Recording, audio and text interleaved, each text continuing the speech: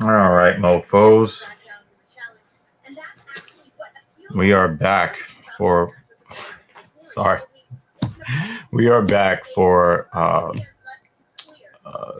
the Talking Shit podcast, Filthy Casual MMA Watch Party number 50. It's the 50th episode. The 50th. And this one, the event takes place in France. I'm sitting here at home in the evil lair, and it looks like a very entertaining lineup of fights. Coming into my prime, I'm finally sitting on a lot of experience. I've made a lot of adjustments skill-wise and the way I fight preparation-wise, and I'm fine-tuning all the little things that make me such a dangerous fighter. And I look forward to seeing how I can display that in the fights coming up. I've been in the game a fair while now. I've had a lot of fights, and they know just how dangerous I am. And to sleep on me for half a second, take everything from you. So again, welcome. It is nice to be here with you once again. One of the things I really like about this card is that the start time, which is noon Eastern. Dan Jensen, how you doing? And yes, can't wait for the violence. If there's a card of Robert Whittaker on it, we're going to get some violence. That is definitely for certain. Some of these fights that I'm interested in. Benoit Saint Denis. I'm interested in this fight because if my memory serves me correctly, he got the holy hell beat out of him the last time he fought. And the referee just kind of stood around and watched him get beat up. So I want to see how he bounces back in this fight.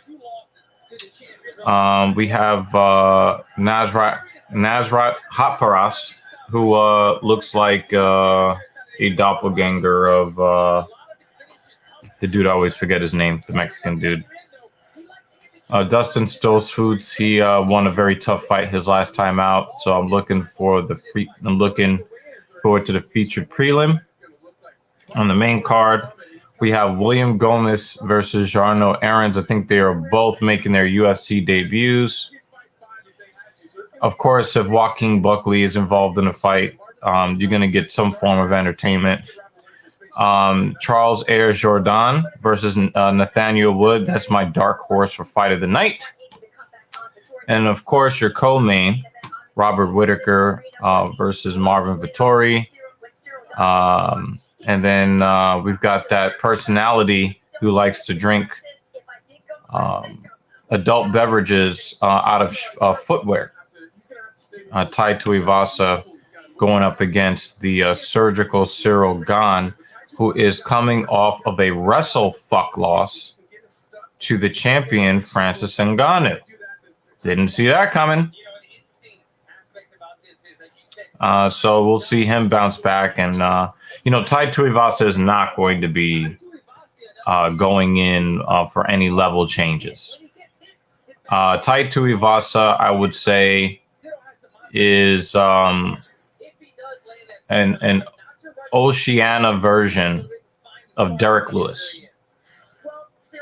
And so I expect Cyril Gane to make his life miserable. I've got him winning.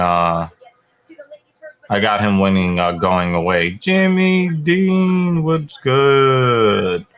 It is good to see you. It is good to see you. How can people fight before coffee? I think a lot of fights happen because people don't have their coffee. I could be wrong.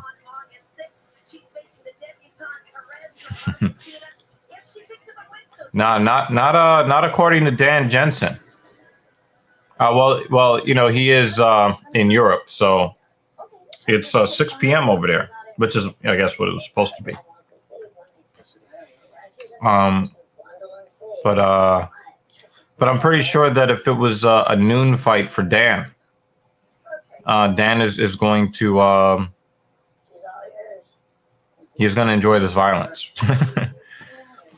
So I'm glad that I'm waking up the violence.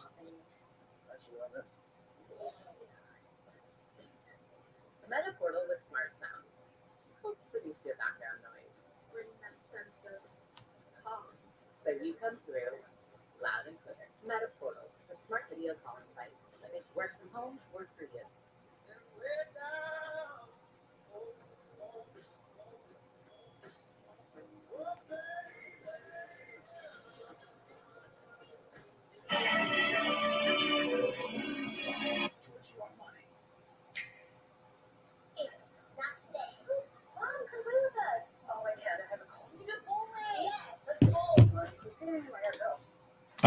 June 42 is here. He's only going to be here for about 18 seconds to give his prediction and run away. Me and you are in agreement, but I do think that Rob gets the finish. I do think Whitaker does get a TKO by the third round. But Rob by decision is not a bad pick. But I definitely have gone by TKO. I think that he is going to do to Tuivasa the same thing he did to Derek Lewis. That's what I got. I think Robert has enough power to put him down. Oh shit. Well, make sure that you don't get like lost. We need you to come back, Jimmy. Don't get lost. We all agree with the Gane pick, but Dan Jensen thinks that Marvin Vettori is going to win against the Reaper. So I know that I will be here all 6 hours. We also saw a 50-year-old Glassjaw to take bombs from Costa. Costa, he muscles up on everything. If he, I mean, we could talk about Paulo Costa. He is the king of MMA Twitter right now. Like, I'm having a blast checking out the content that he or his manager, whoever's putting it up. But he's definitely participating in this social media blitz. He's definitely taken to this, this UFC MMA Giga Chad persona. Although he'd be saying some fucking suspect shit, though. Talking about ladyboys and all. I'm like, hey, yo, pause. But, I think Paulo, he's kind of fallen in love with himself, and it's showing in his fights. He really should have put Luke Rockhold away early, and he failed to do that. So I don't think that using whatever version of Paulo Costa that we're watching, I don't think using him as an example of why Vettori is going to be able to take Whitaker's power, I don't think that that's I just don't Lutch says watching while I get ready for work, put this arm between fights and spot the cap. So I'm going to check out what I think this is Twitter. I gotta find my. Do I have a? I have Twitter up somewhere else. Maybe he's gonna help me out and put it somewhere else. Nope. 1 second.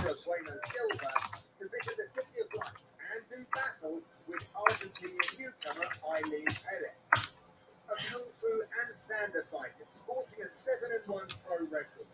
Perez has fought flyweights and bantamweight, but tonight she's at 145 pounds to face off with one of the top talents in the sport in Ortega, a judo black belt who has notched UFC victories over Shayna Young and Jessica Rose Clark. Okay. Yeah, so I'm not going to I think that it is I got TKO in the third round, Robert Whittaker. I'm not very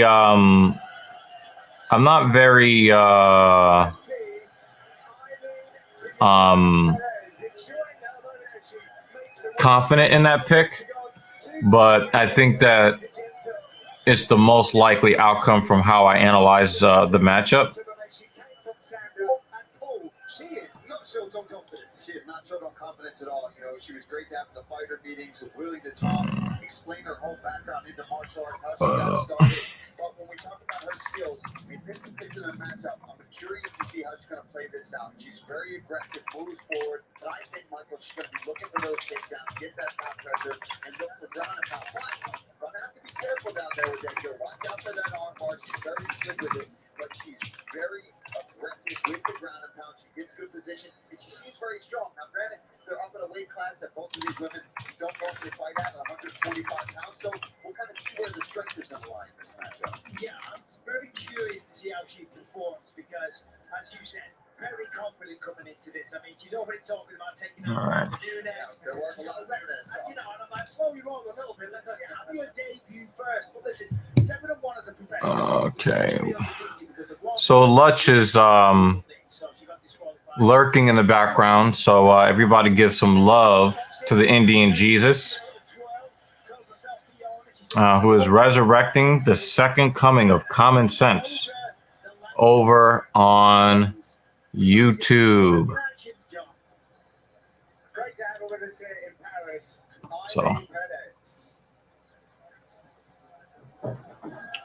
okay, I have to.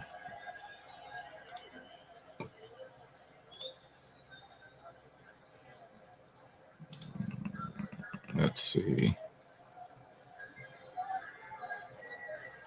Oh yeah, we're gonna have a little bit of a clip.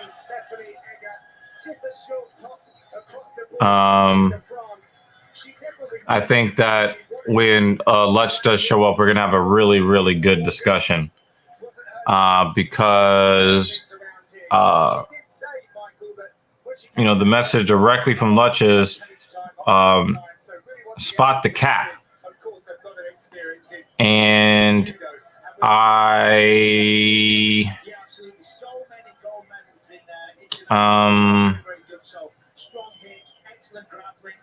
think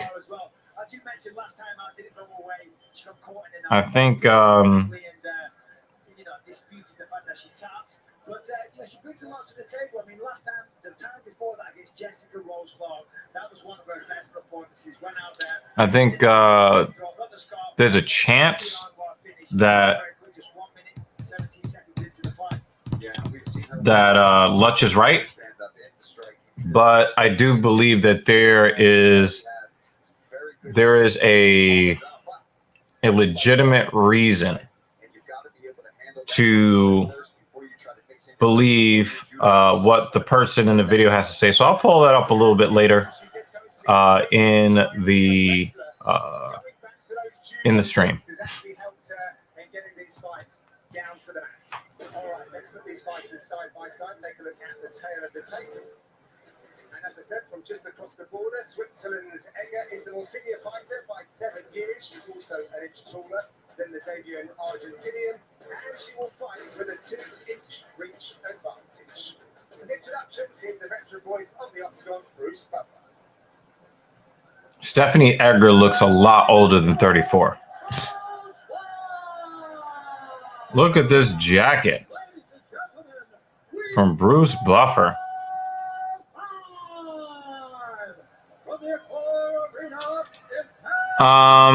Do you think Tony's going to retire after he loses to the Leech?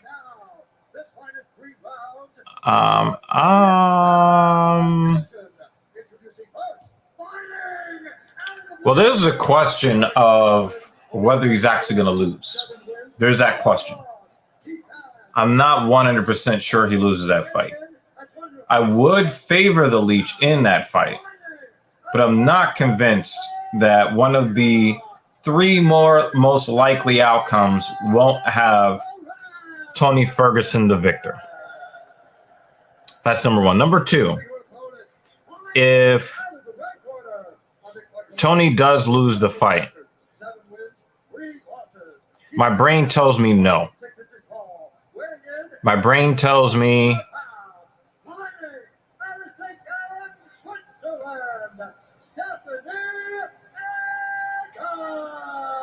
my instincts tell me that he is going to continue fighting. I think that he always thinks that there's something new that he can learn, that he's going to find that edge. I mean, he was performing very, very well against Michael Chandler before he was sent to go chill with Shao Kahn somewhere in the underworld.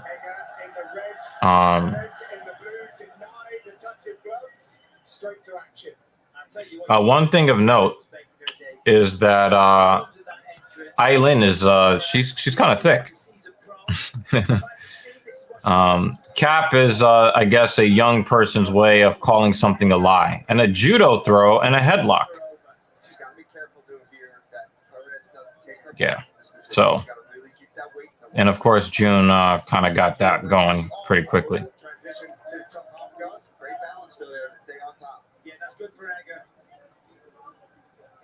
Look at the legs on Perez. That's why she's so short compared to Edgar and is in the same weight class. You don't see too many featherweight fights for the ladies in the UFC. And you can tell where that weight is on Perez. She's got some thick legs. Goodness gracious. Would I rather eat 6 Derek Lewis overhands or 70 Gaethje calf kicks? I would rather be shot in the face. Like right in the eye, piercing the brain, put me in a box. David Banner, how you doing, buddy? It's good to see you. Good to see you. You guys might be wondering, I'm one person short on this broadcast today. Well,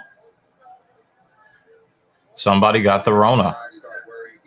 In fact, in my house, 2 somebodies got the Rona. And for whatever reason, I still don't have the Rona. I don't understand it.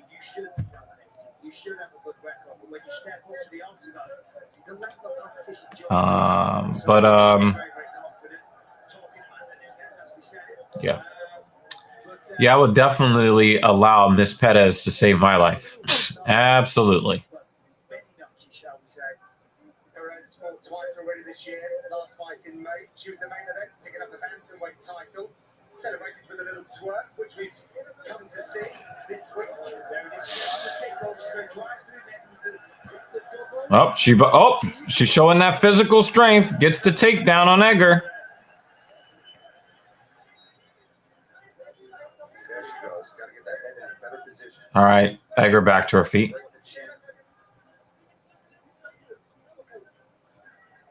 Judo players all typically very strong up against the fence there.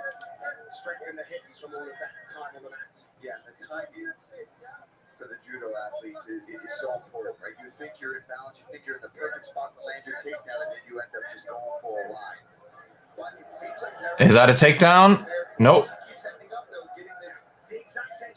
I guess they would give that one to Edgar. It looked like Perez was about to get that.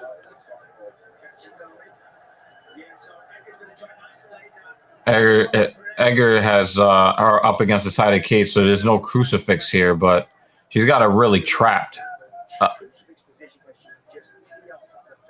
She snuck it in there. Well, it's not a true crucifix, but she's got a very dominant side control situation. I mean, she was defending well. Not right now. She's in a bit of trouble here. She is trying to. She's not giving up the position. She is trying to get out of it. Oh, and Perez back to her feet. That was a rough sequence. But now Edgar is doing some of that Khabib work, really putting Perez's weight forward. Wow, good job by Perez. Good job. Using some of that physical strength there.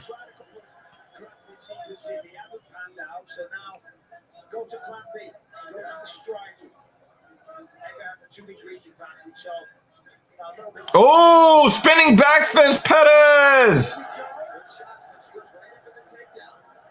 I don't know why she's trying to wrestle. She had Edgar on the ropes there.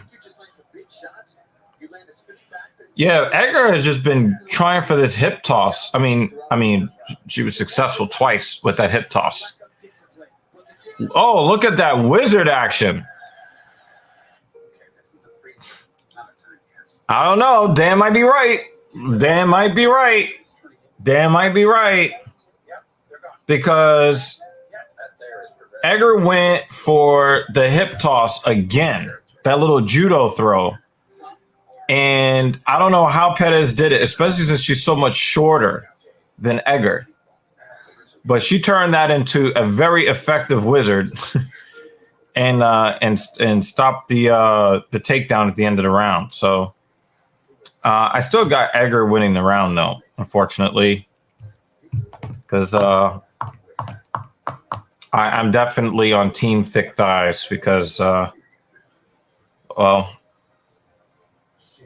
if Mrs. Evil was sitting here, she would give me a look because she would know exactly what I'm talking about.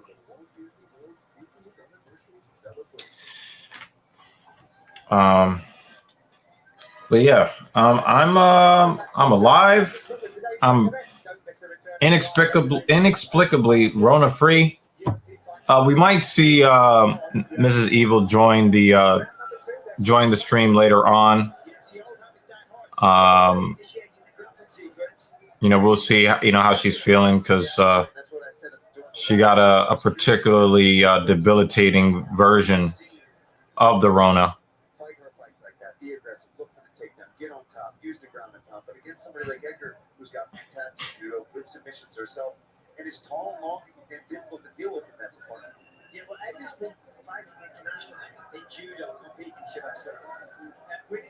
She really is going for that same takedown. I think that Edgar is going to lose her edge in this match if she keeps going for that throw because Perez already kind of. She knows what's coming and what angle is coming from.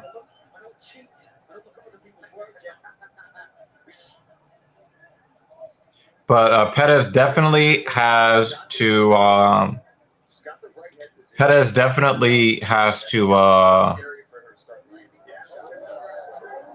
She definitely has to get going offensively. So yeah. Yeah, we all love Mrs. Evil, don't we? We want her to be healthy and happy. She got the Rona from our other lady.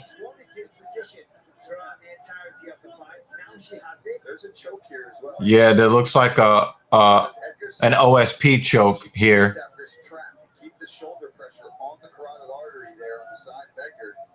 Nah, she gave it up.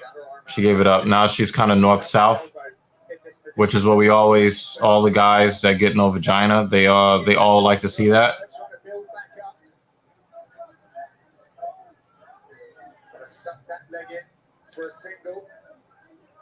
Wow. One of my clients hit me with this line earlier this week.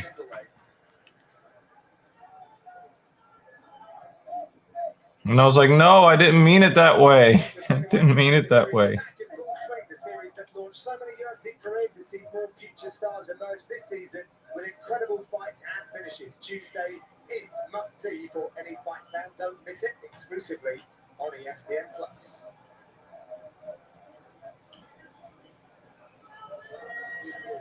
Time arduous work for both of these ladies. This is a very hard fought fight. I wouldn't say that it's the world's most entertaining fight. It's definitely not the least entertaining fight. There's a lot of hard work going on here along the side of the cage. And there's enough work happening where I don't feel like they should be, brought back to the middle. Oh, wow. She's got double underhooks. Egger's got double underhooks on Perez. She's got so much control time against the side of the cage. I'm finished. I'm finished. What's wrong with you? Oh, man.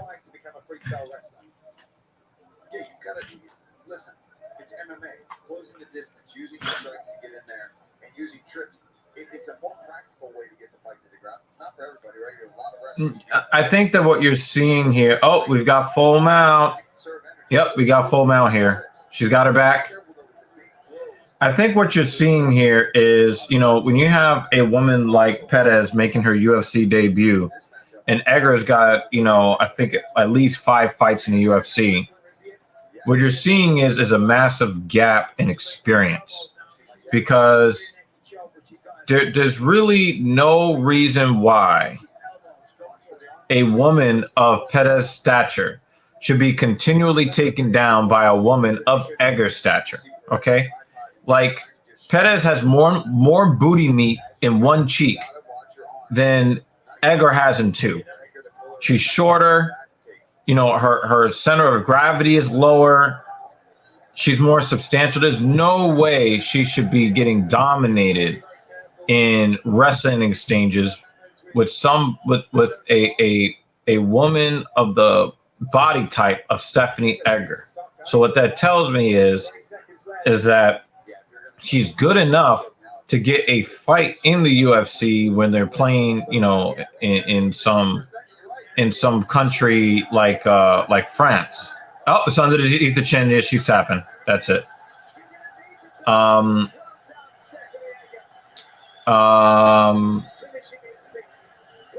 woman of Perez's stature should never get dominated on the ground by a tall, skinny woman like that.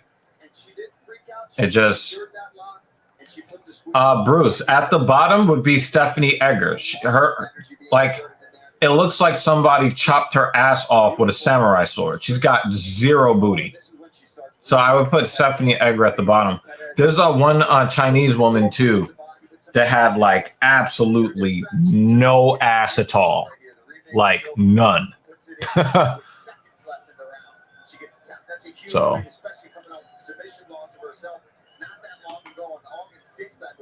To come in here in Paris, France, that's a big win. Congratulations to Stephanie Egger. Yeah. We'll get the official decision. Yeah, anything can happen,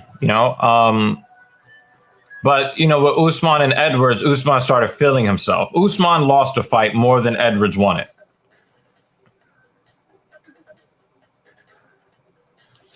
I don't think she has the nicest backside. There are other more juicy backsides to, but it also depends. If you're a white man,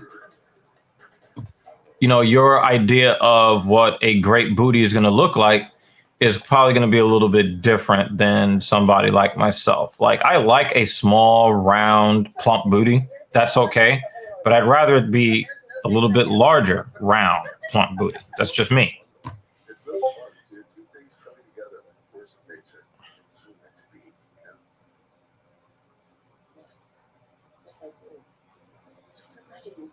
All right. We've got a thumbnail.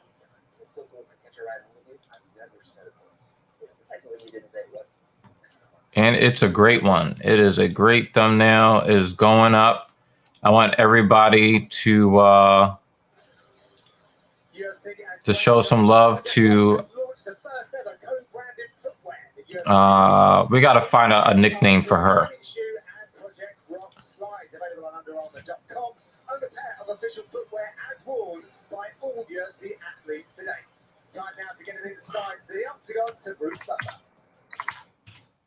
Gentlemen, referee Alex Warner has called a stop to this contest at 4 minutes, 54 seconds of round number 2.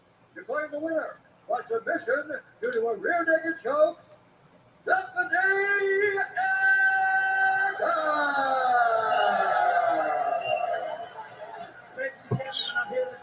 I'm gonna have to do this a different way.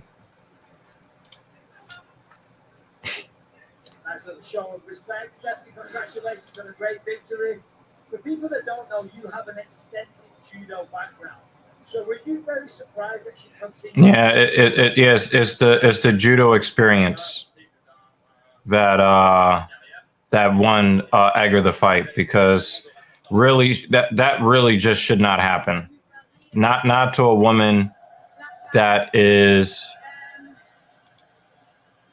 No, I wasn't surprised because I watched a lot of fights from her and she goes every time for that blunder.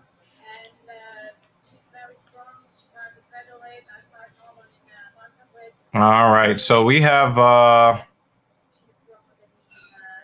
thumbnail, y'all. So yeah, definitely, if you have not dropped a like on the stream at this point, please do so now. If not for me, but for the lady who made our wonderful thumbnail.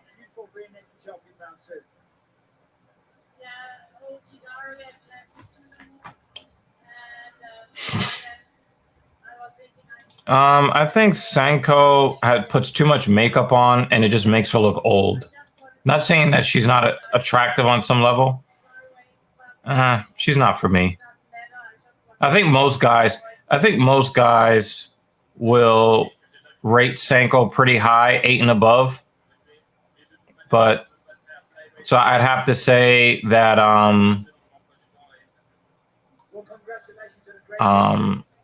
oh yeah, for me, like he said, bolt-ons. I'm fucked up. I'm fucked up.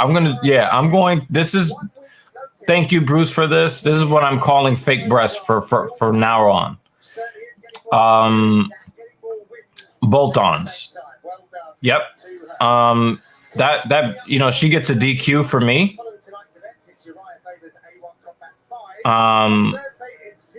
Wow, that's messed up.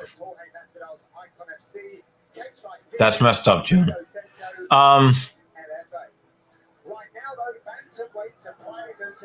David Banner, what is wrong with you? Holly Holm used to be a very, very good-looking 6. And that all that fighting made her face look like gravel.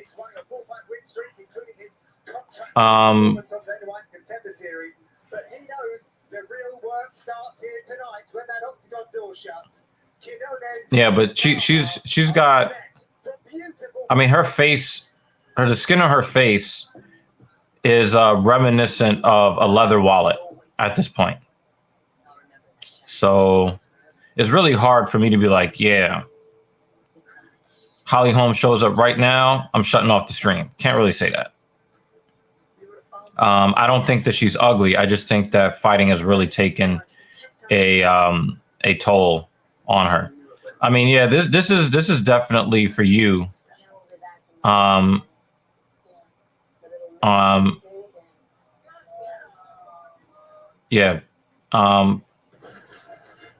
Yeah, for me, Laura Sanko is an instant disqualification. Fake body parts is automatically no for me. But for Bruce, you know what I'm saying? Laura Sanko always knows she got a man in Canada that owns his own condo as well. So you won't have to put a sock on the door, Laura. You got a guy in. You got a guy in Toronto that is willing to give you the best 44 seconds of your life. All right, Laura. So he can be one of your hoes in different area codes.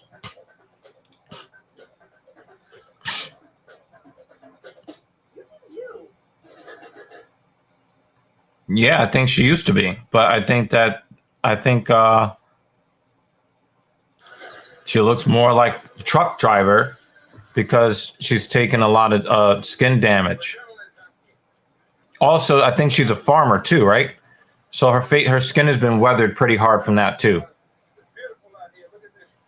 A lot of people think of Dubai as the Burj Khalifa and these really big All right. towers and stuff like that, but it's beautiful. It's the desert. Bruce is mad funny. Don't hate on bolt-ons. I love them. Very fun. I don't.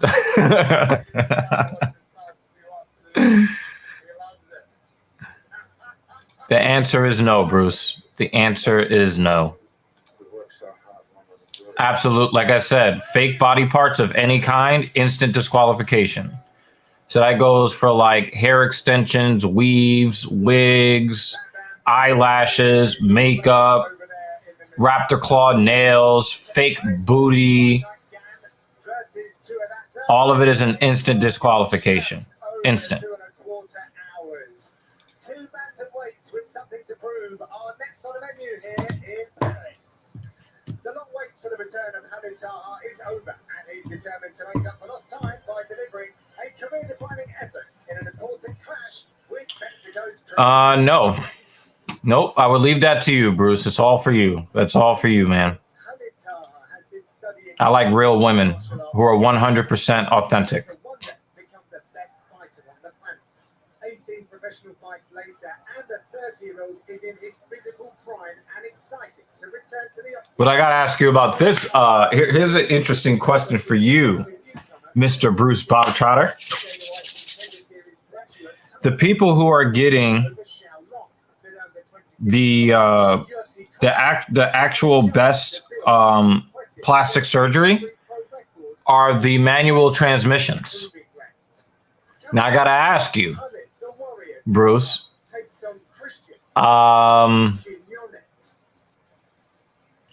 if a manual transmission came to you and had, they had like all of the surgery done to remove the male looking, jawline and the male features, shaved down the Adam's apple and then gave them the bolt-ons that you like, and then hollowed out whatever was going on underneath. I think there's also some, I think there's a surgery to try to make the hips look more natural and stuff. So I got to ask you, you get actually less than 10% of women have this. Less than 10% have this. Right? So I got to ask you, Bruce, same quality bolt-ons and all that stuff. Are you driving that stick shift? Even if they, get rid of the actual, shifter and then they trade it out for paddles. Are you making that move, Bruce? I'm talking about they make them look as close to Laura Sanko as modern science can make it. You doing that, Bruce? You doing that?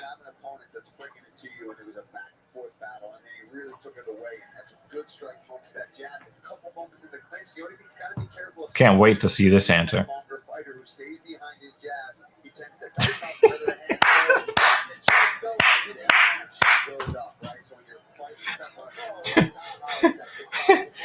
I'm sorry. I have to. Yo, for that, Bruce, for that, you get a special honor for that. You get a special honor for that, man. I need to.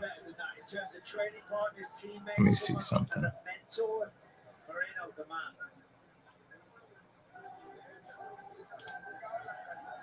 Let me see something. Well, it's been super frustrating for Hamid Taha. Last time we saw him was in July of 2021. Lots of changes for him in his personal life. He's had a second child, finally got his German passport as well after being there. I got to give I have to give some respect. So congratulations, Bruce. You are an honorary moderator on the Talking Shit podcast. That was you definitely you get that special you earned that one. you earned that one. Holy fuck. Holy crap. You earned that. Leaving those hands down as he sticks the jab. The way Taha moves in with that movement, he can find a big overhand right in this fight and really shut the legs off. Well, this is a fight where we might see that because stylistically, Quinones and Taha match up very, very well. Taha, I love the way he fights. He loads up with every single shot. He's trying to. I'm looking around to find. Kick, whatever it is, he's going for the kill shot every single time. Some of the matchups, they're taking him down because of that, because he's so dangerous on the feet. Quinones won't do that. So he's going to have a willing dance partner that will engage in the type of contest that he wants. Yeah.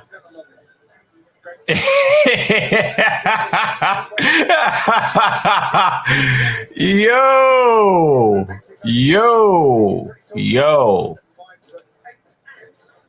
Yeah, I'm sorry. Like, yeah. That yo, Jude is like, yo.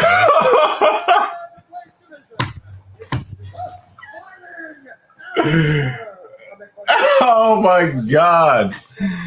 Oh my god. Oh my god.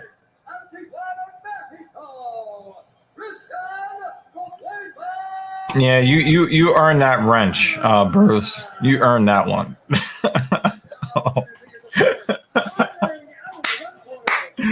That was something else, man. That was wow. Wow.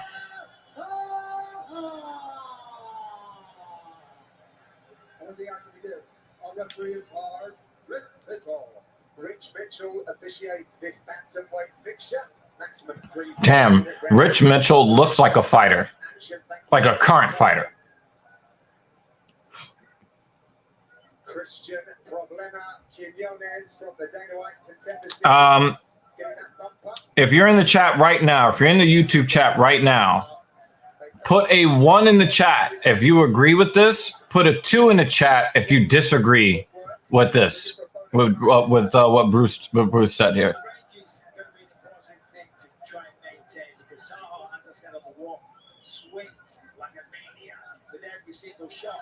Quinones is going to be careful to keep him at bay. Use those long range attacks, the jabs, the straight shots, the head kicks. Yeah, that is a crazy tattoo on his chest. Dan Jensen is like, nah, son. David Banner's like, nah, son.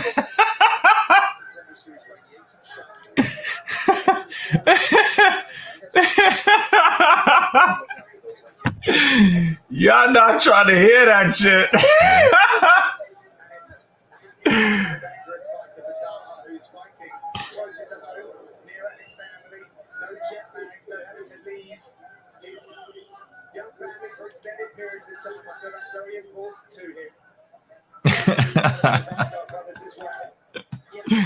Oh my god.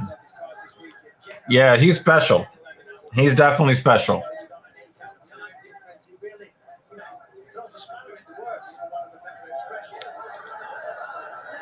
Definitely. I'm glad that this stream went off the rails early. But yeah, for anybody joining, put a 1 in the chat if you agree with Bruce Bob Trotter, put a 2 in the chat. If it's a hell no. One of the things I don't like about Quinones is that his chin is very, very high. I don't like how high he fights.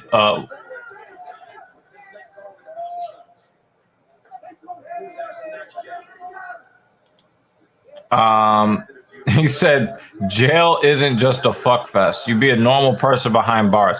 I think most people in prison don't engage in either way.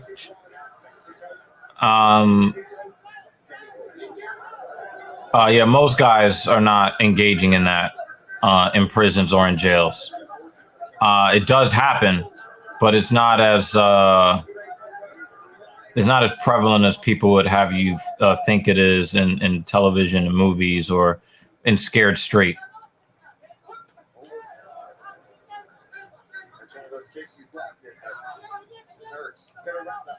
Yo, I think you made June leave the stream, Bob.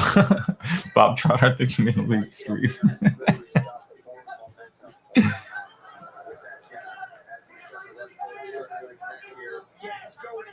Now, Quinones is doing a really good job of using his length and his height to keep Taha at bay. And we've seen a lot of fighters, especially... Oh, wow! He got caught! Taha got caught! It's over.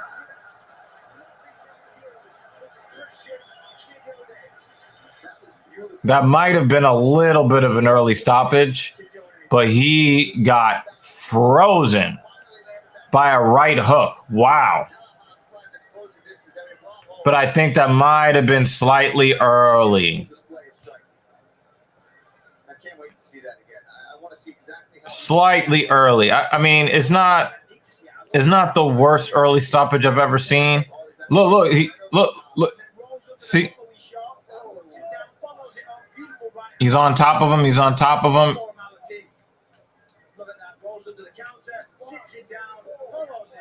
Oh, another hook.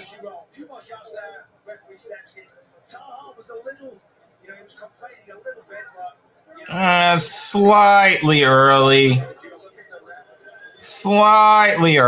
I would have liked to see...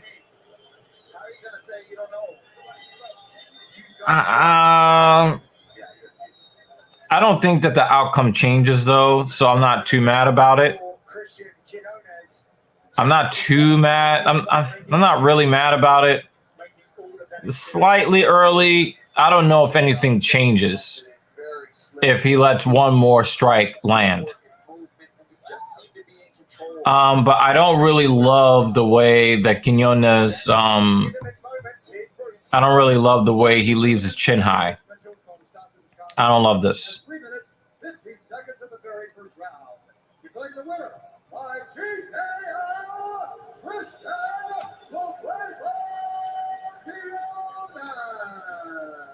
All right, so we are going to...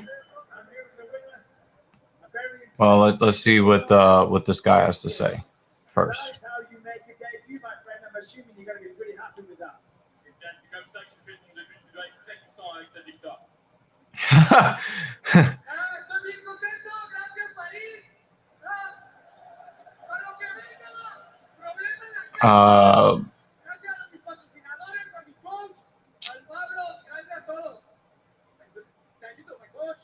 Bisping had to tell Quinones, like, you know, take the mouthpiece out. Take the mouthpiece out. Obviously, you're known for your big power. It was a beautiful right hand. Was that the shot you were looking for when you came into this fight?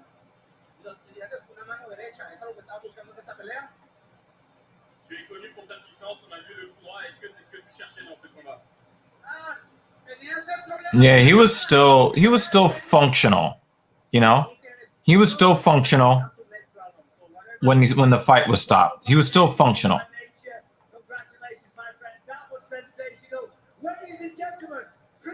Yeah.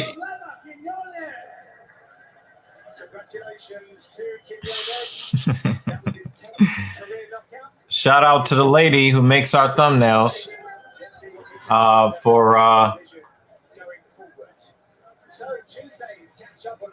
for making another great thumbnail. All right, so at the request of our guy Lutch, whoops, we are going to take a look at a video clip that I think is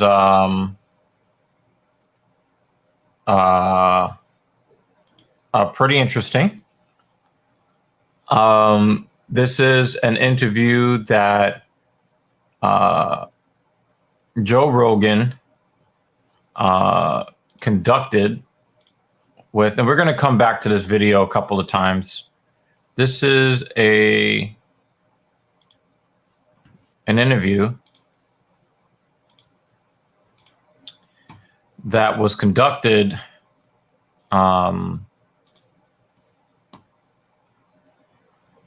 by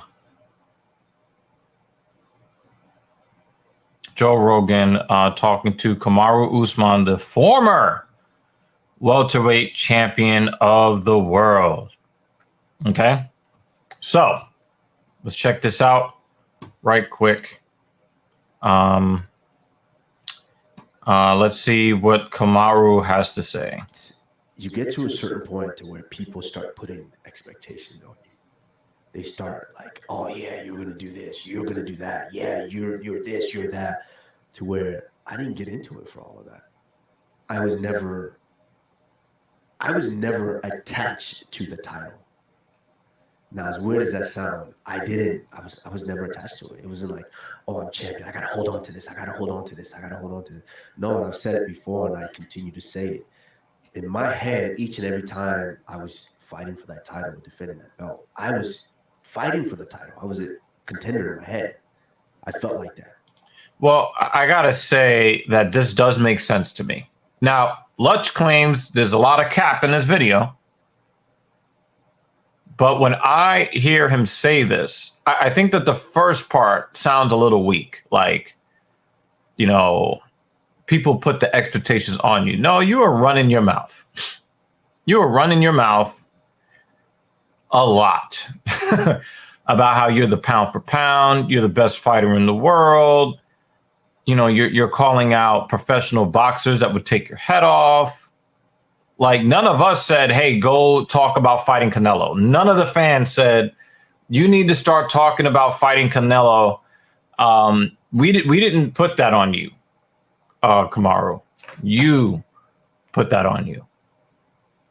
But when he says, hey, you know, I felt like I was fighting for the title each time. That seems reasonable to me.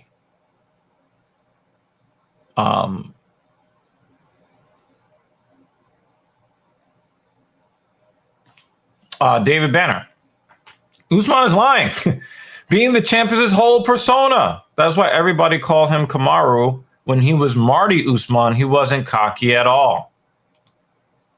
Usman also says he doesn't care about pound for pound or GOAT status. He's lying. I have to agree, because we kept hearing him say, pound for pound, put some respect on my name. I have to go contend for this belt each and every time. So, because I feel like when you're defending, you're tight. Now you're on defense. You're not thinking offense. You just want anything to hold on to this. Anything. This is where I agree with him, because he really wanted to prove a point in that second fight with Masvidal. He didn't want to do a lot of wrestling because he wrestle fucked him the first time. And then the second time, you saw that he was really going after him on the feet, and he was very, very offensive in his approach to that fight with Masvidal.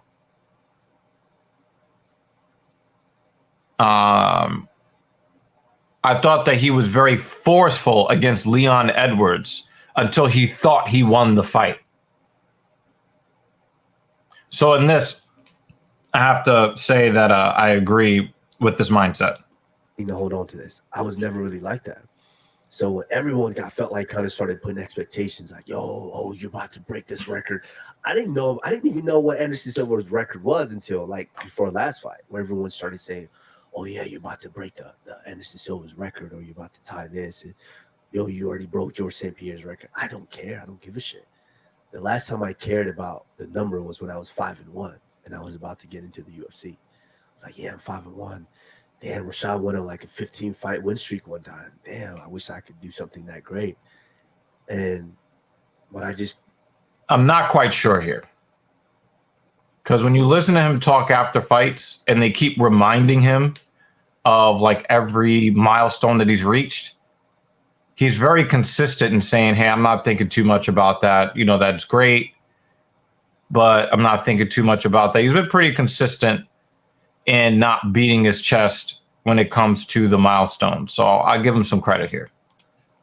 Rashad even told me at that point, he's like, just take it fight at a time. As long as you worry about that next fight and that next fight and the next fight, they'll add up. And so, yeah, it was almost like a relief of expectations of everyone's pressure. Oh yeah, you're the GOAT this, you're the GOAT that. That's relative. That's a relative, like, it's hard to argue that situation because I think that is an interesting premise. If he would have gotten it, he would have never shut up about it. I think that's kind of fair. But notice how he wasn't barking about it before he did it.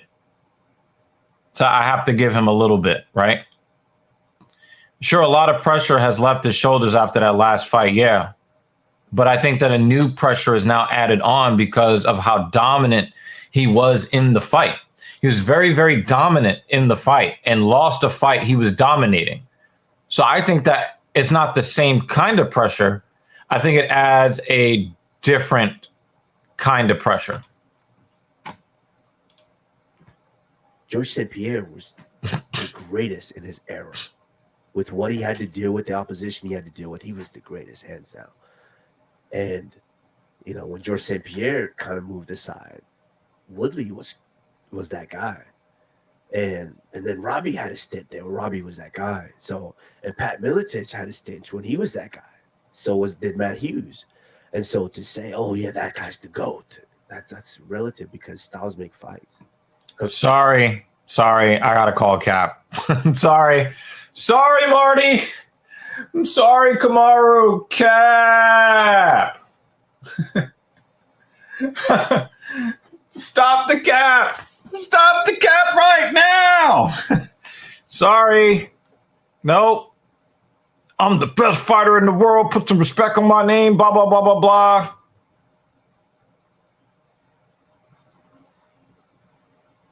Nah. No.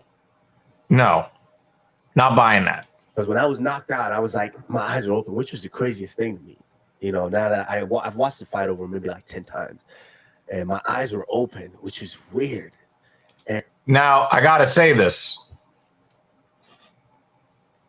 Leon Edwards is in a lot of trouble. And I said this the night where we were all losing our minds.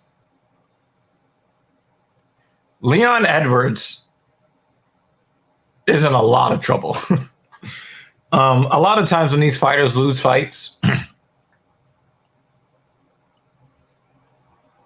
they don't watch it. They don't watch the fight. They don't, right? This dude is soaking in the failure in the last minute of that fight. He is soaking in it. And he's going to train with that in mind. I look at it as like when John Jones lost to Gustafsson in the first fight. I'm pretty sure that Jones watched that fight over and over and over again. And then in the second fight, he blitzed the fuck out of him and embarrassed him for, I think it was was it a submission in round 2 or a TKO? Either way, Izzy made Gustafsson look like he did not belong in the UFC in the second fight. I think that we're going to see a bit of that with Usman here. Looking at the numbers, Kamaru's top 3 welterweight, at least but people never forget the snoozers in between the highlights. Same with Izzy. But I don't think it's the same because Usman was very offensive when he had the title. A lot of Usman's snoozers were on his way up to get the title. He did have that snoozer with Masvidal, but he claimed that there was so much difficulty. You know, they're traveling with the Rona and this and that in the third and, you know, having all these problems. And, you know, they thought the fight was off. I think he was supposed to fight somebody. Yeah, he was supposed to fight somebody else.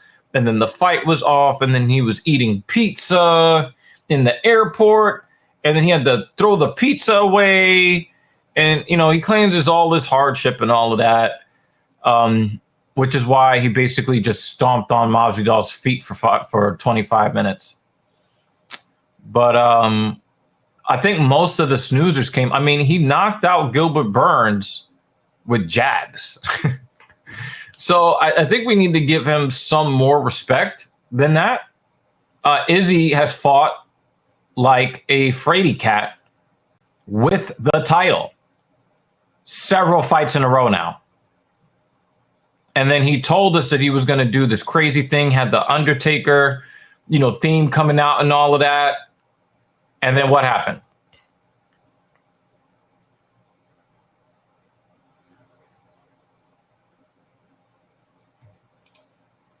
And so people would like screen grab that and make a fake page with that as the avatar and have a page dedicated to that. Like, you got knocked out, you got this, you got, for them to take time out of their day. I'm like, shit, I'm special. Like, no, it's not that you're special, Kamaru. Is that you talked all that shit when you have the belt and you lost to somebody that you should not have lost to. I don't care what anybody says. I don't care what Ariel Helwani has to say. You know, he's, you know, running, you know, oh my God, he did it. And, you know, suck it to everybody who doubted him and all this stuff. Kamaru Usman is a better fighter. He's a better fighter than Leon Edwards. He just is. He just is. But Kamaru, you're the one that put this target on your back. You did that. You're not special. You just ran your mouth, and people like it when people who run their mouth get knocked the fuck out. And there are plenty of guys out there with less skills than you that get knocked out on the street after talking that hot shit. Not saying that Kamaru didn't have the right to talk that hot shit. He proved that he was the best until he had that lapse in concentration thinking he won the fight already. It's kind of like, have you guys ever seen clips of... Have you guys ever seen clips of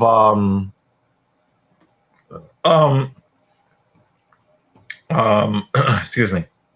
Have you guys ever seen clips of cyclists when they think that they've won, or marathoners when they think that they've won the fight, right? And they pull up and they're celebrating, and then the person that was in second place that they didn't see before just kind of glides right past them. Have you guys ever seen that? That's the sense that I got from Usman at the end of the fight. So you talked a lot of hot shit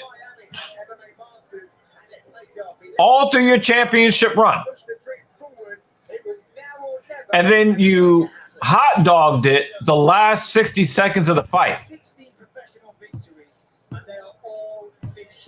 And then Leon Edwards pulls a head kick out of his ass. Because guess what, y'all? Guess who thought Leon Edwards lost the fight? Leon Edwards. Leon Edwards thought he lost the fight.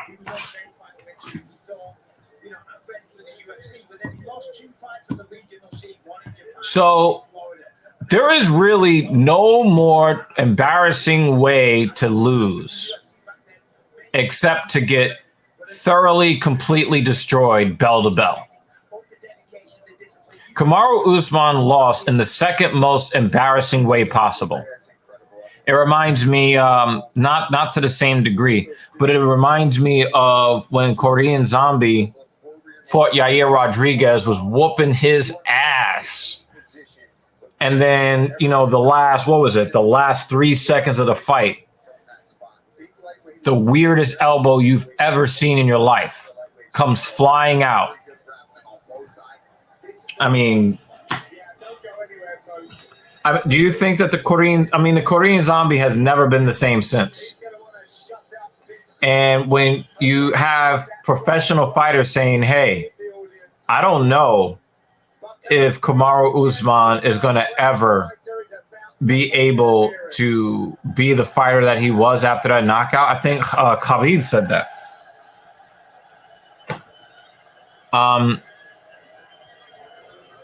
Tony Ferguson is one of those fighters. You take that really, really hard defeat, man.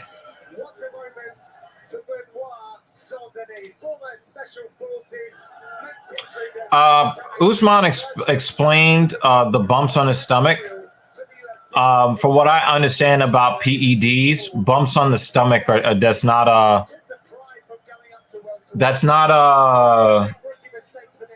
a telltale sign of PEDs. It's not. And he's had those scars since he was in high school wrestler. So I think that you should probably watch the interview. He's had those scars for a long time.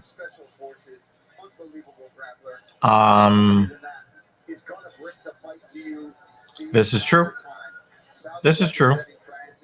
This is true. Very true. Very, very true.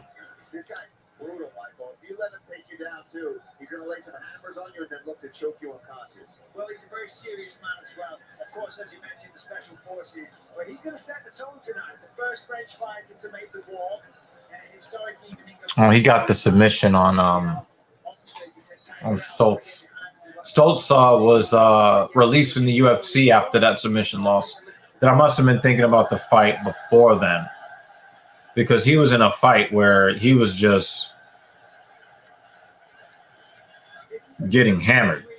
Between two very, very talented grapplers, and of course, the old cliche always goes: two grapplers, they're going to nullify one another and duke it out on the feet. I don't think that's going to happen. Right. He looks tougher than your average Frenchman.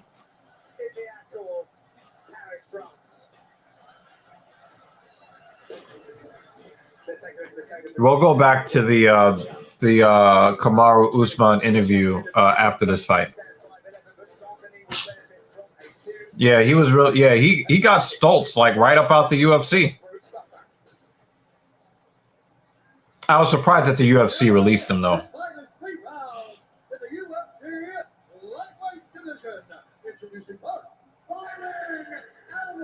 Look at that fucking mustache. That is weird. I don't understand why people do those mustaches.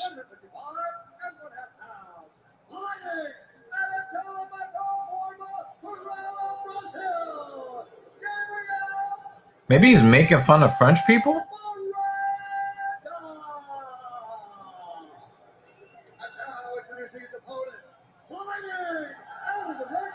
There are people in the crowd with anti-shoey t-shirts on.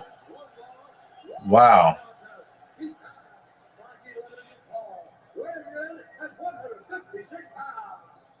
Wait a minute. Did I fuck this up?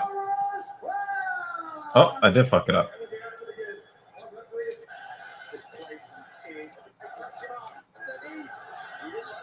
Oh, wow. I was behind. I was way behind.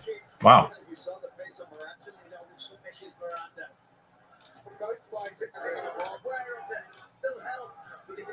Oh, wow. Let's see what Sandini does here. Miranda, a very tricky operator. Let's see what Sandini does here. Miranda, a very tricky operator on the ground. In a short time, with MMA Masters, they put it. Wow, I was way behind. Because he's been submitting everyone.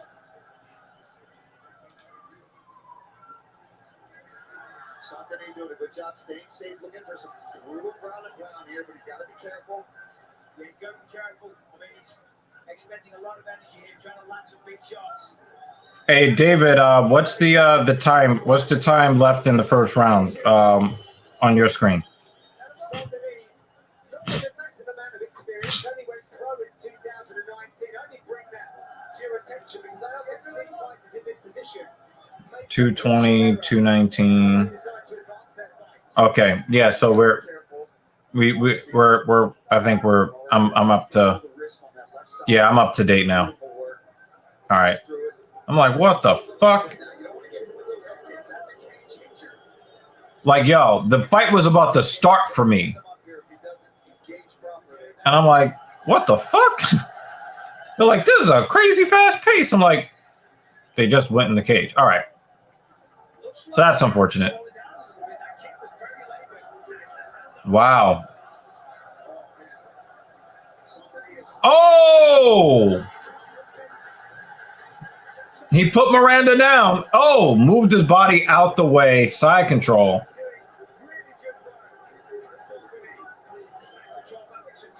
Uh-oh. Elbow time.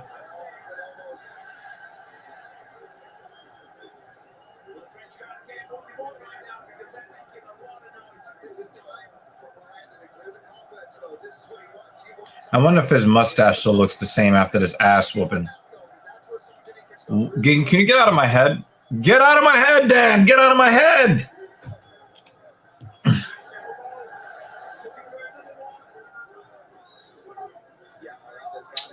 If he makes it out of the first round, he's going to roll up his mustache again in the corner.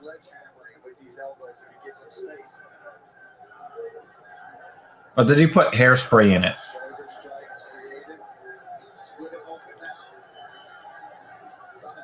Well, he's a very, very aggressive fighter. I don't think that pressure would get to him like that. You know, Derek Lewis is not the world's most aggressive fighter, right? That was a game-saving spin on his back. That was a game-saving spin on Miranda's back. Wow. He just saved his own life. Yeah, he's dead. He's dead. He's dead. They're going to stop the fight. He survived. He survived. What? I thought the official was about to run in there. Miranda's trying to walk like he's got like the billionaire strut. Like, nah, this fight is over. As soon as he gets off that stool, he's getting knocked the fuck out.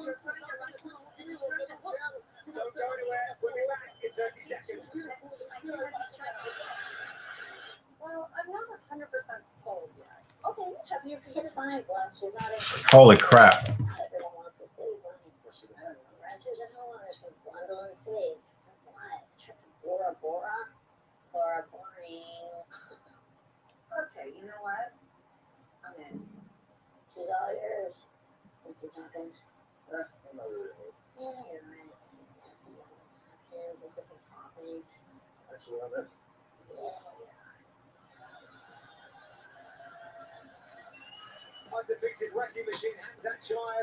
There is zero hope for recovery. It's a wrap. Look, he's already wobbly. He's wobbly. He's already wobbly. As soon as he walked into the center of the cage, he was wobbling. There it is. Told you. Good night. Good night. The dude wobbled to the center of the cage to start the second round. Oh, man.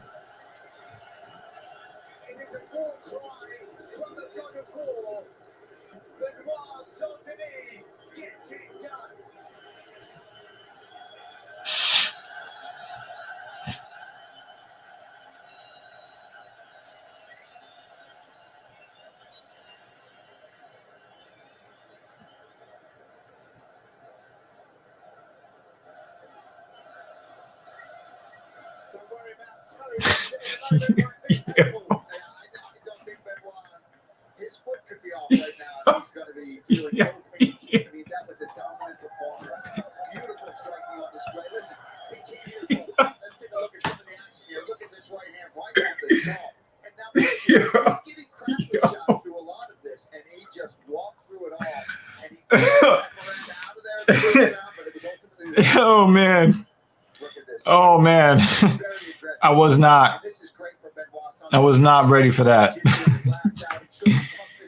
Yo, wow.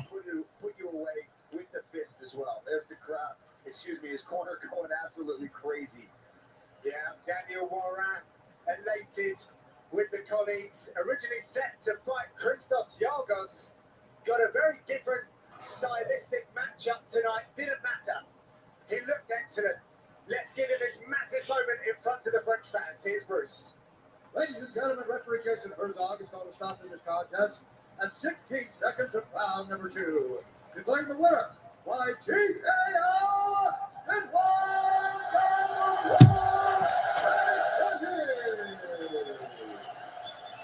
Yo, this motherfucker wobbled out to the center of the cage. He wobbled out to the center of the cage. Tell me about this experience.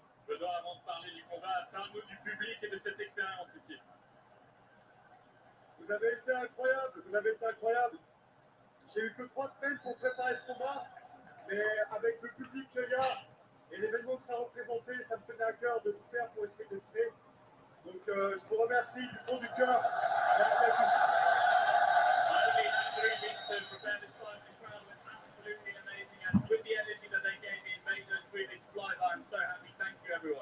Well, take a look at the screen. It was a sensational finish over a very tough opponent. Walk us through this. Je suis dur comme de la pierre, vous allez le voir au fur et à mesure de ma carrière.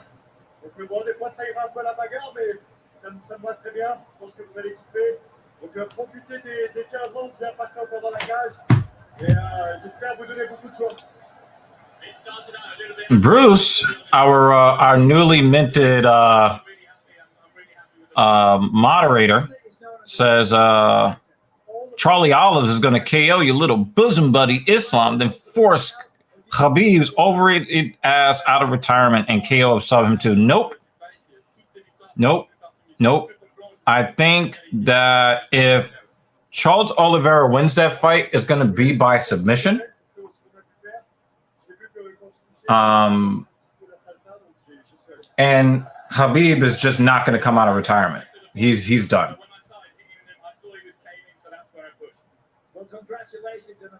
He's done.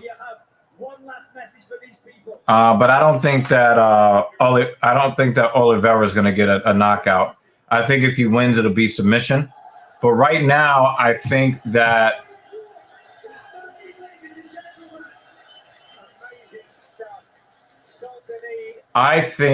Islam would be fine winning a decision. I don't think that Islam is going to hunt for the finish in that fight.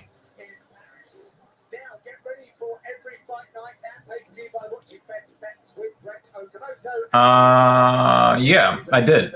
I definitely did. But I think Justin also thought that he was just going to run through Charles, and he found out different. And I think that him beating Justin and Dustin, because remember, he didn't just beat Justin, he beat Dustin. I think that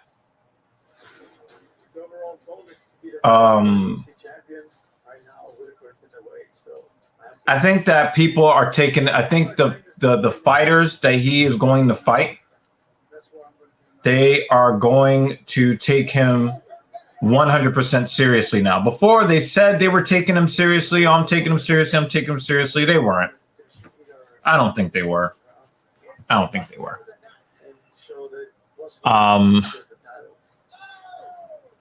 when it comes to well, let me not put words in your mouth, because I'm a Charlie Olives fan. analyze the fights and the style and the matchup, and I make a determination of what I think is going to be the most likely outcome. Now, I always have the hopes of who would win the fight. I really do like Charlie Olives a lot. I really enjoyed his run up to the title. And I loved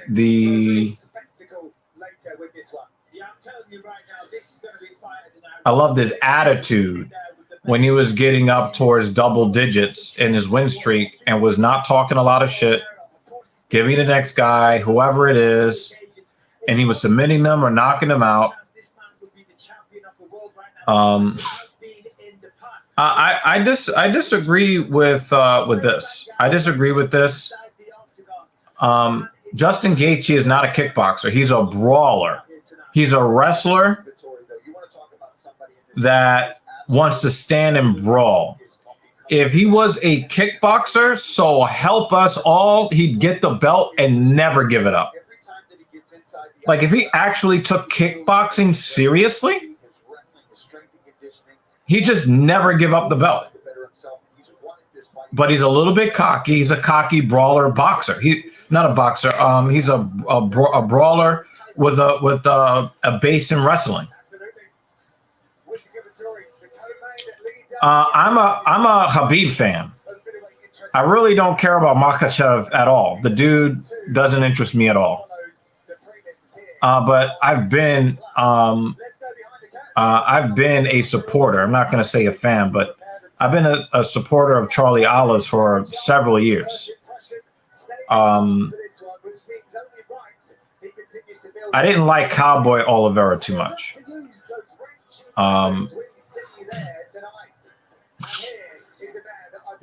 Well, the thing is that Gaethje has always said, since he came over here from the PFL, Gaethje always said, I have, a social work degree.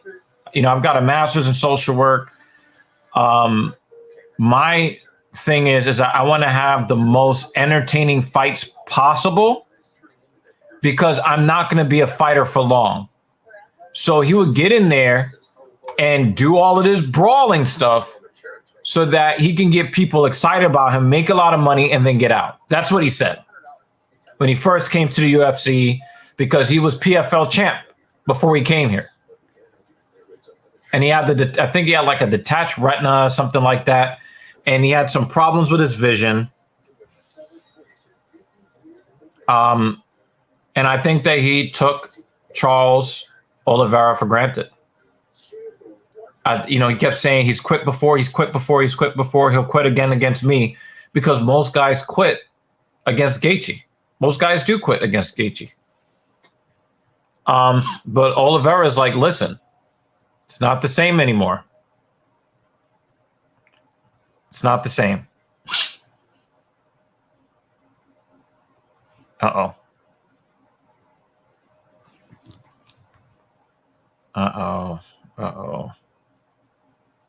Please don't tell me that my internet's gone out.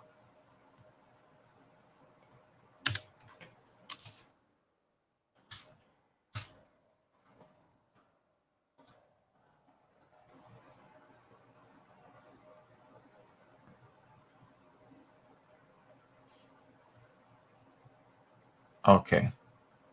My internet's not out. Okay. Something is up. Something is up with ESPN Plus. Not surprised. Goodness gracious.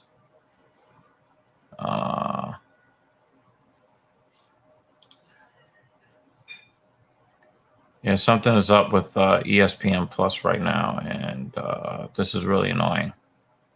We are unable to play this video at this moment. Try again later. Like, motherfucker, I'm watching the fucking fights right now. What the fuck is wrong with y'all?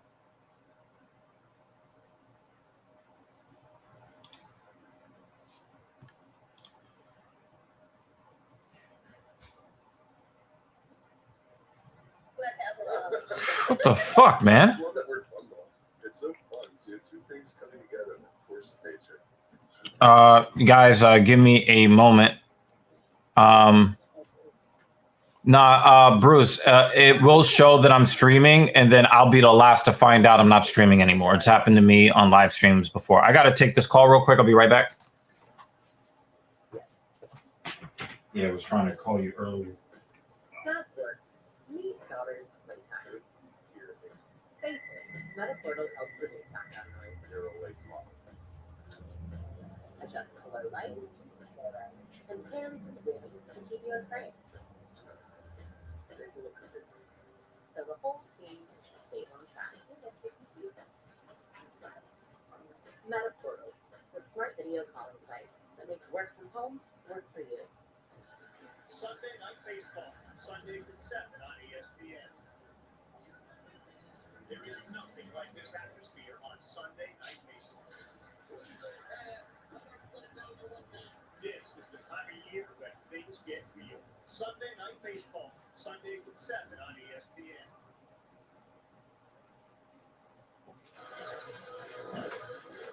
As soon as I pick up the phone, she bounced. Okay. All right. So, all right. Hold on. Okay. So,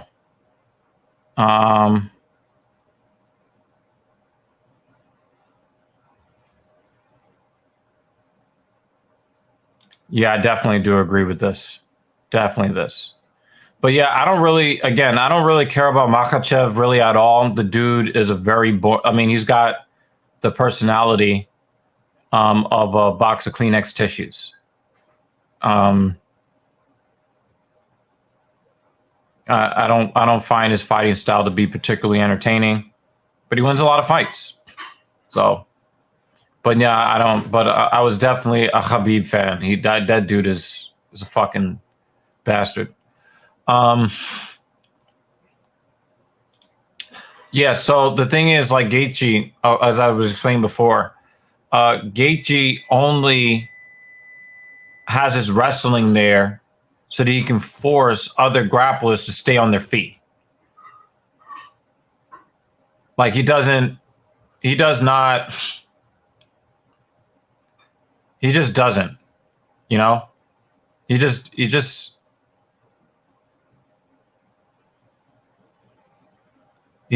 want to wrestle at all. But he uses his wrestling skills to keep people on the feet so that they can have exciting stand-up battles. And, he took time off of Tony's life, but Tony, he took some away from Gaethje as well. Gaethje has taken a lot. Gaethje is taking a lot of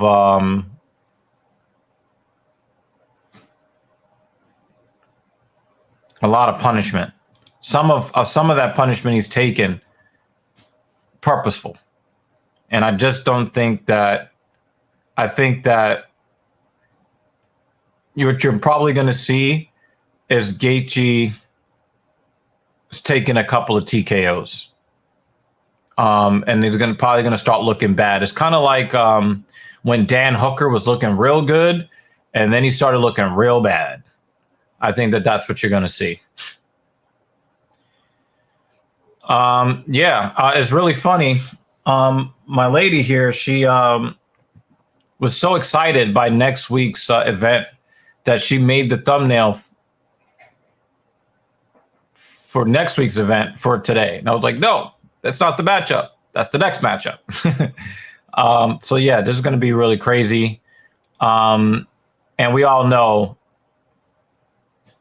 that this is going to happen.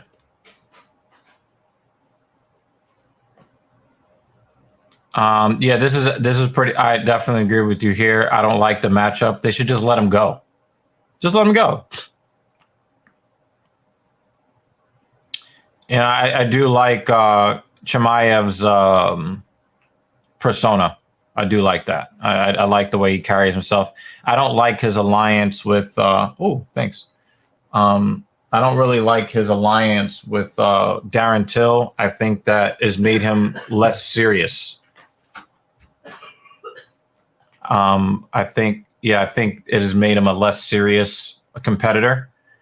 And I think that his approach to Gilbert Burns would have been better and more dominant if he wasn't goofing around with Darren Till. But I do like the way Chimaev carries himself.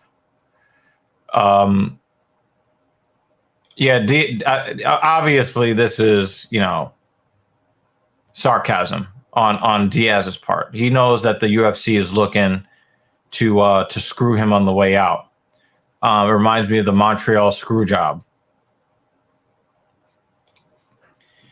I'm not going to argue with you on this one, Bruce, because I thought the fight was a draw. I didn't think Chimaev won the fight. I also didn't think he lost the fight. I thought that it was a draw. So if you thought he lost the fight, I think it's reasonable. My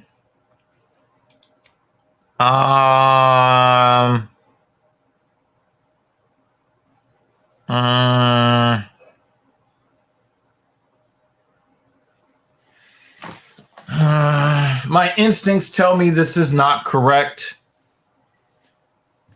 Only because Colby does not have the power. He doesn't have the power to make Chimaev get off of him.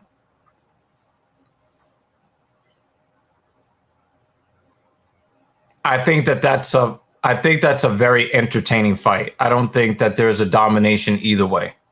I think Colby has proven himself in the cage to be a top flight welterweight.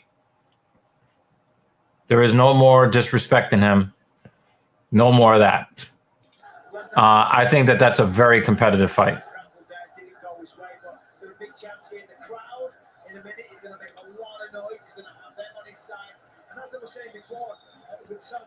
Yeah, did you guys see the comments by Alexander Rakic? He says he fights safe, purposefully, because he knows that the UFC does not care about him. I just thought that was just like, that's an awesome line.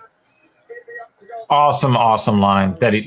Rakic is like, fuck y'all. I'm not going to get into these firefights and get brain damage because I know none of y'all motherfuckers give a fuck about me. I'm here to get my money. I'm here to advance in the rankings. I'm here to get the belt so I can get some pay-per-view points. But no, I'm not going to be throwing myself in there, getting destroyed and all of that so that you guys, can jerk off to, to me doing the funky chicken. Nah, fuck y'all.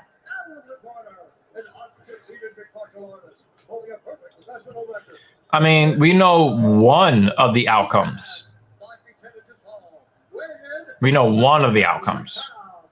But there's other fights on the card. I do think that it's weak that it's a pay-per-view with no championship fight. So it's almost like the UFC is like, yo, we're gonna make money off digging your grave. I thought that was pretty interesting. Yeah, I agree with you here, Bruce, 100%. Man, they would send a drone. Obama would send a drone to your house if you say some shit like that.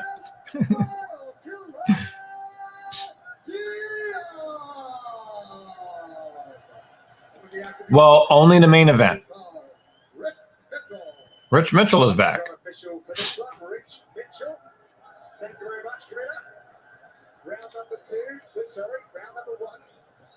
Damn, they're already calling round number 2. Let the fight start. Goddamn.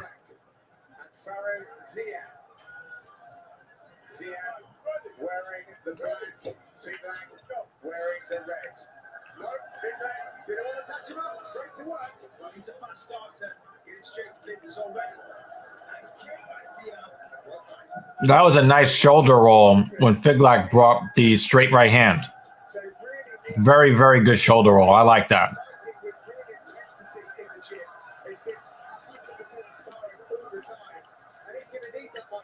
Yeah.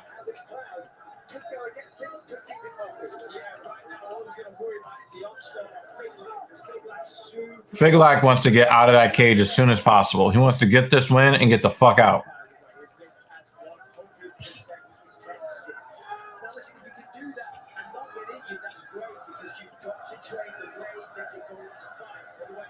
Ziam really looks like an intelligent fighter.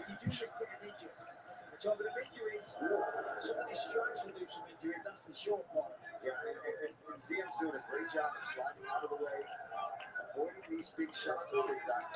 Ooh! Big calf kick.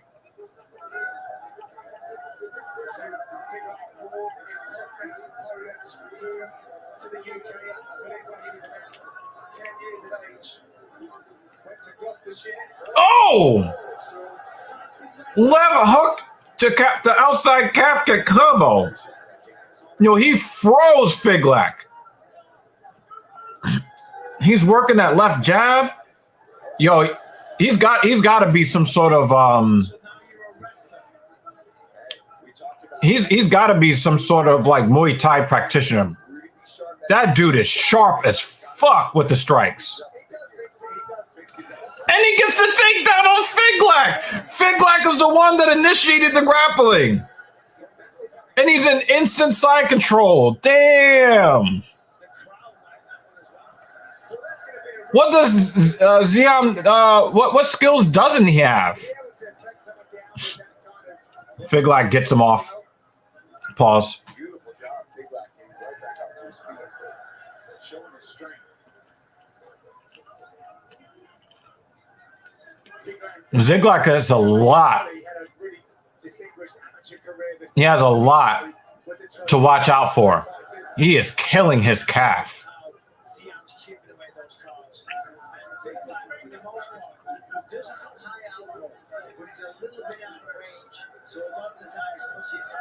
Oh, a right hand gets through. Partially defended for Figlak. Figlak, excuse me. He went for it a couple times, but he just can't seem to get Ziam in one spot for a long time. So he stays stationary just for a little bit to engage. Then he uses his left hand. It's a great trick. That's super sharp looking. So Ziam. Nice elbow from Ziam. That was a very strange strike from Figlak there. That was weird.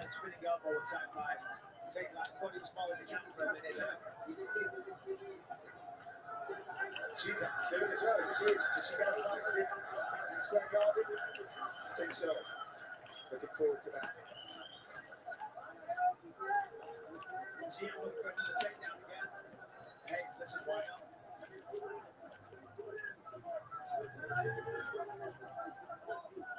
French fighters really with a point to prove tonight to show how well-rounded they are as mixed martial artists.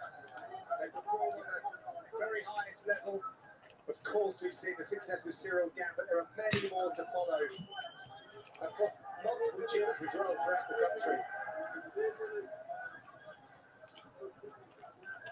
Scott. Ziam's still trying now. Yeah, he's got that upper body lock. He's trying to just go around to the side, get on the hip, and then reverse position, drag him down. Around some blood trickling down from the head of Figlak. There's the elbow. The chop caught it perfectly right on the top of the head. You saw he just dumped the point of that elbow. You can see that Muay Thai stylings work just as well for Ziam right down on the ground. Of course, that guy knew that really right horse. Right there. I love seeing that. I love the jab though from Ziam. Yeah. Great work, using that 5-inch reach advantage. So straight, Michael. There's no, it's just right from the body, straight out. No way to see it coming. By the way, that must be the first round that Figlak has lost in his professional fighting career. For sure. So it'll be interesting to see how that affects a great corner work from Paul Sutherland. With real technical detail of how to get a better round. He said that Figlak just lost his first round of his career.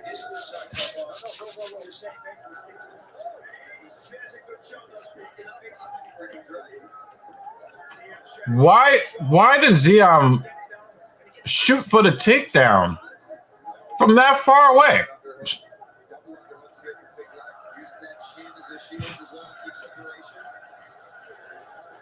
And he dumps him on his head. Wow.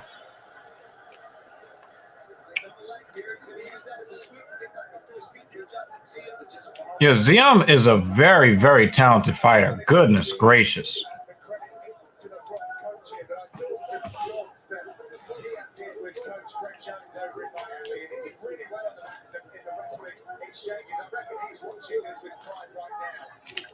For you Street Fighter fans, that stream of blood that's going down Figlock's face, it reminds me of that scar that goes across a Sagat's chest. I think he got like a dragon punch from Ken. And it scarred up his chest.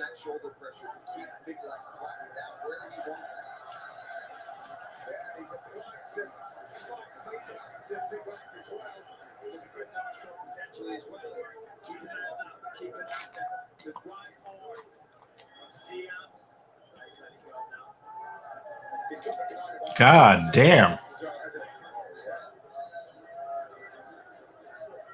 Yeah, anytime you strike the shin. Anytime you strike the shin. I mean, yeah.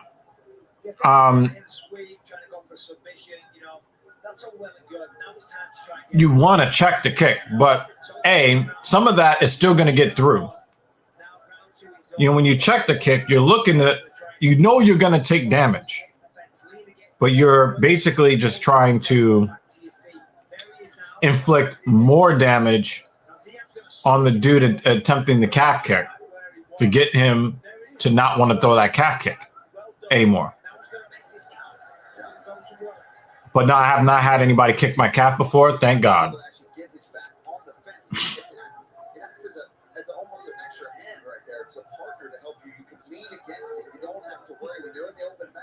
Oh, wow. He just went right into that. He just threw that knee into the body of Figlock really nonchalantly. What the fuck was that?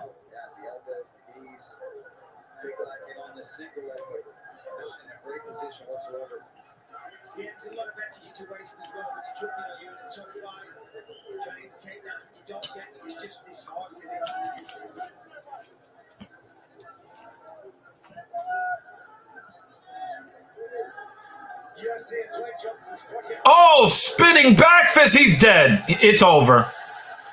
It's over. It's over. It's over, Figlock. It's over.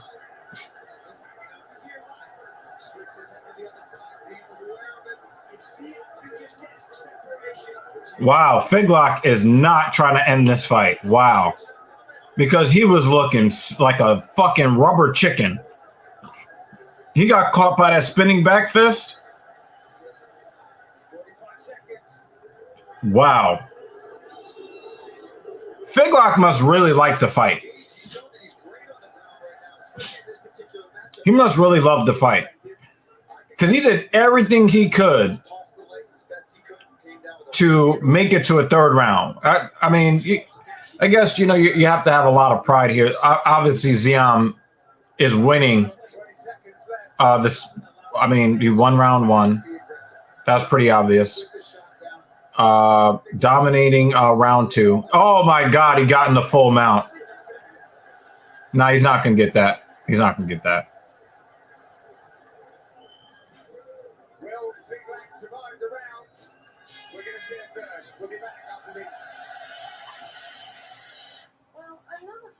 Wow, that was crazy. That was fucking crazy.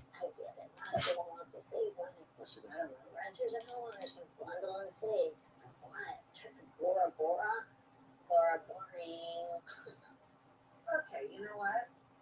I'm in. She's all yours. What's he talking? Yeah, you're right. Apparently, the first 2 rounds he's lost in his career. He is definitely a candidate to get knocked out here in the third. The most exhilarating and most rewarding thing to bring my feels it's such a magical place. I've never been here before, and just really glad to experience this with my friends. Cosmic Rewind was absolutely phenomenal and will blow your mind. You produce it.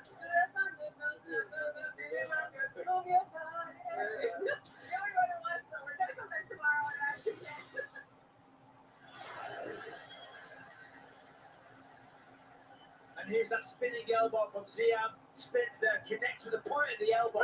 And you see he's visibly hurt there. He was looking to make it out the round. Third and final round. What a great There are no easy fights anymore except for Diaz and Chimaev. to celebrate for Ziam. And yes, this is true. I mean, this is the same argument, people say when you're talking about NBA basketball. You talk about Major League Baseball. And they say, oh, the guys of yesteryear are great and all that stuff. And it's true. Oh, wait, he switched stances immediately. Ziglock is in a lot of trouble.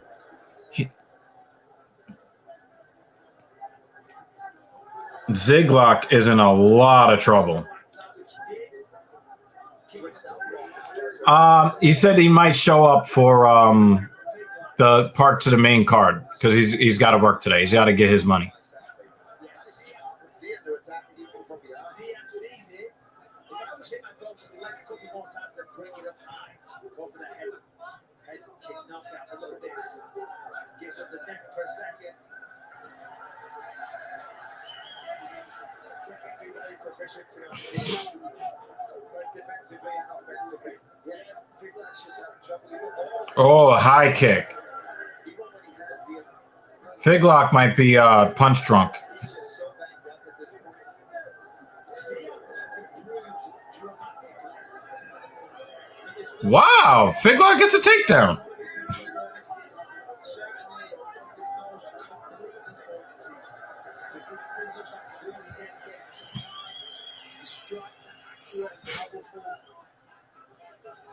He made that stand up big and look easy. And it was anything but, but he did a really nice job there of getting back to his feet. Again,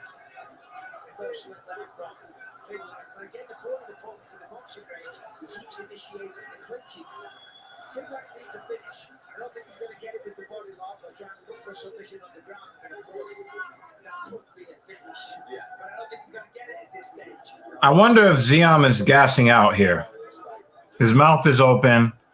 He's not taking advantage of opportunities, and he's letting Figlock stay in the fight. His footwork is not nearly as sharp as it was before. I think Ziam might have some cardio issues. Halfway points of the round. Yeah, I think Ziam is gassed. Why is he picking up Figlock?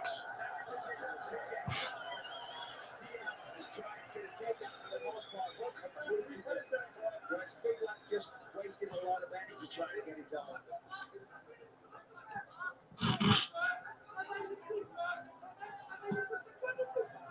Ziam's fights here. Let's see how he controls the pace, whether he's going to take risks.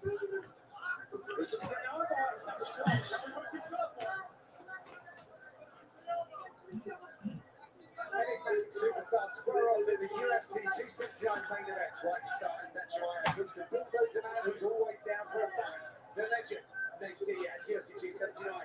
From T-Mobile Arena next Saturday. Catch it live exclusively on ESPN Plus, made for you. You know, Ziam's got very good takedown defense. Why is he reaching for his legs like that? Wow. Wow, he gave up mount to Figlock after all of this.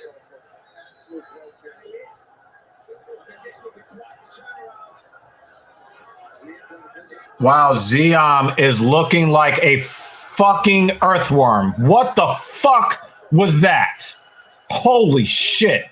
You know, really growing inside the octagon and coming in stronger, taking some time off. It looks fantastic, even though, maybe not working that wrestling as much over the Wow. doesn't matter. Whatever he picked up and then he took off and has been working on with his team, he's looking incredible. Absolutely. He's been doing this more than half of his life now as well. K1 champ at 18 years of age. His father actually was a former pro boxer. He'd have been proud of that right behind the lead left hand. Yeah, Figlock, he just likes to fight.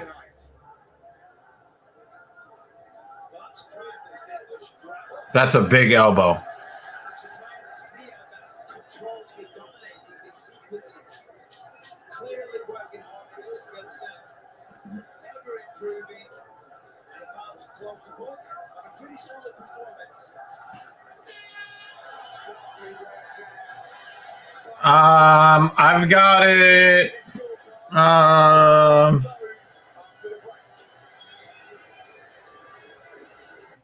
I'm not 100% sold yet. Okay, have you? That third round is tough. I'm on the fence between 29-28 Ziam and 30-27 Ziam. I'm on the fence. I think that you might get one. Yeah, that fight went a lot longer than it should have, but it looked like Ziam's cardio just dipped off a cliff.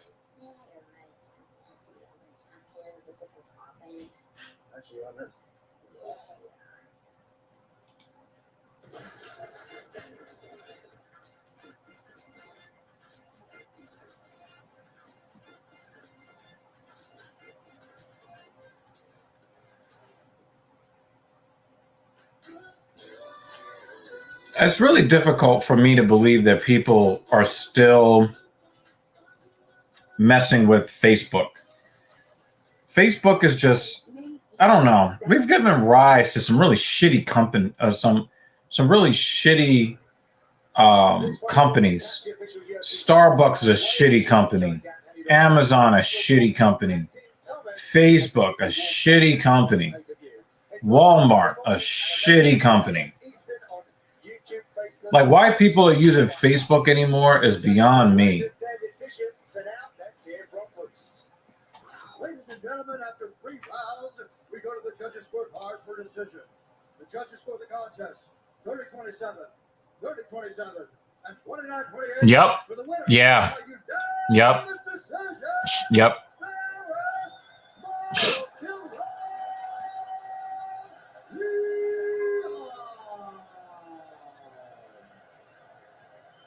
I'm here with the winner for LCM. Yeah. Congratulations on a great performance. Is there anything about your opponent that surprised you tonight? Félicitations pour une performance incroyable. Est-ce qu'il y a des choses de ton adversaire qui t'ont surpris? Shout to Figlock, though. He was getting his ass whooped, though. This was random. But this is also true. Oh, that's right. You're in Europe. Oh, man, I forgot. Yeah, it's bad, man. It's bad. It's bad in Europe. Like, I thought we had it bad in the United States. Bad. Being a very, very good striker. But tonight, you have grappled him every step of the way. I'm assuming you've been working hard on those skills. Tu es connu pour être un striker très très bon, mais ce soir c'est le grappage qui t'a fait gagner le combat. Est-ce que c'est ça que tu as travaillé énormément? Alors oui, après ma défaite contre Gane, j'ai travaillé mon sol. Merci à mon coach Fighter. Yo, that spinning back fist had him all wobbled up.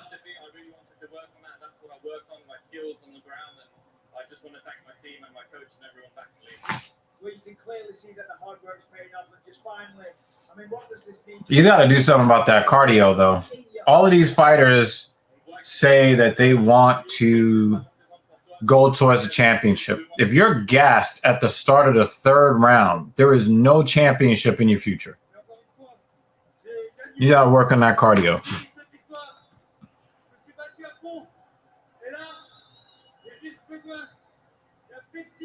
Yeah, I don't know. I mean, I've seen some pretty attractive French women. Enjoy the Pepsi, my brother. Congratulations. For us, the Smile Killer, Ziam, ladies and gentlemen. Any old cold beverage has been well and truly earned.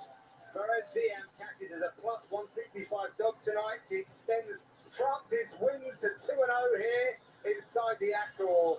Big smiles with his team as well. Looking ahead to the main card tonight, then, of course, The big Frenchman Cyril Gane headlines against Tuivasa in a clash of 1 versus 3. And we open up with Charles Jourdain against Nathaniel Wood in a featherweight division. That is going to be absolutely bonkers as well. Lightweight fighters will do battle next on the banks of the River Seine, and it will also be in the shadow of the Eiffel Tower. Stay with us. Fight night, Gane versus Tuivasa is with us all night. Thank you for choosing to be here today. I'm John Gooden, alongside Paul Felder, Michael Bisping, and Megan O'Leary. Loving life in Paris right now. Two men that know one another pretty well will do battle next in the lightweight division. Former teammates. Yeah, Bruce already said that he doesn't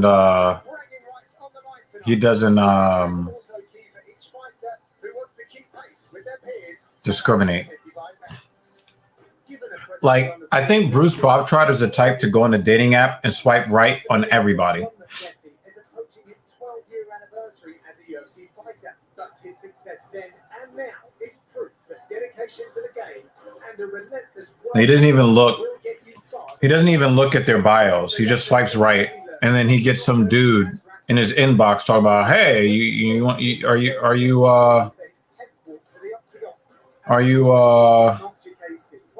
you curious about this or that?" And it's not that he is. It's just that he just swiped right on everybody, and he got a scammer.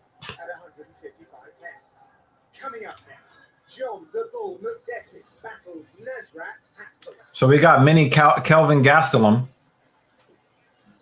Well, the third time the So matchup between Nasrat Hakparas and John McDessie, as it finally comes to fruition after a multitude of scheduling issues in the past. Now, there was no love lost between these two close teammates.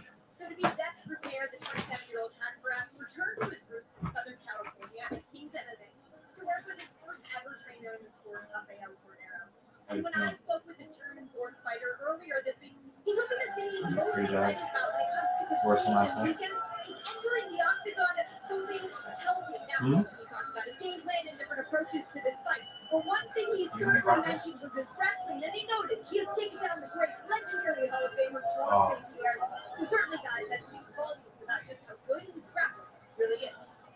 Thank you very much, Megan. Yes, he was vibrant in the fighter meetings earlier this week. And Michael, I think a lot of that had to do with the fact that he's coming into this injury-free. He was sharing photos of some of the breakages that he'd experienced with his foot and hand last time. But it must feel so much lighter to be able to go in and really express yourself injury-free. Absolutely. I mean, listen, injuries are sadly a part of this game. When you're getting ready for a sport like this that is so heavy on the body, it happens. But, going to the last one, he had a broken hand and a broken foot. The reality is, when you hit as hard as Nasrat Hakparas does, and you're wearing 4-ounce gloves, you're probably going to break your hand at some point. But that is all behind it. And now he's hoping to go out there and have one of his signature performances. He pushes a great tempo. He hits hard. He's very aggressive, and he's always fun to watch. Yeah, he is always fun to watch. And you can tell in that Bobby Green fight that things were not quite right. I was watching it back today.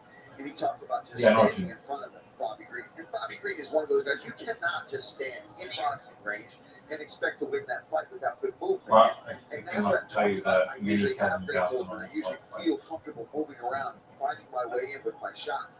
And Bruce has a nice mellow guy. Get in there, what you talking about, John? Injury-free, put on a damn performance, and get on the way. Because when he first onto the scene, I was really keeping my eyes on this young man. Sorry. He was just 22 back then. Makes his 10th UFC appearance with us here in Paris tonight.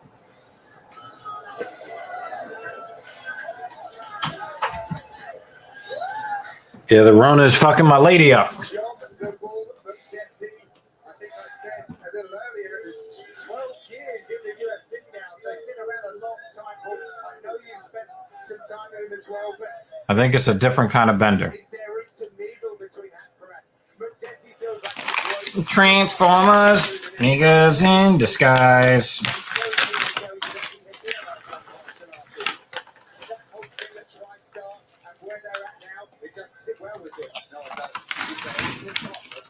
He wants to go out there and he wants to punch Nasrat for all the stuff that happened that way. He's definitely going to get to do that. Jesse, like you talked about,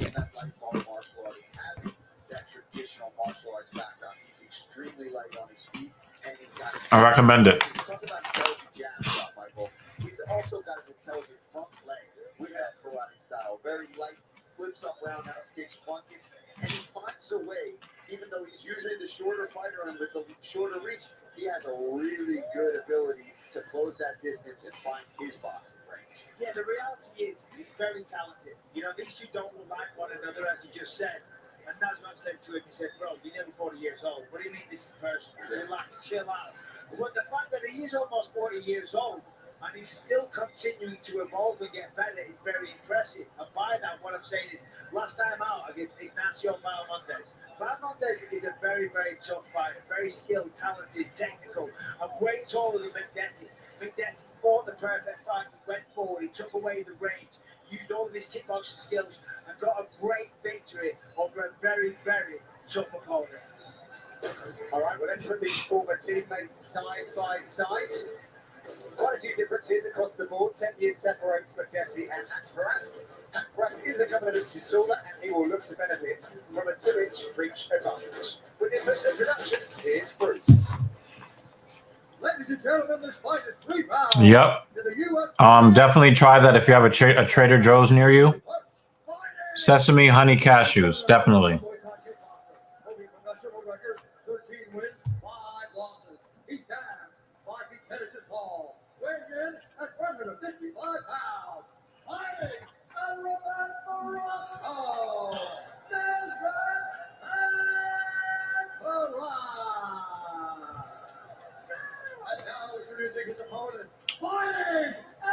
It'd be mad funny if Bruce announced his name. Nasrat, Mini Kelvin Gastelum, Hakparas.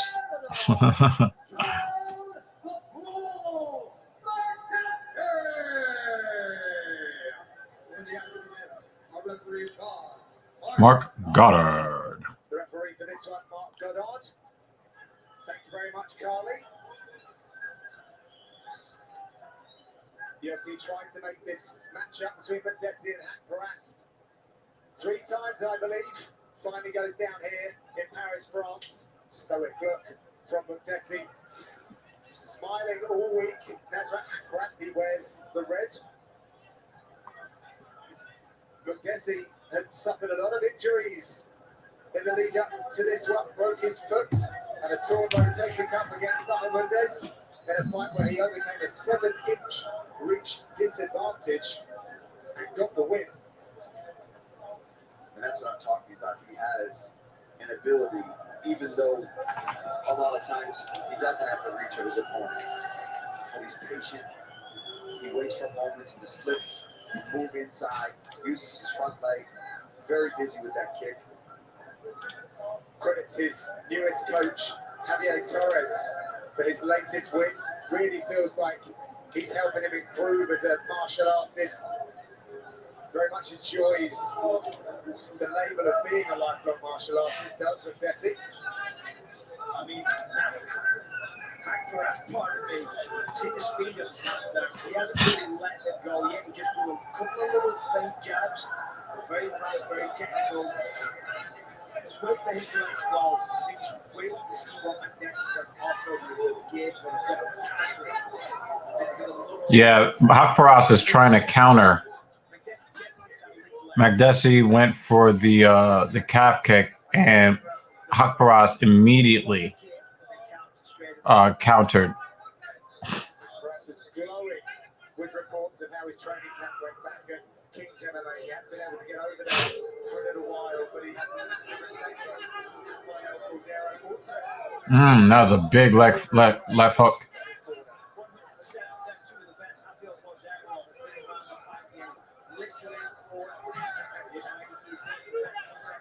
Yeah, Hakparas is really looking to counter.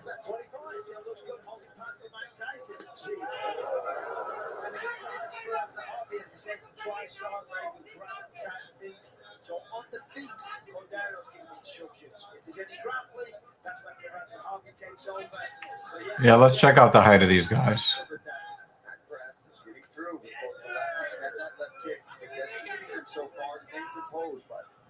He's slowly finding his way in there. 5'7", John McDessie. 5'8", Hakparas.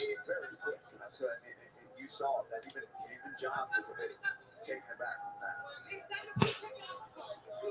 But still moving forward is McDessie. Of course. He's the goal.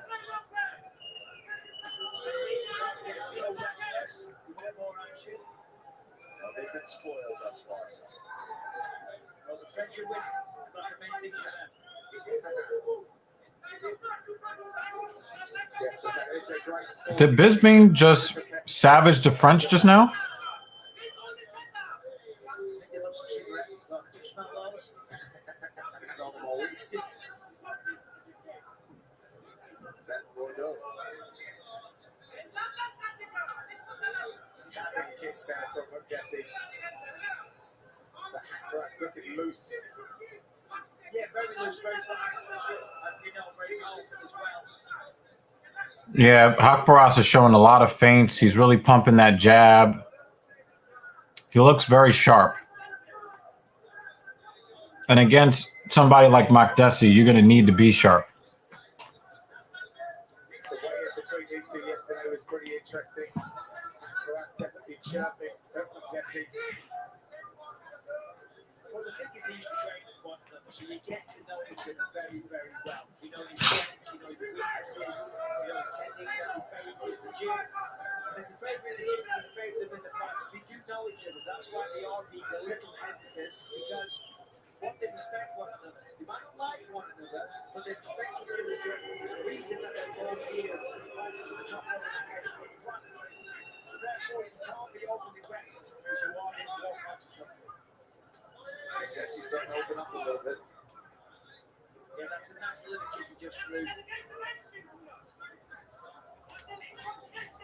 This is fair. This is fair, Banner.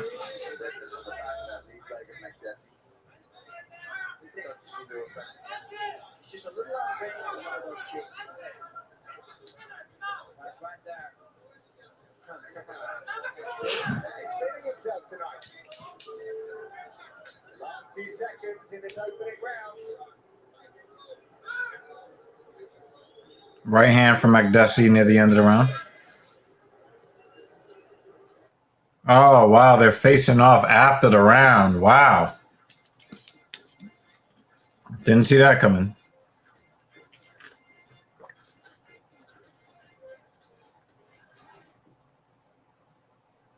Long weekends for freaking time. Really? Clear it. You planting and you saving. Do Labor Day your way by shopping at the Home Depot.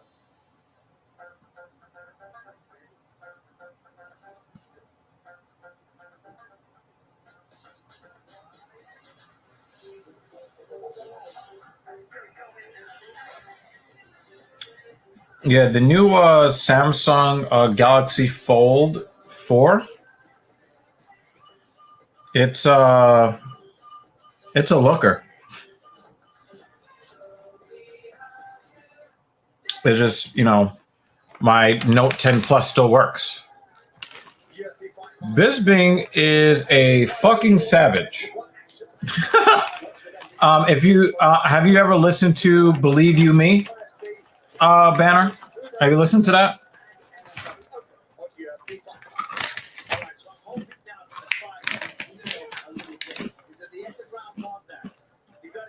Faces, they had to be separated by marker argument. You clearly see the tension and the dislike for one another. My only issue is that they just had 5 minutes to beat the living daylights out of one another, and we're kind of tentative. So now we've got round 2. We've got the feeling out process out of the way. Let's have a bit of action. There's some nice work from Hakparas. We know they're warmed up, guys, because it's warm in here. It's a little bit warm. Keep an eye on that. You see the fighters are performing pretty good. And they're under the light, so if we're warm, they're for sure warm. I think my favorite color combinator is Paul Felder. Oh, McDessie is cut. He's cut. Left eye. It's in a bad spot. That cut is in a bad spot. And I think Makdessi is going to go for broke here because that situation is only going to get worse.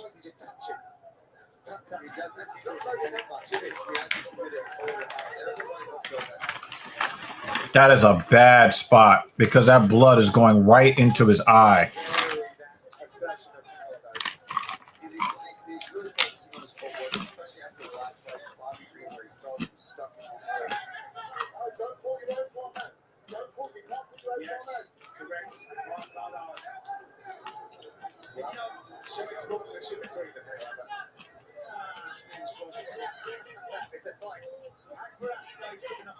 Let's be honest, so obviously this is a very, very crucial fight for him. He wants to win. There's bad blood on the line as well. They've got personal history of beef. So that obviously slows things down mentally. But a little bit of pressure, because coming off 2 losses, regardless of whether or not there's excuses because of the injuries, the results still stand. That's right, Akbaras has a very, very bright future. Well, I think he was complaining about an eye poke. I think he was complaining about an eye poke. So. That's a serious commitment to mixed martial arts. Yeah, he's been around since 2010, 12 years with the promotion. That's great. Not an easy thing to do.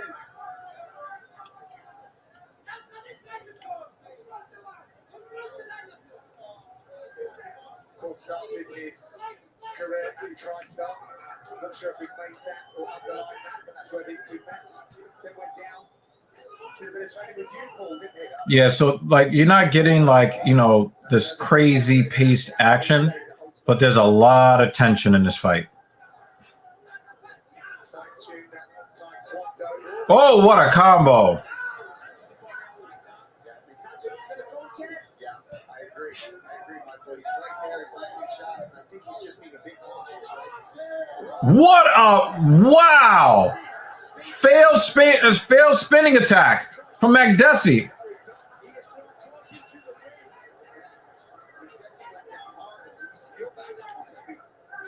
I don't know what Akbaras countered with, but Makdessi went right to the canvas. Yeah, as Makdessi spat, it was a little wide hook, so it left up and it dropped it, sent it down.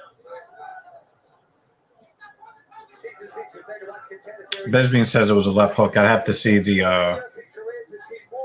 replay. Those guys have the benefit of a replay.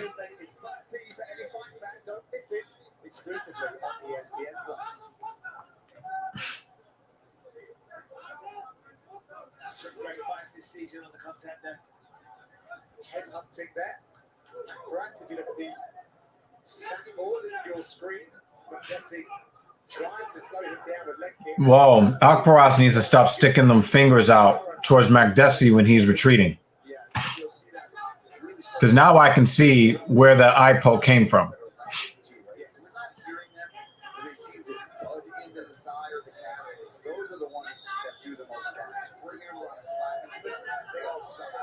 Oh, wow.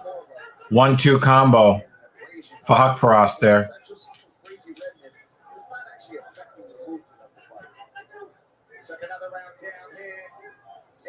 What is with Makdessi and these spinning attacks? Like, they're not working for you. Like, it got you knocked down the last time you tried it.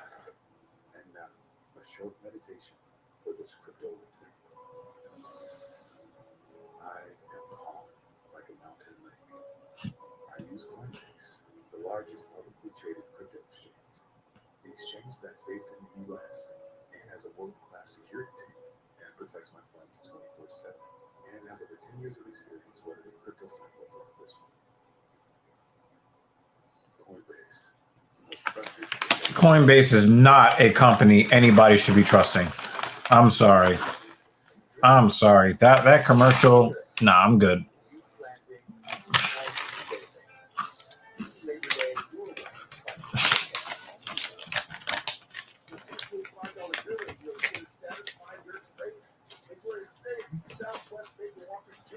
Small fries, 4 crispy nuggets, and a small drink.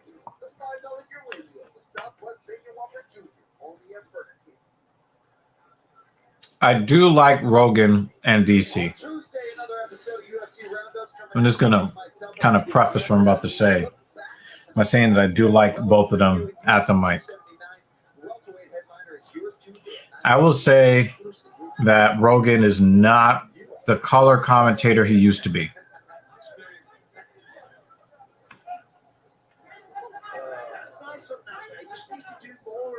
Also,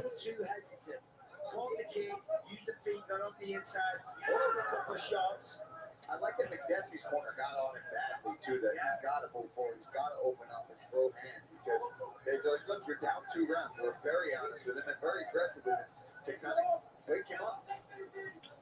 DC should be a better color commentator than he is. He's a multiple-time world champion. He had the heavyweight title once. You know, he won the light heavyweight title a couple times. You know, all-world, all-pro wrestler. DC should be better than he is. But the thing is, DC's a very likable person. And he was a company man for a long, long time. And I think that that is why. I think that's why you keep seeing him there. And, you know, for me, I could tolerate them well. I could tolerate them quite well where a lot of other people can't. McDessie looks like a Middle Eastern common.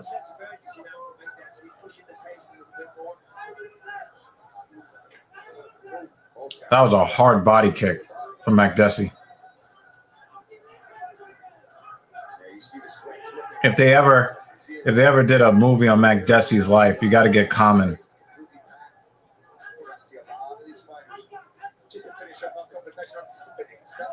The celebrations don't bother me.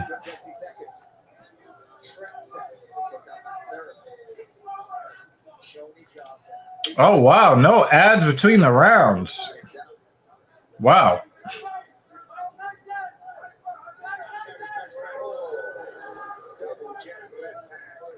Yeah.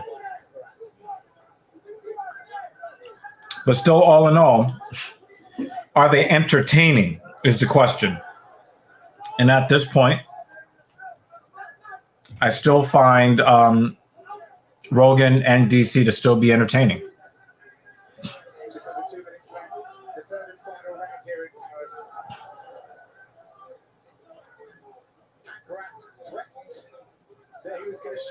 Oh, wow. Nice combo. Head and body for Hakparas.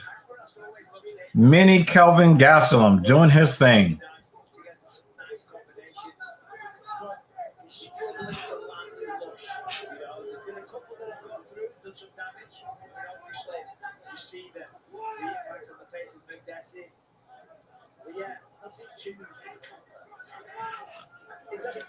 You're a bum for that one, Banner. Layering them up with significant power. He's a guy with 9 knockouts and 13 wins. And he's got really nice volume and he's in and out. He's using a lot of elusive footwork. It looks like McDessie's cut on his other eye now. Hakparas is getting a little touchy-feely with his jab. McDessie's getting his combos off better than before.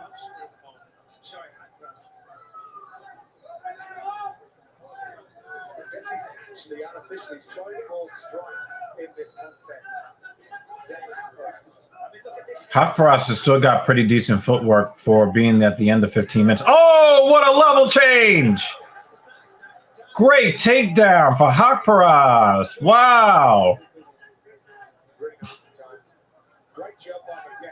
McDessie is right in his face. He's like, I'm losing this fight.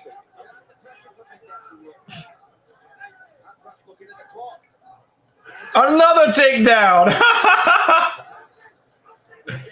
It looks like Hakparas is just trying to get to the finish line at this point.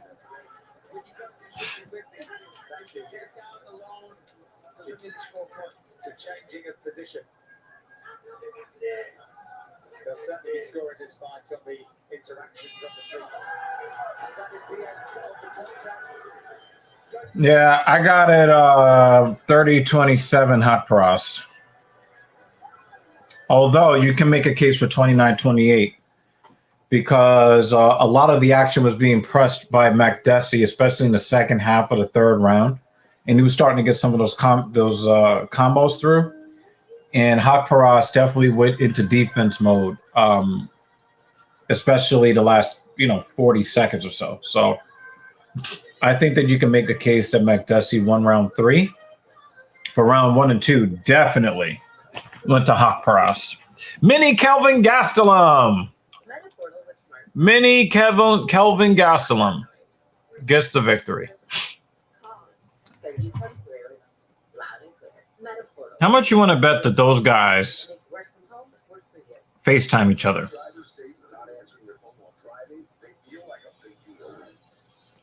you get the ice? Even if they forgot the ice. Save up to 30% on auto insurance with USAA Safe Pilot. Get a quote today. UFC and Dwayne Johnson's Project Rock have launched the first ever co-branded footwear, the UFC BSR2 training shoe and Project Rock slides. Available now on UnderArmour.com. Own a pair of official footwear as worn by all UFC athletes today. Time now to get an inside to Bruce, who has the official decision. Ladies and gentlemen, after 3 rounds, we go to the judges' scorecards for decision. The judges score the contest 30-27, 30-27, and 29-28. There it is. There it is.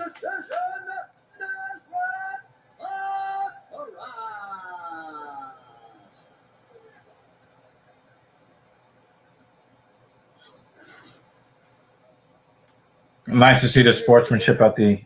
That's right, congratulations on a very strategic matchup. Talk me through it from your perspective. Félicitations, c'était une très belle performance, un combat très stratégique. Parle-nous de ça, de ce combat de ton point de vue.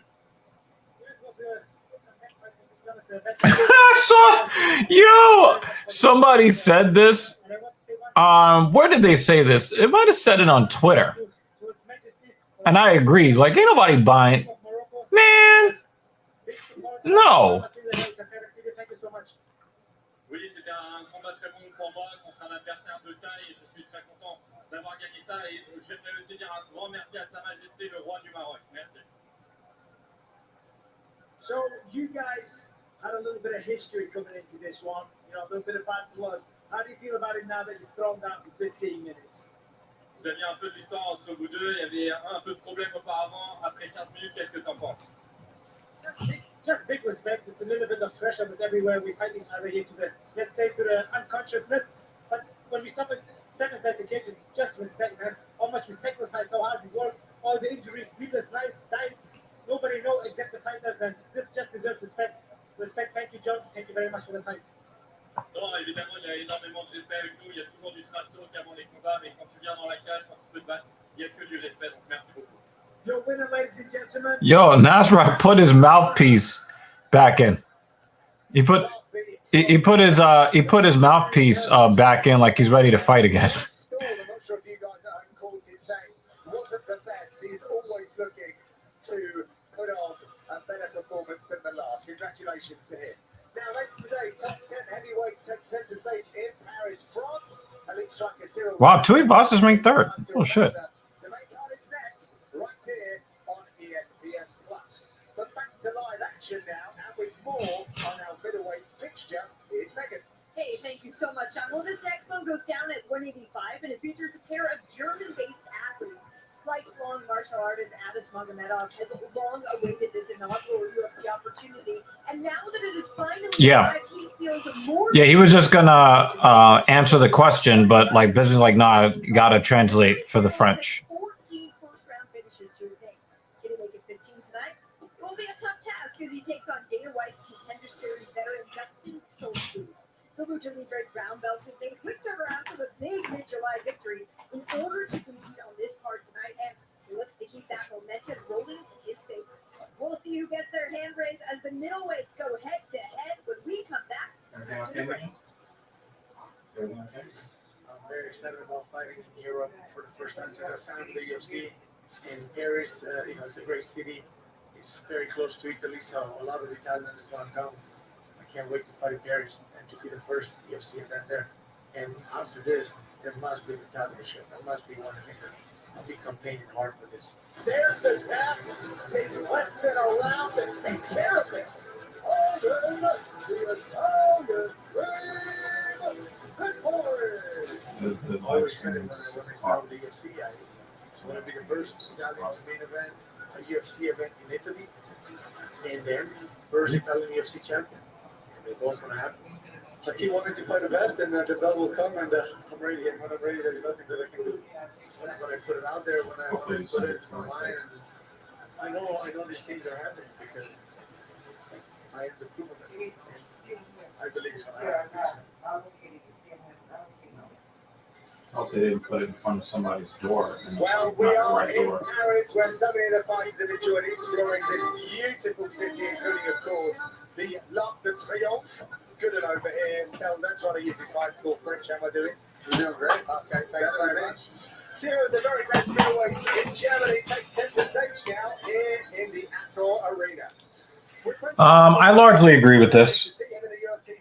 I do mainly agree with this. To feed off that energy when he meets another fighter who made his name on the German scene, Justin Stoltzfus.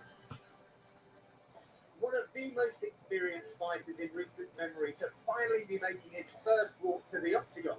Germany-based Russian Arbuz Magomedov plans on using every bit of the knowledge he's picked up over the course of 29 pro bouts to send Dustin Stoltzfus crashing to defeat tonight. A gritty competitor who crashed into the UFC win column for the first time in July as he defeated Dwight Grant, Stoltzfus' ground game can give any opponent fits, even a well-rounded battler like Magomedov, whose 24 victories include 13 finishes by knockouts and 6 by way of submission. Coming up next, Arbuz Magomedov. You think it gets a submission? I'm thinking TKO. I'm thinking TKO, man. Great hearing from Dustin Stoltzfus this week because it sounds like everything is trending in the right direction. He finally got it all together in his last fight, which was a personal big relief for him. He was second guessing his love for the sport before the Grant fight, but found it again. That lovely slam in that fight as well, which was good to celebrate. And he's confident this time round, Paul, as well. He's got the best corner that he can have. Let's just say that. And he's going to need it. He's got a tough competitor. But it's great to see him trending in the right direction. He does have a tough competitor. But yes, I think Stoltzfus just needed that win, needed the confidence back. He looked great. He was able to drag him down to the ground. And he's tough on the feet. He doesn't have the most polished striking style there is, but he's gritty, moves forward, throws big shots, and he's strong. He can get a hold of you like we saw in his Contender Series fight. We saw what Joey could do. I mean, he was able to pick him up. Now, granted, he slammed up with his arm, and, there's nothing you can do about that free action attack. But Stoltzfus started that by getting that takedown, being aggressive with that. We saw that then in his last victory as well. That's what he's going to need to do in this fight, but he's up against somebody that can take this fight wherever it wants to go. Take it wherever he wants to go. And he knows this. He said Arbuz has been the #1 middleweight in Germany for a long time. So this is a great opportunity for me to go out there and claim that national #1 spot. You know what, be careful what you wish for. As we'll talk about Arbuz in a minute, he is quite sensational. So it's a tough one for Dustin, but you've got to raise the level to your opponent sometimes. You know, if you're fighting a great guy, you have respect for them. You know, you push yourself to the next level in training camp. Last time out, you got a well-needed victory over Dwight Grant. As you said, not the most polished strike, but a hard, battled performance. He certainly never gives up, that's for damn sure.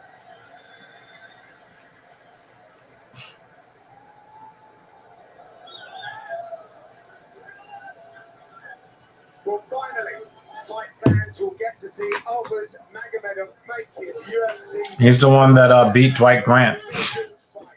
He beat Dwight Grant the same week that my friend trained with him here in New York City. The MMA factory in May, and I'm speaking to their coach. He said he's such a great guy to have in the gym, but a lot of experience. I believe this is his 30th pro fight tonight.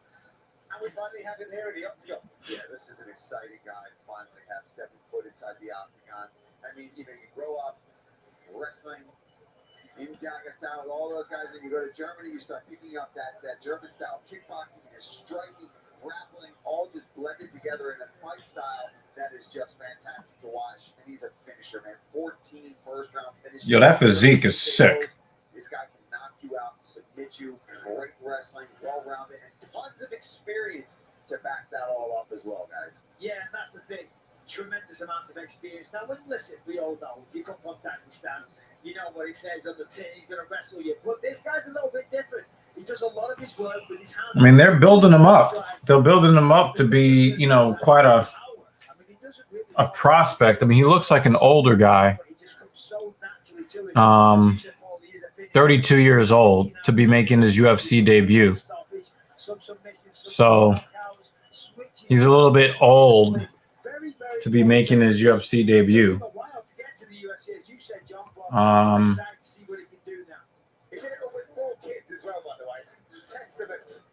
Stoltz Foods is a tough human being. So the Russian German is 2 inches taller, and he'll have a 3-inch reach advantage. To introduce the fighters, here's Bruce.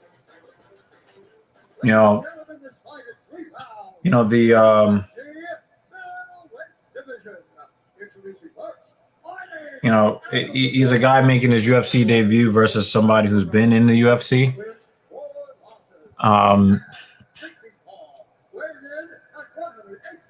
It's hard to say.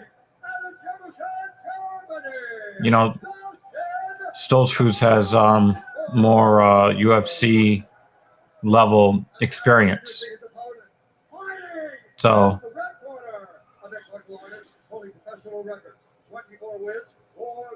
I mean, he's a 3-1 favorite, Magomedov. So, guess we'll see. Fight's about to begin.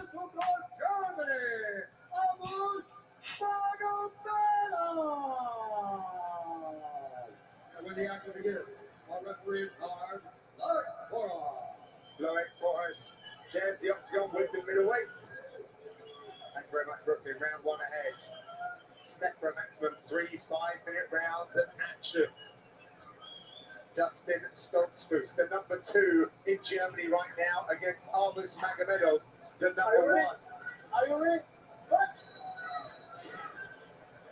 They touch him up. Stoltz Foods in the red, Magomedov in the black. Both coming out in orthodox. Yeah, Stoltz Foods is kind of... Oh, wow. He took a kick to the face right when the... Oh! He's dead! He killed him! Holy fuck!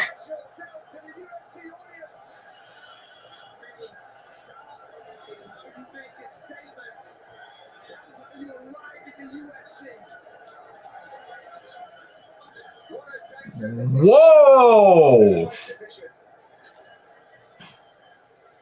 He waited so long for this opportunity. 3 times the fights didn't come together, but it was absolutely perfect before Yo! A beautiful front kick to the face had him hurt. They followed it up.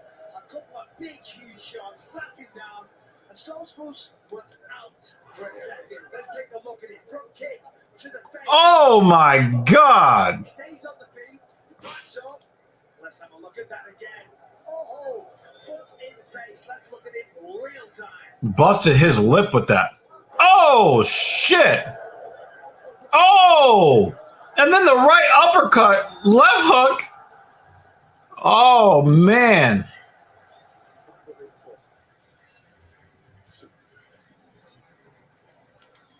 coach is losing their mind as well.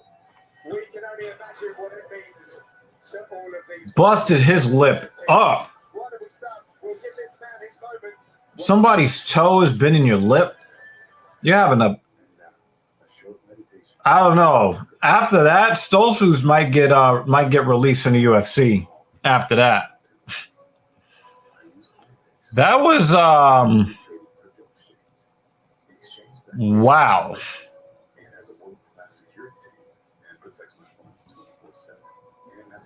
Also, Tony Ferguson caught one from Michael Chandler. You install it, you painting, you organizing, you washing, and you save it. You Labor Day. Wow. That. Wow. Wow. Wow. Damn. I mean, seriously. Damn.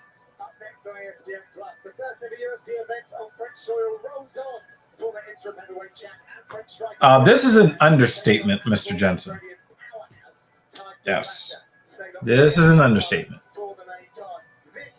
The understatement of the stream. That was the fourth fastest debut finish in UFC middleweight history. Nah. Make this one official. Nah. Bruce. Nah. Ladies and gentlemen, referee Larry Cora June pops in and out. at 19 seconds of the very first round. Declaring the winner by TKO Abu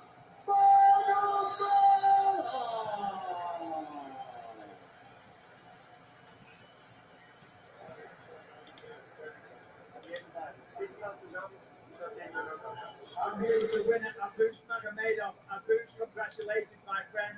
That was sensational. The fourth fastest stoppage in middleweight history. In terms of Crazy. Congrats.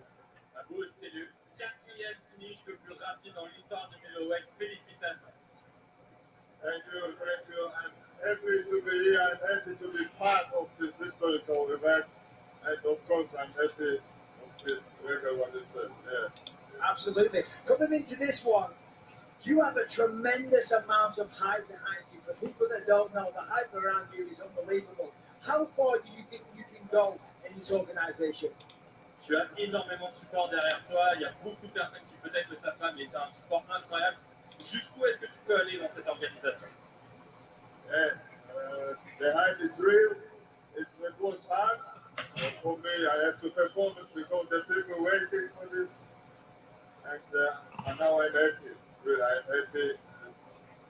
Yeah, 19 seconds. The hype is real, of course. I would hope that Bruce wouldn't do anything like that. They're starting things off. Is that something that you planned, or you just felt in the moment?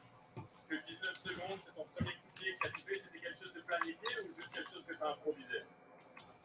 No, it was not the plan. The plan is always to finish so fast how it's possible.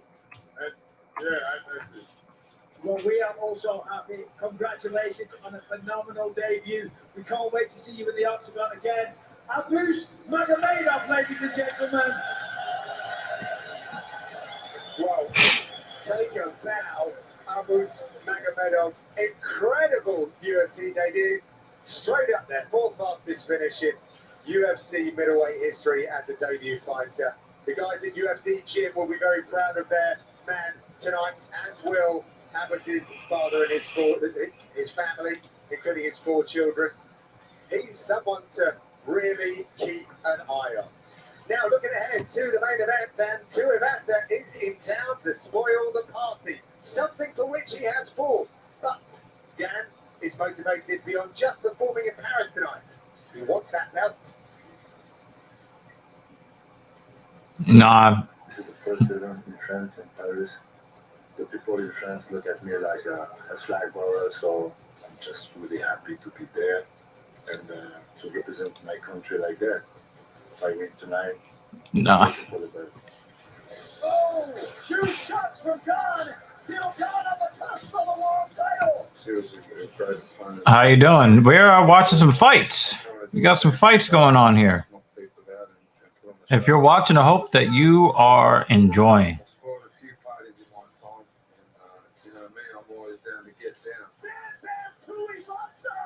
Tonight I want to finish the fight. Submission, KO. So, I want to finish the fight before the end for sure.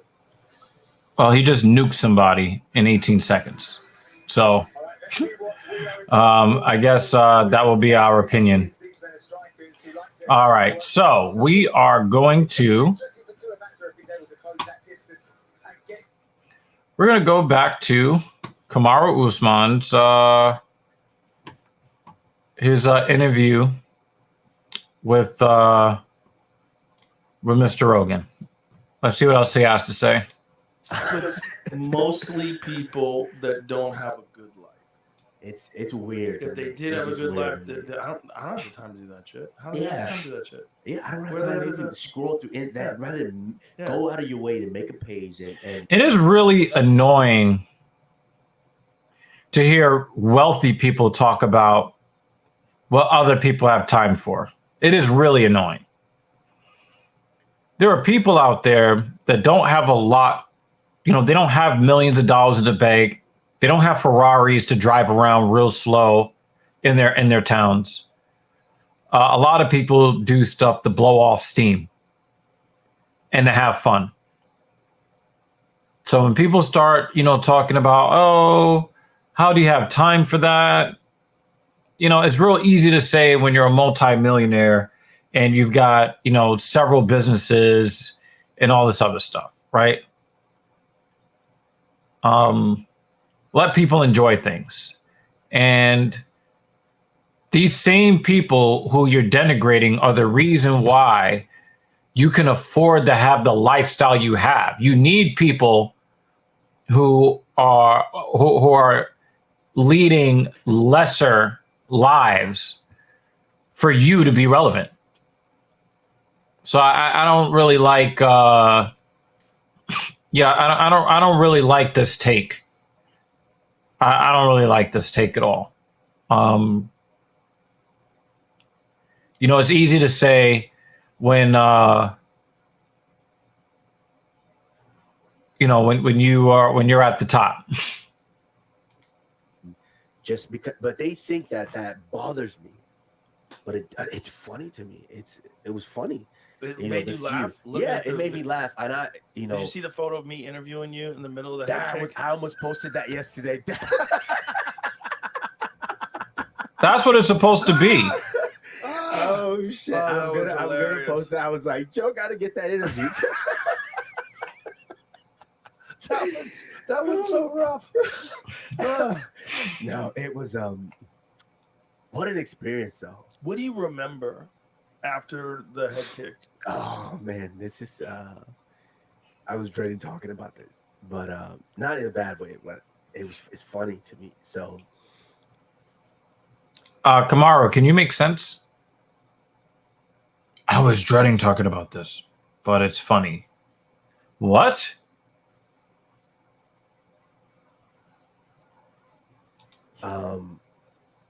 The fight is going, and there's this zone that I've learned to put myself in, and my coaches can kind of attest to this, like, because I do it even in training.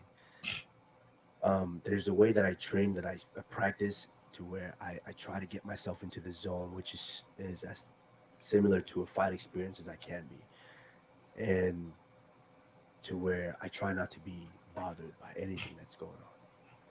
And my body has adjusted and gotten used to this.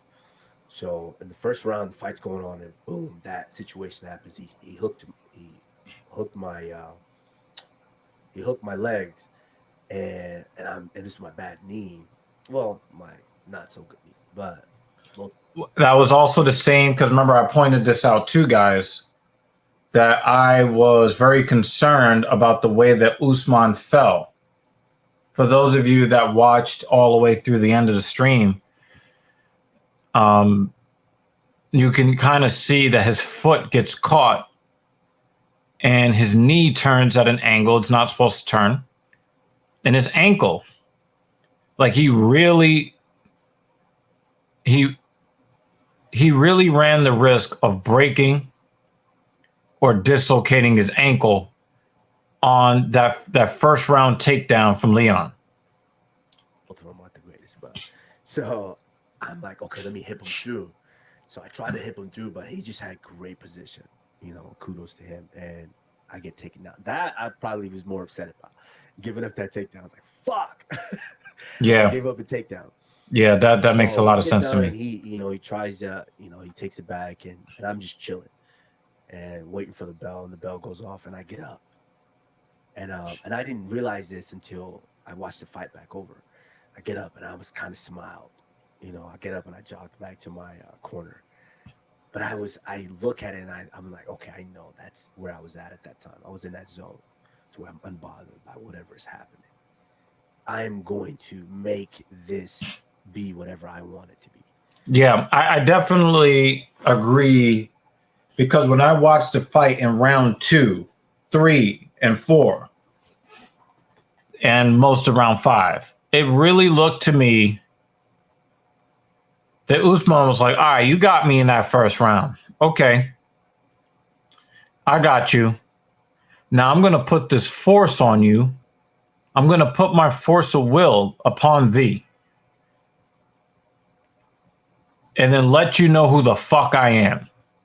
To the point where Leon was sitting on the stool in between rounds, really thinking about the course of his life. He really had Leon like really rethinking his profession and whether he should continue in that profession. In between rounds, from the in between rounds 2 and 3, 3 and 4, and 4 and 5. And so the next round, I just take off and I just start kind of wailing on him. And so by the 5th round, I kind of have him in a spot to where I'm just like, I never think, okay, yeah, I've got the fight won. Let me just coast. Let me hold on to him and win. I never think that. I want to, if I can get the finish, I'm going to try to get the finish. And I want to do something spectacular. I'm like, okay, I want to take a risk here. I want to do something big. And I remember, and this is the great thing about Trevor Whitman. I'll give him credit here too, because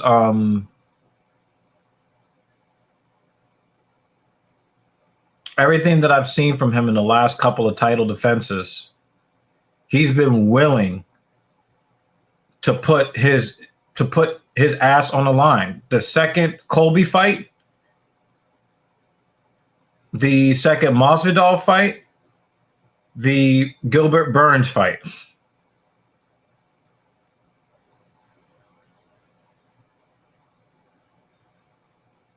He could have won those fights in a much safer style. Remember, he got stunned by Colby, and nobody gets stunned by Colby.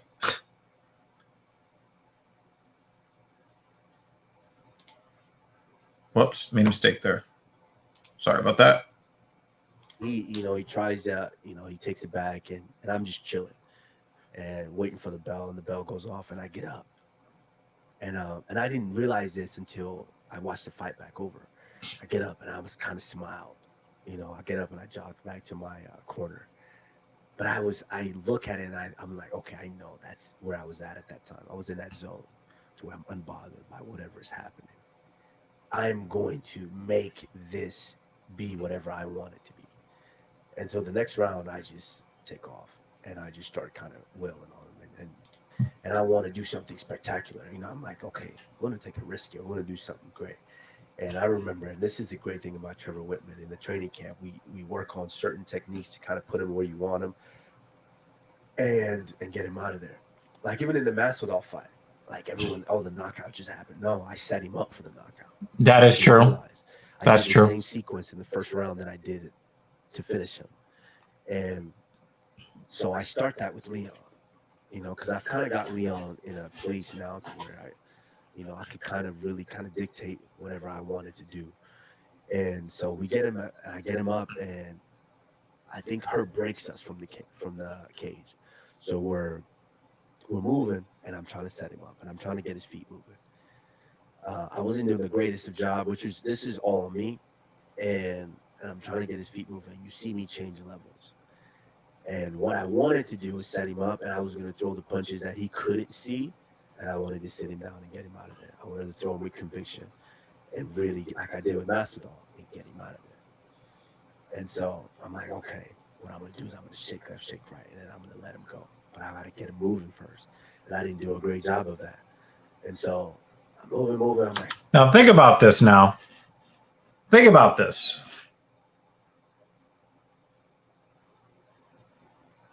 He's watched this fight 10 times since he got knocked the fuck out. Think about that. The dude is not just watching it back. I think he's setting it up. He's setting it up for, you know, to like give you what was going up until he got his head kicked off.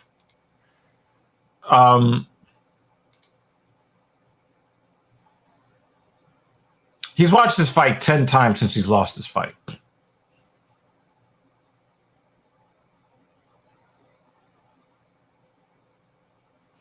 And if you look at how he is talking about his experience in the cage, he is agonizing over the mistakes that he made. And he's like, all right. See, I think it would be much worse for him if it was a situation where he's like, Leon got me. It's a much worse situation if he looks and he's like, Leon got me. Because then it would be like, well, if I did everything right, you know, if I did everything right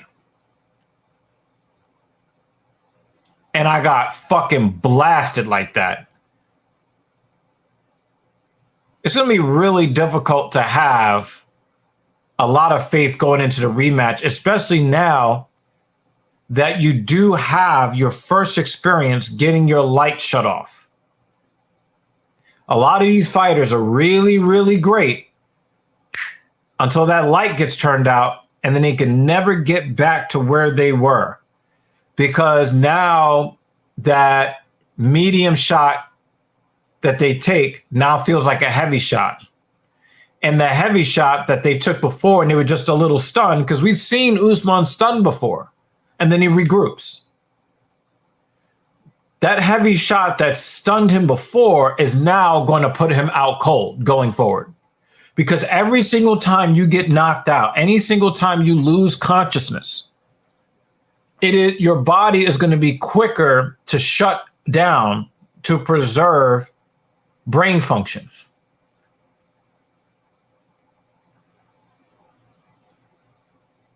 So Kamaru may or may not know this, but he cannot rely on the granite chin ever again.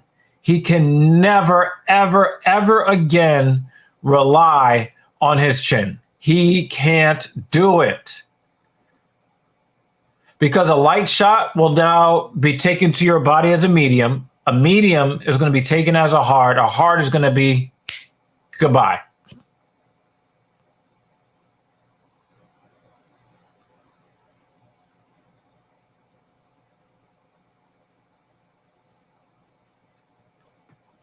So he's got a great mindset right now when it comes to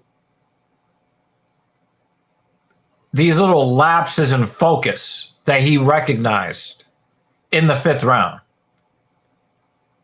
But if you go back to the Gilbert Burns fight, when Gilbert Burns sent him flying backwards in the 1st round,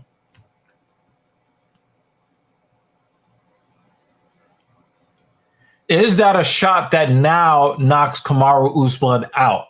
Whereas before, he could recover. Like, okay, I got him set up. All right, which I really didn't. I shake left, I shake right, and I'm sitting in the ambulance, and they're asking me, do you know where you're at? Oh, shit. He's like, I shake left, I shake right, and then I wake up.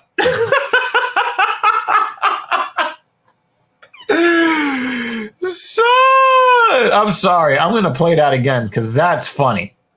All right, which I really didn't.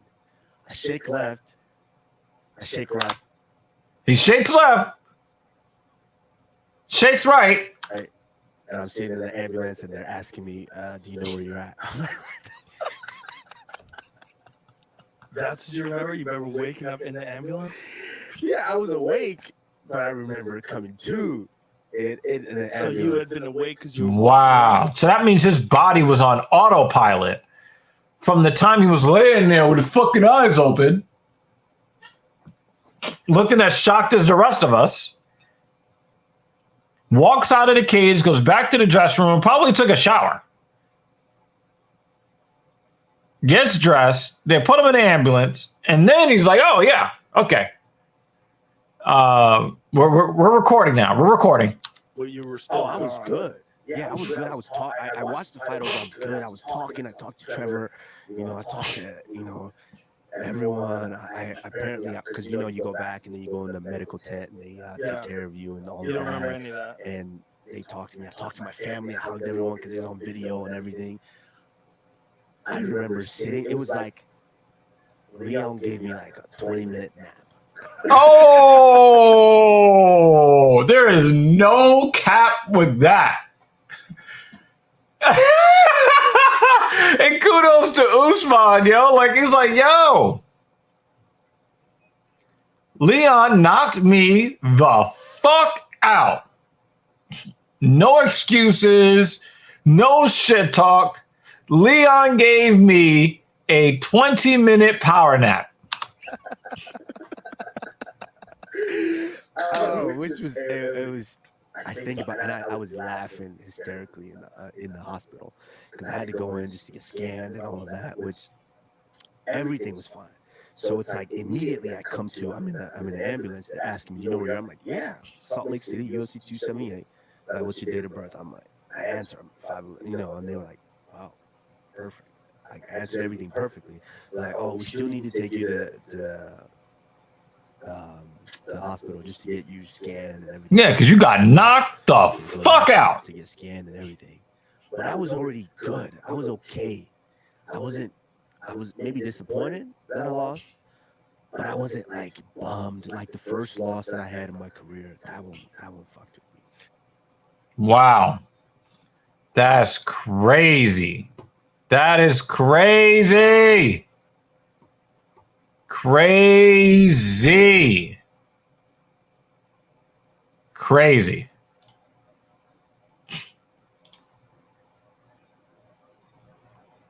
Wow. So kudos to Kamaru for taking that ass whooping in stride.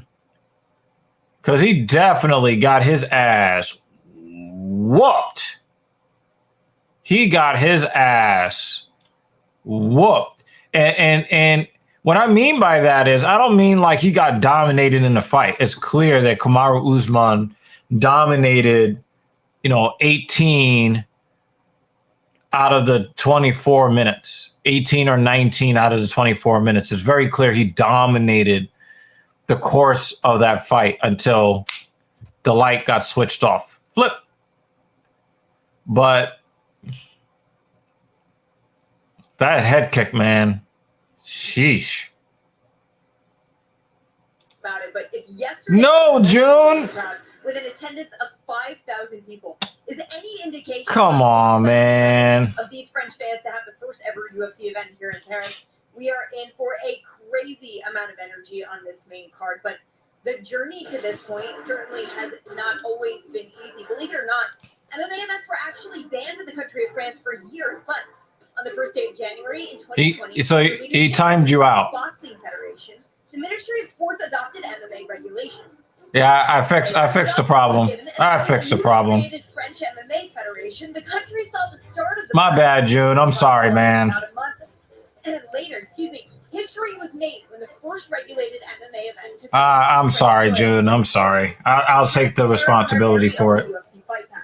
The following year, fans here had so much to cheer for when Cyril Gane became the first ever French-born champion in August of 2021, winning the interim heavyweight title.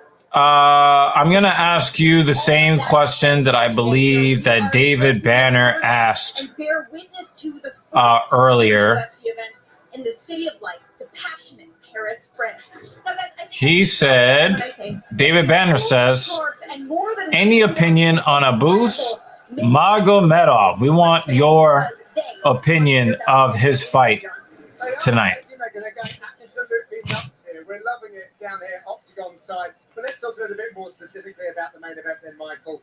I really think that the stage Come on, Bruce. sets up with the timing and everything that goes with it for Cyril Gane. Come on, Bruce. In front of his people. Yeah, absolutely. But listen, he's got a very, very Yo, David, you're that was savage. That was very savage. And he moves extremely well on the flip side. We love Bruce Bogtrotter, but come on, Bruce, man, you can't be doing that. Maintain discipline. You have to maintain rate, stay away, get in and out. You cannot afford to stand in the pocket and tie to a Tuivasa and just exchange wild blows. However, Shout out to Bruce, though. Cyril has big power. There he is stopping the flat beats with Derek Lewis to become the interim heavyweight champion. The man's on a tear. He's the man of the moment. And the main event was built around him tonight. Absolutely, but the man who's here to spoil all of those plans, Michael Tuivasa, is on a win streak of his own, 5 finishes, looking incredible. And what makes Tuivasa is better against guys who are wrestlers and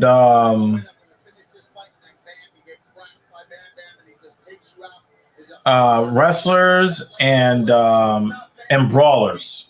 But if he punches you in the chin, John, you're going to fall down. Oh, yes, that can happen for sure. They squared off yesterday at the way, typical pose from Tuivasa. It was all respectful. Now, let's have a look at the rankings. I just don't see Tuivasa winning this fight. Cyril Gane was going to beat Ngannou if not for Ngannou's wrestling. Tuivasa, from what I've seen, has a 0% chance of switching levels or changing levels. I think that he's going to try to stand with Cyril Gane and he's going to get frozen. He's going to get his fucking giant calves kicked until he can't really plant on it anymore. And then he's going to back up to the cage. Again, just like what happened with Derek Lewis. Who do I got to be to keep my momentum going, to keep getting better? And Michael, we talked to him and he starts to feel like he's finally hitting his prime. And that's a scary proposition to think about. If this is Robert Whittaker now finally hitting his true stride with all that experience, all those finishes and all that ability, it's incredible. It is incredible, Paul, but be careful what you wish for. But this is a Dagestani guy that also, like they said, he's gotten a lot of good striking coaching in Germany. So, you take that Dagestani wrestling style and then you add it to some killer striking. He could be a really, really big problem. He really could be.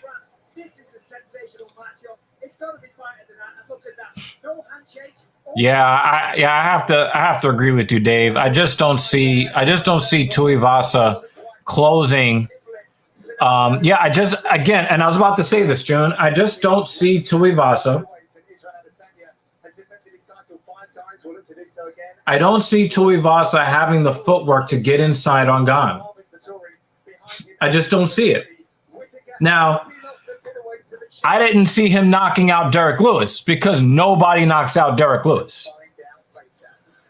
However, I do believe that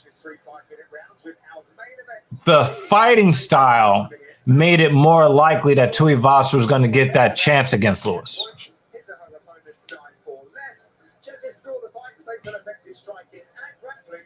Judges go down the criteria to aggression and immediate octagon control. Paul, Michael, Megan, thank you very much. It's time to make history, and we start off hot in the featherweight division. Charles Jourdain wasn't about to miss the UFC's debut in France, and while he always brings a fight to the octagon, he and Wood promised the fans would get even more tonight.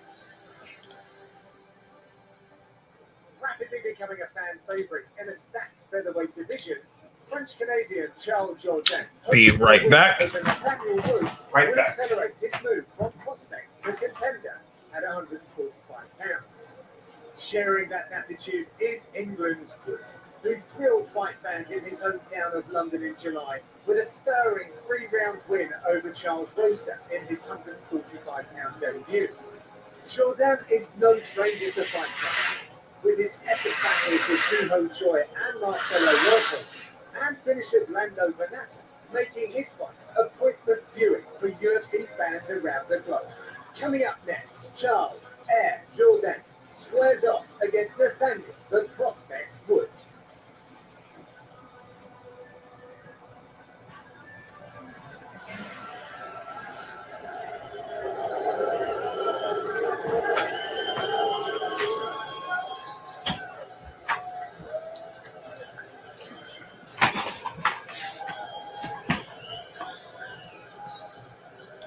Nah.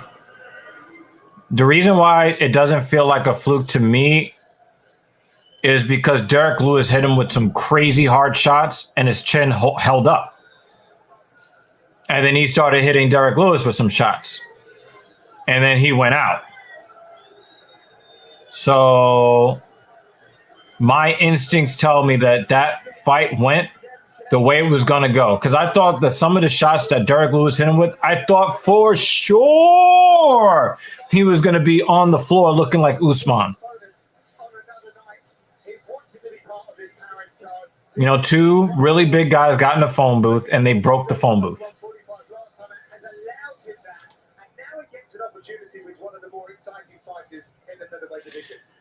Like I said, this is my dark horse for fight of the night. I said it at the outset. I'll say it again. This is my pick for fight of the night. My dark horse pick. You know, sometimes that main event gets it. Drop my bottle cap. He's not just trying to make weight. He's not trying to slim down, lose pounds, cut weight. Because in the past, that's all the training camp was about. Now, it's primarily about winning the fight. And it's such a big thing. So I'm really excited to see him tonight again at 145. Last time I was sensational. And I'm sure tonight will be the same. Yeah, it opens up so many more opportunities in training. Because when you're doing jiu-jitsu, right, we had a real good talk about how there's a lot of fighters we've talked to went through similar situations where you just don't have time to do the drill. You need to burn calories.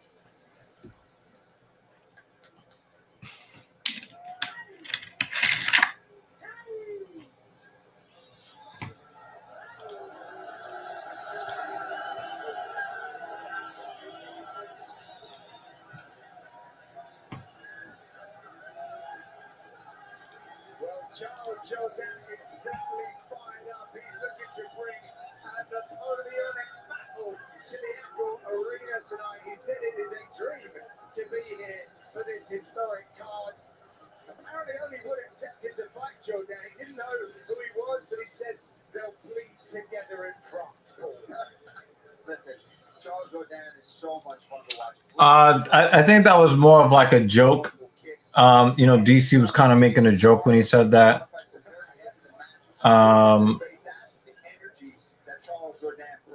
Yeah, DC was making a joke. That dude will never get as low as 220 pounds. There's no way he's making 205. It's just I think he was making a joke.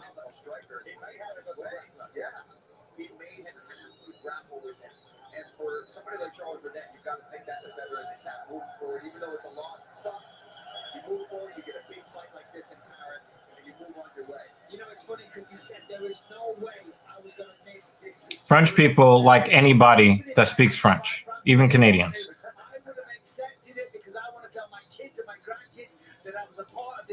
For $1,000?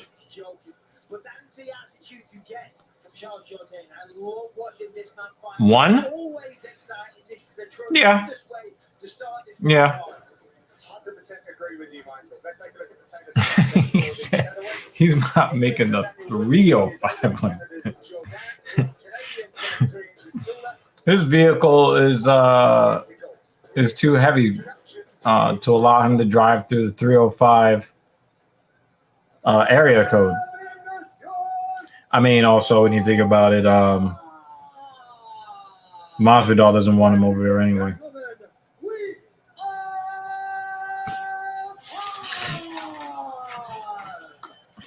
Gladiator Arena in Paris, France, for UFC Fight Night, Gane versus Tuivasa.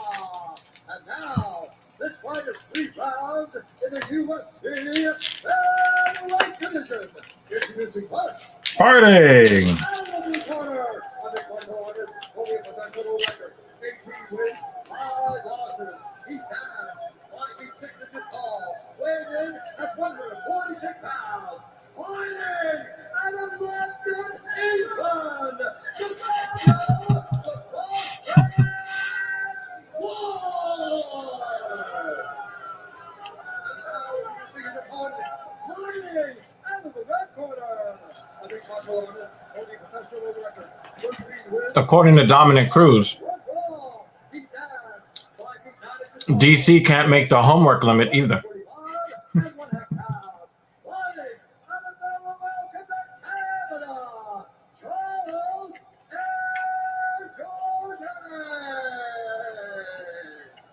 And the after begin, on referee in charge, Rich Mitchell.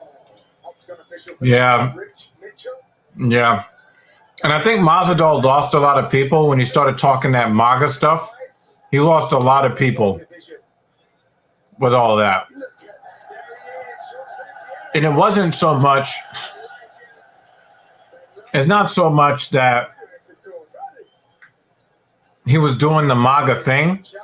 It's just that when he was talking about his support for Donald Trump, he had no idea what he was talking about. He just sounded like an uneducated loser trying to talk about politics he didn't understand. I think he lost a lot of people with that. I think I win. In a fight between Charles Jourdain and Nathaniel Wood, I win as a fan. He looked small against Charles Jourdain, who's not the biggest guy out there. Let's see him against like Barboza or something like that. Yeah, but as I'm saying, he might not be the biggest, but he's certainly technical. I mean, the skill level Oh, nice takedown for Wood. is second to none. The way That takedown happened in slow motion. he's got a nice outside twin. See what he does now. Sat Jourdain down. That takes away the unpredictable strikes that Jourdain possesses. Where's he going? Shows. Brad, one punch Pickett, the UK MMA legend, said this fight's really going to show us. Featherweight is crazy, man. Although Jourdain, I think he was ranked at one point. You know, but you got to win those timely fights, you know? He's just had a good amount of experience in this featherweight division now. We've seen a lot of ups and downs through Charles Jourdain's career, but when he's been on, he is dangerous. And this is a big opportunity for Nathaniel Wood. Only 2 fights into this division. Come in here, start stacking fights together. Now that he's not cutting all that weight, he can be active. He can progress. Jourdain is a finisher. Finished 12 out of his 13 wins. Black belt in jiu-jitsu. You know, but this is a good idea for Nathaniel Wood because if you think back to Jourdain's last fight against Shane Burgos, you know, he got kind of out-grappled in round 1 and 2. Round 3 came on massively and, you know, showed everyone why he is the fan favorite that he is. But that sets a blueprint now for Nathaniel. Take it down, grind it. Nathaniel's got a lot of control time. Strikes, the powerful strikes, and that craziness that Jourdain has, because he is crazy. He said there's going to be a lot of... And Jourdain is trying to get to the cage. Yeah. Don't grab the fence.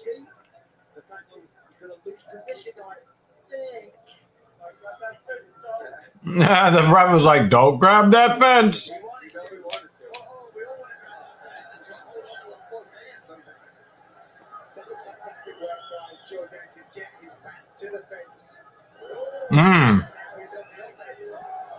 Uh-oh. Jourdain is getting off.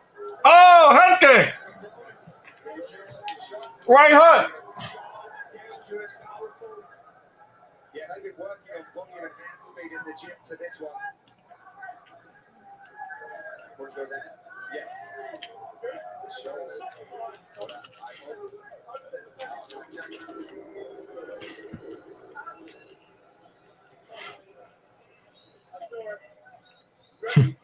Jourdain is just like, yeah, I just got to make sure it's still on in there.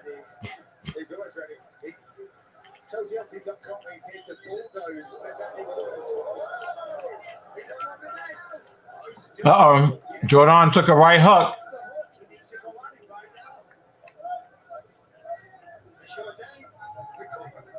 Well, he's smart. The power's translating for Wood, that's for sure. Yeah, you've got to be happy with that right there. To be able to keep the shots, first of all, that he's been taking from Jordan, and then to be able to get all the so far with the first big right hand slam. This is getting good, Paul. This is really getting good. Well, this is the fight. If you looked at this card, you weren't excited about this matchup, then you're not a fan of mixed martial art. Just both these guys, you know they're going to bring it. Even if there's Jordan, I think he's still a little hurt from that right hook from Wood that had him retreating. Oh, nice little jab.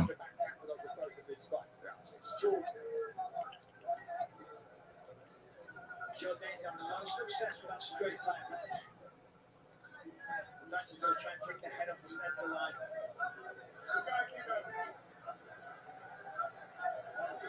Very competitive matchup so far. The damaging shot from Wood, maybe separating them at this stage. Yeah, a lot of great plans so far for Charles Ortega. Oh, shit. He hurt him again. Nathaniel Wood hurt him again. Oh, man. Jordan is in big trouble here. Big trouble.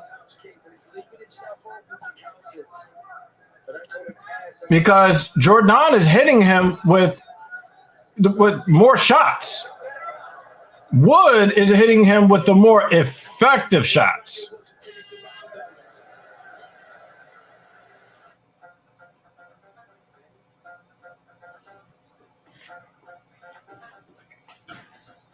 Crazy.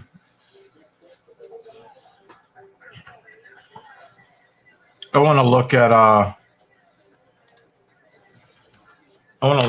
Nathaniel Wood real quick.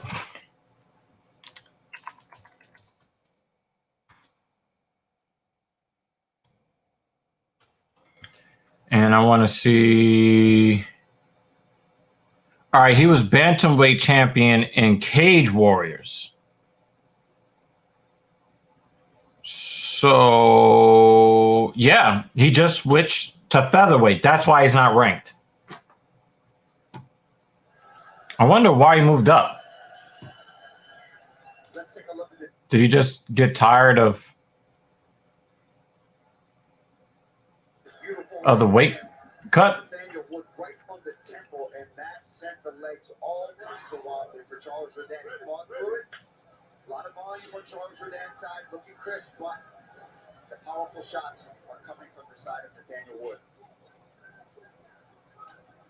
Yeah, this is his second fight at featherweight. It's impeccable, and Jordan's ability to fly through the air or looking to favor doing that was timing him.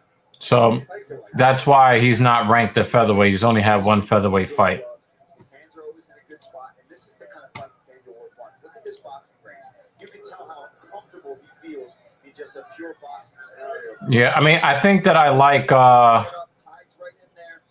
I think that Jordan is definitely the more silky striker, but Woods obviously has a power advantage here. Yeah, it's really nice technical work, you know, and doesn't load up with every shot.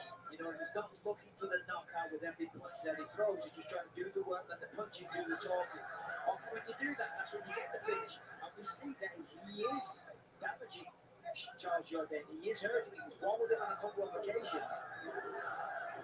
A little dirty boxing here.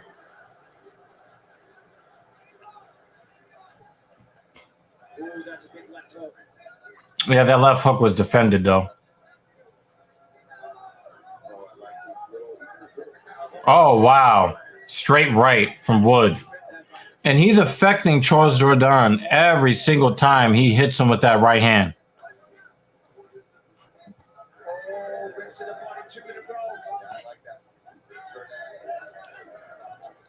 Yeah, Jordan. Oh, he's stunned again.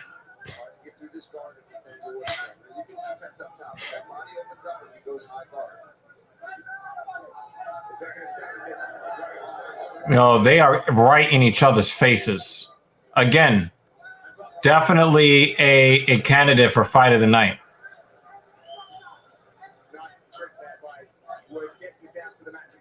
Can they stop with these fucking commercials? His jiu-jitsu credentials in the fighter meetings, he reckons he could be a black belt if he decided to wear the gi.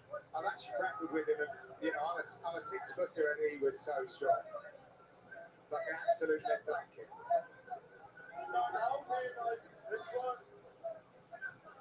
Yeah, Wood has got some really good wrestling. That's all I got, though. I was on the skills. I just got a bit height. I'm told I can answer. Oh, thank you, Michael. Nah, he's doing a good job striking. It's just that his strikes are not affecting Wood the way that Wood's strikes are affecting him. Yeah, Wood is smart. Wood is fighting a good fight. But I think they're both fighting a good fight. I just think that there is a power difference.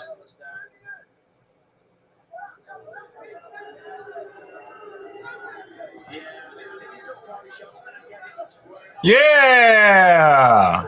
Yeah, get them back to their feet.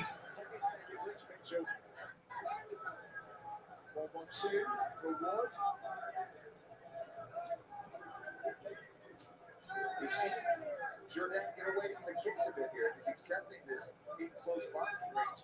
That's clearly been favoring Nathaniel, and he's been able to get a lot of trips as well from this close range.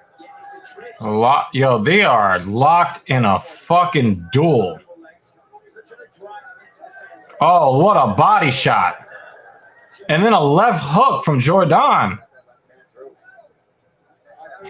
Another left hand. Straight this time.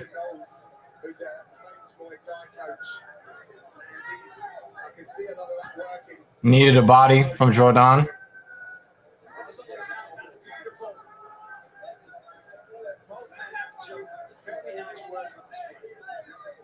Jordan is starting to make contact with the left hand. Woo! Yeah, but Wood is definitely the stronger striker of the two of them. Hey, do they come? Yeah, that's a takedown.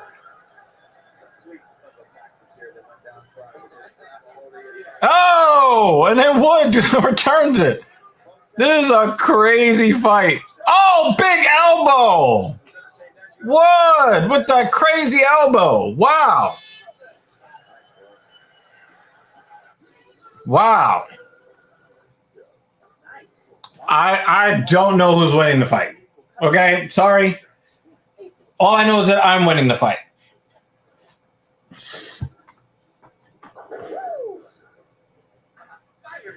I think what's saving the fight for Jordan is that he's been able to move his feet.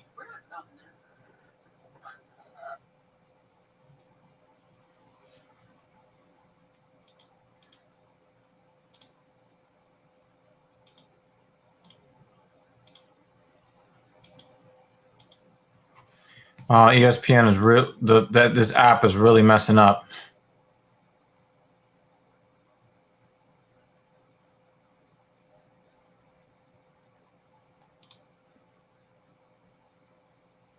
ESPN's really messing up right now.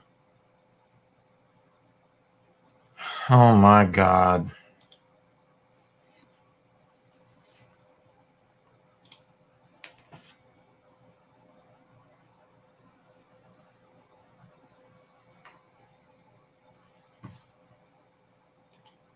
This is dumb.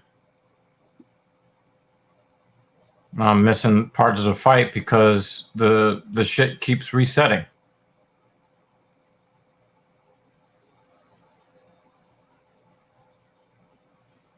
What the fuck, man?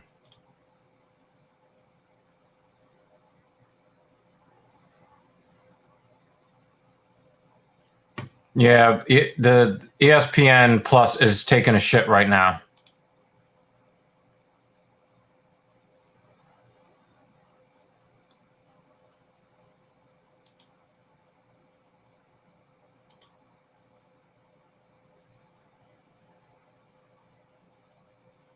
to basically go to work. Wow. They're going to lose a decision. That's messed up, man. I missed almost a full minute of the third round because this fucking app is acting shitty today.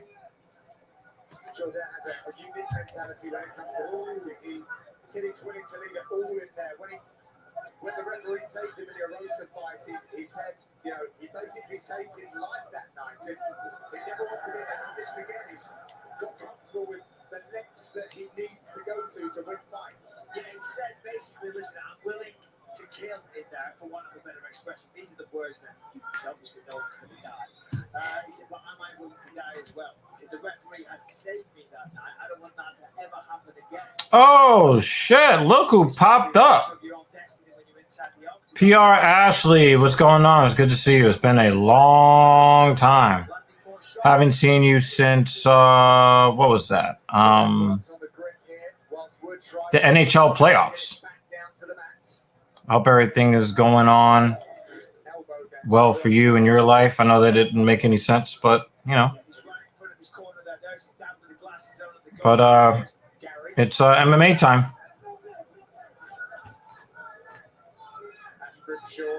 Brad Pickett make up the corner. Oh, That's a nice attack. Every time, that is working so well.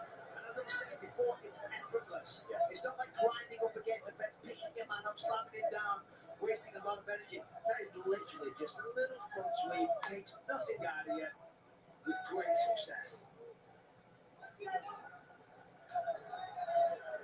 Look at this, they are literally fighting in the ball with right there in the pocket the entire time for the most part. Jordan prides himself on having his opponents question their desire to continue to fight, but he really has met his match tonight in Nathaniel Woods. Both of these guys truly leaving everything in that octagon. Oh, he really tried that spinning kick. All right, Jordan is not sharp with his strikes anymore. Jordan is very, very tired. Wood looks like he can go 7 rounds. So on that alone, I'm thinking, yo, the officials may look and think that that Wood won this fight. Yeah. More I think about it, I think that Wood's got this one. Jordan had some nice moments in this fight, but yeah, I'd have to definitely say he keeps going for that spinning back fist. Why? You know, it's very dangerous though, the game that both men are playing in the pocket like this, exchanging elbows. You know, late in the fight, there's a nice kick that did some nice damage. But you know, Wood is threatening to end this fight. He's just getting outstruck with his close quarters. Nathaniel's a step ahead of those trips. Oh shit! Big right hand. Just keeping Jordan off balance enough. Wood is having fun with him now.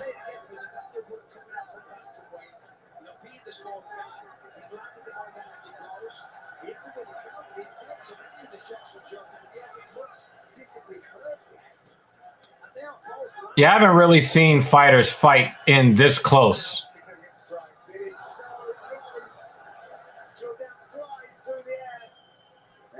13 seconds. 10. 8. And they're stuck up against the cage. Another takedown for Wood. That's how the fight's going to end.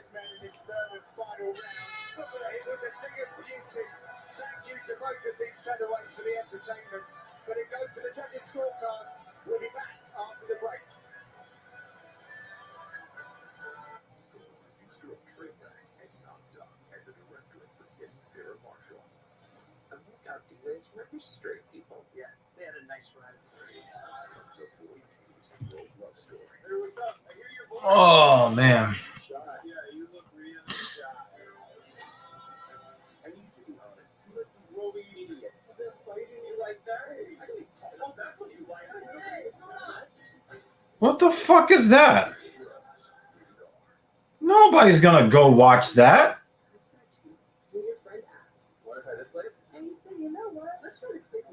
Fizzy versus Gaethje. Gaethje until I see him lose. Until I see Gaethje like lose to somebody who's not the champion, I'm gonna pick Gaethje. It's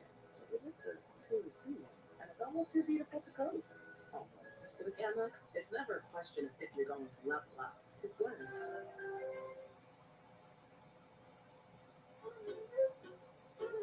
Tonight's UFC telecast is brought to you by Club number 12, Irish Whiskey, the smoothest liquid gold in the world.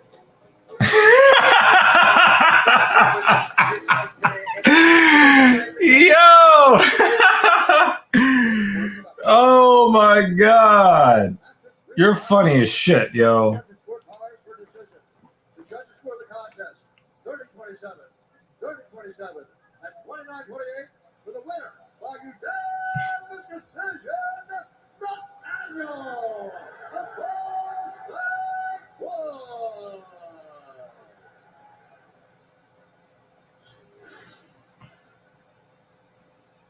I'm here with a very impressive Nathaniel Wood. Nathaniel, Yeah. 2 fights in 6 weeks, a new weight class against potentially your toughest opponent, and you put on, in my opinion, the best performance of your career. Nathaniel, ces 2 combats en 6 semaines, fait monter de classe de poids également, et je pense personnellement que c'est peut-être la... Yo, that dude has French hair. I'm incredible at this weight class. I've had 2 years off for injuries. There's a new boy in town at 145, yeah? London, that's how we do it. Oui, je me sens incroyable pour ce combat. J'ai eu beaucoup de blessures ces 2 dernières années et j'aimerais dire bonjour à tout le monde à Londres. So you guys were essentially just standing in the pocket the entire time, trading shots. We absolutely loved it. But you were landing the bigger shots. It was him that was hurt. Boom! Himself. Did that surprise you?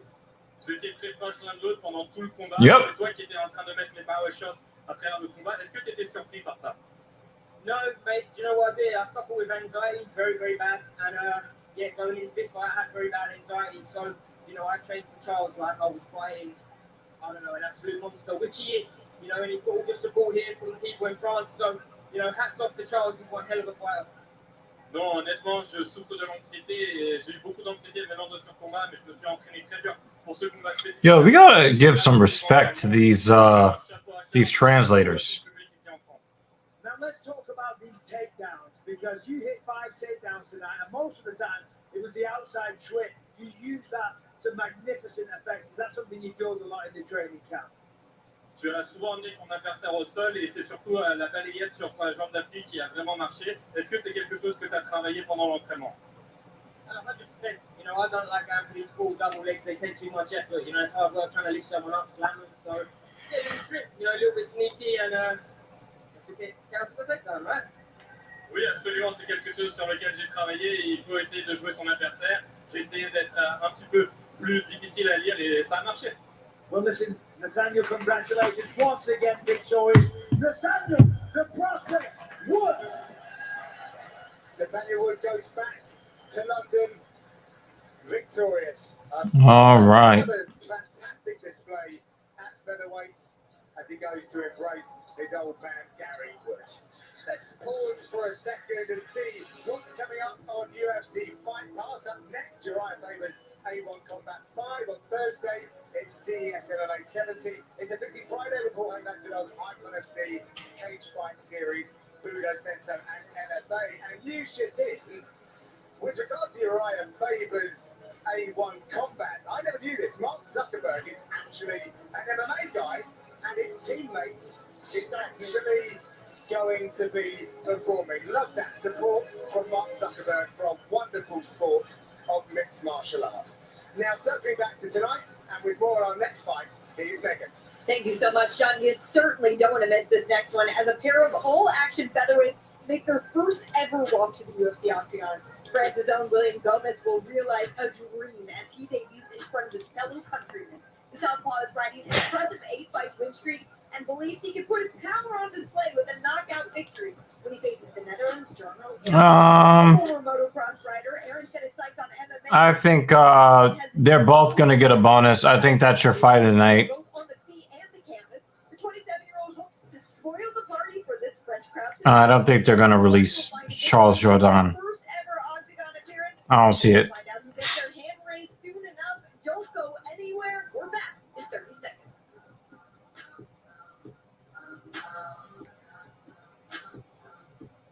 There is no other sport in the world like mixed martial arts. It is really, really weird Step into that octagon. that they still have, because remember that Under Armour, I think, no, it was so they have Reebok making the Project Rock is proud to be the official footwear of UFC.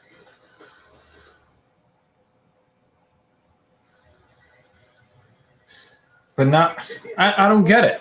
I don't That's Under Armour. I don't know. The thing is, Mighty Mouse didn't want to be a douchebag. Mighty Mouse wanted to be a decent guy because that's who he is. He's a decent guy. And Dana wanted him to be a douchebag so he can sell more pay-per-views. And I think you're going to start seeing a lot more of the top fighters fighting for PFL specifically and one fighting championship. That's what I think you're going to see. Unless you get to enter the octagon for the first time in your hometown, which is the case for Parisian featherweight William Gomez. Currently sporting an 8-fight winning streak that includes 6 finishes. Gomez expects to put on a show for his fans at the outdoor arena when he takes on fellow newcomer Jarno Erens, who will make the short trip from the Netherlands to chase his 14th professional victory in front of a packed house, getting to see the greatest live sporting event in the world for the first time. Coming up next, William the Jaguar Gomez faces Jarno Erens.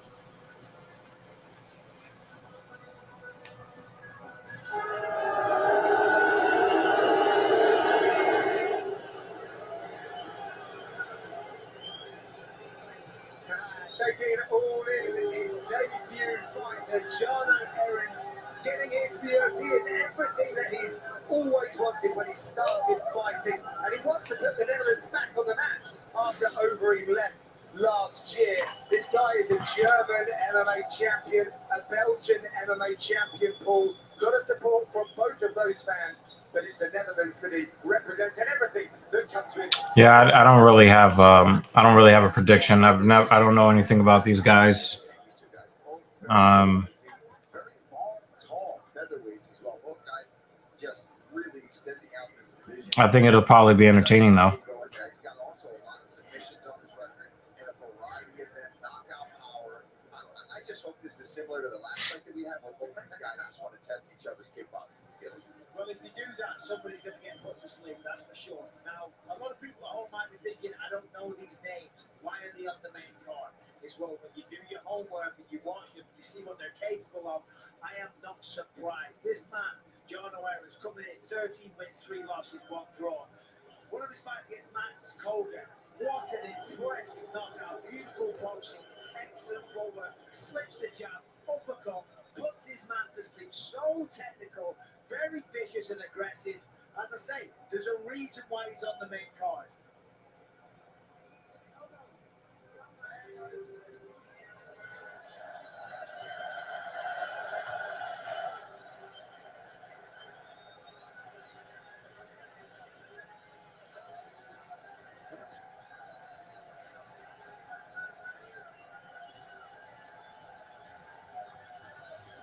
Why not?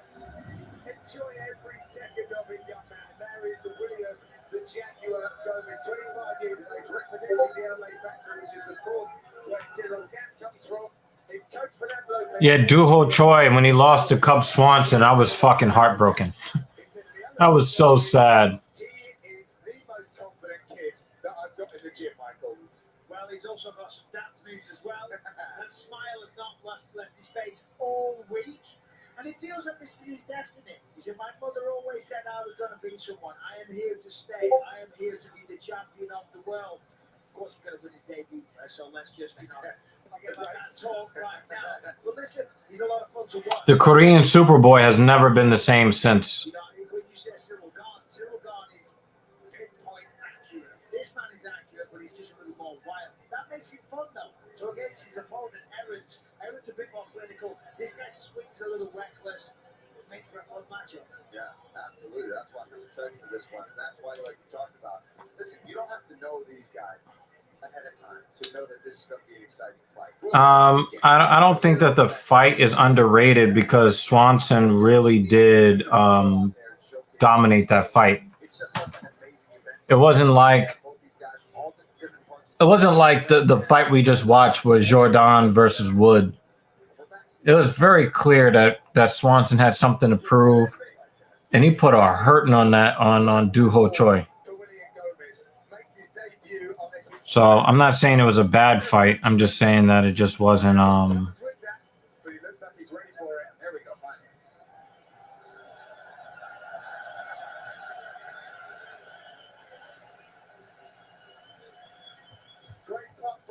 Here at the Accor Arena. Now to put these featherweights side by side.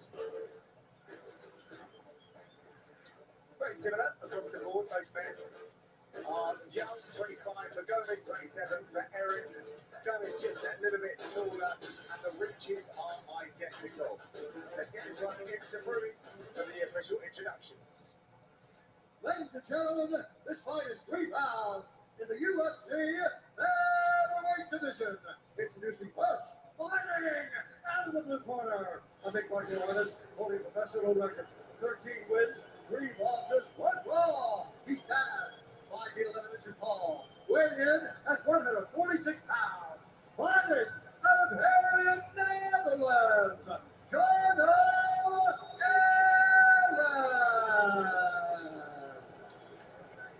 And now, introducing his opponent.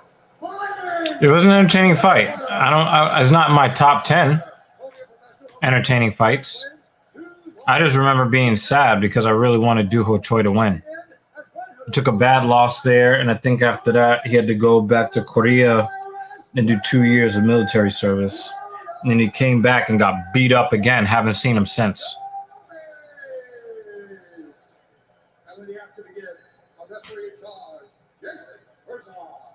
Jason Herzog shares the octagon with the fighters. Beautiful Cardi Bacon, thank you very much. Round number 1 ahead.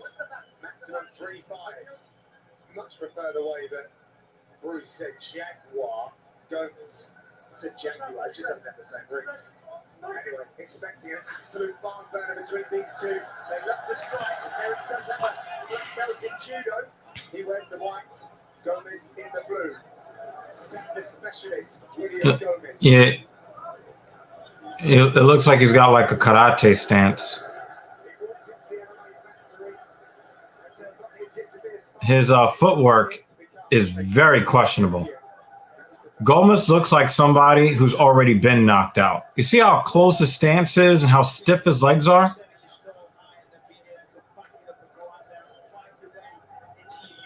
Oh, what a body shot from Aarons.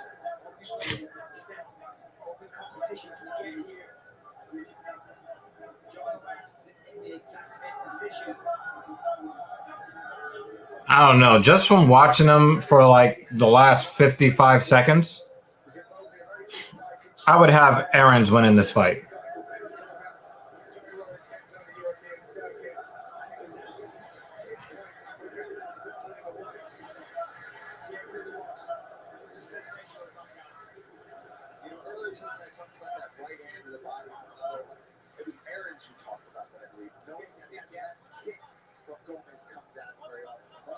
And switch kick from Gomez.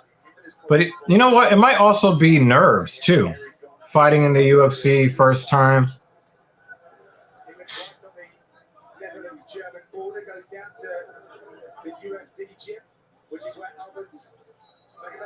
Wow. Aarons tried to take his head off with that high kick.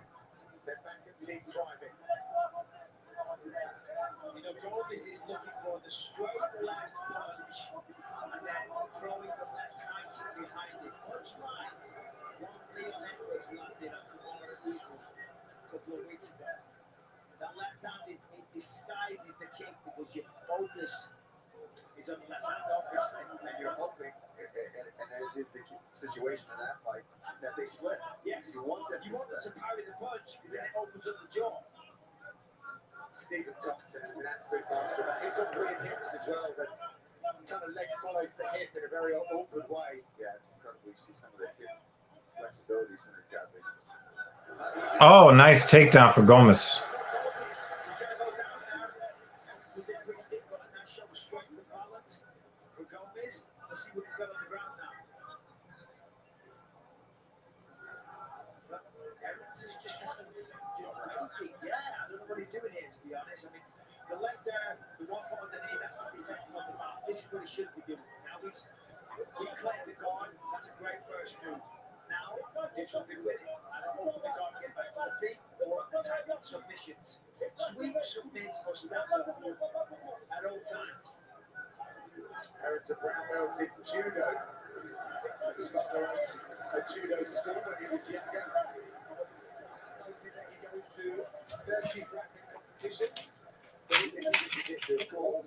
He's thinking about triangle. He's got the arm isolated there. He bring the left leg underneath the arm, around the neck, and off the triangle. A classic setup. Of course, the only issue, right, whenever you're jammed up against the fence, it's hard to get that space. It's hard. Meanwhile, Gomez is looking to make it elbow useful.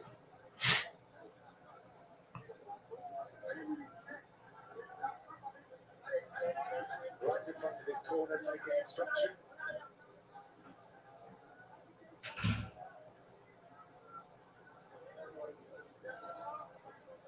Just over a minute left in round number 1.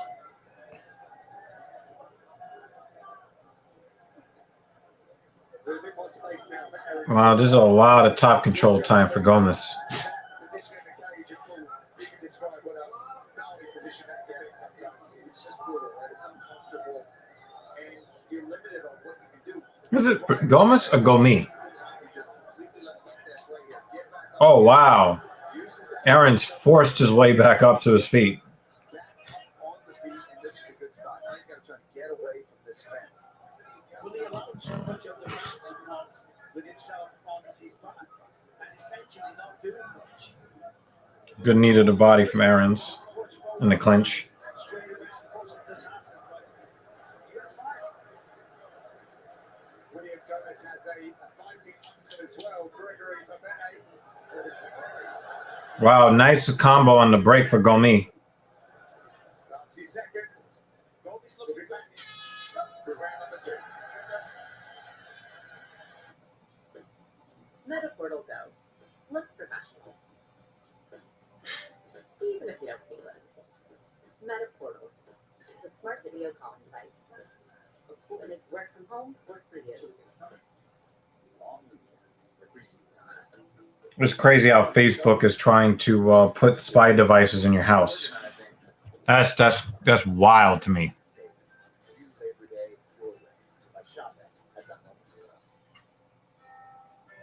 Rates may be rising, but with Rocket, you have an advantage. You can lock your rate for 90 days while you search for a home and refinance to a lower rate later with exclusive savings. That's the Rocket advantage. Call 8236-ROCKET today. Taco Bell's breakfast quesadilla might need to reconsider this whole morning business.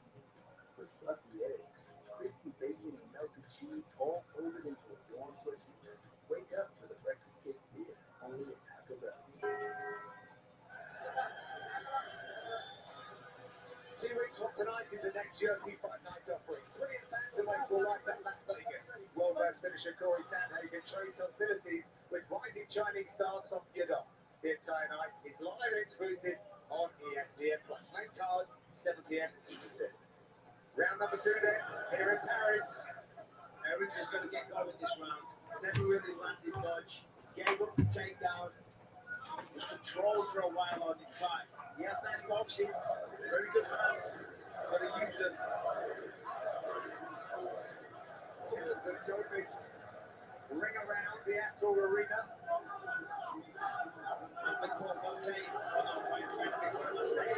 Wow, Aaron's trying to take his head off with that straight right. He's really trying to nail that right hand.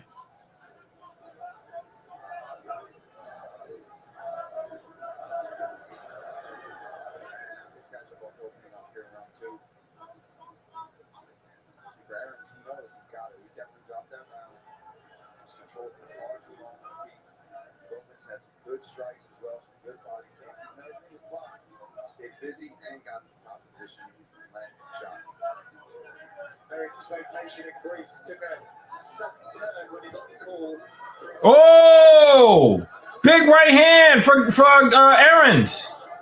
Big right hand for Aarons. Walks into that knee on that kick.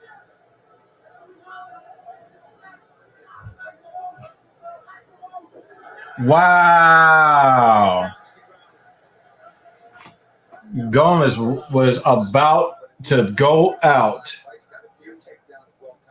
And he muscled that takedown. He needed that too. Two of the biggest stars in French MMA. He had no ground game back then and then vowed to never let that happen again. Clearly, he's been working on that. Looks very proficient. It's not just the takedowns, but also the controlling aspects as well.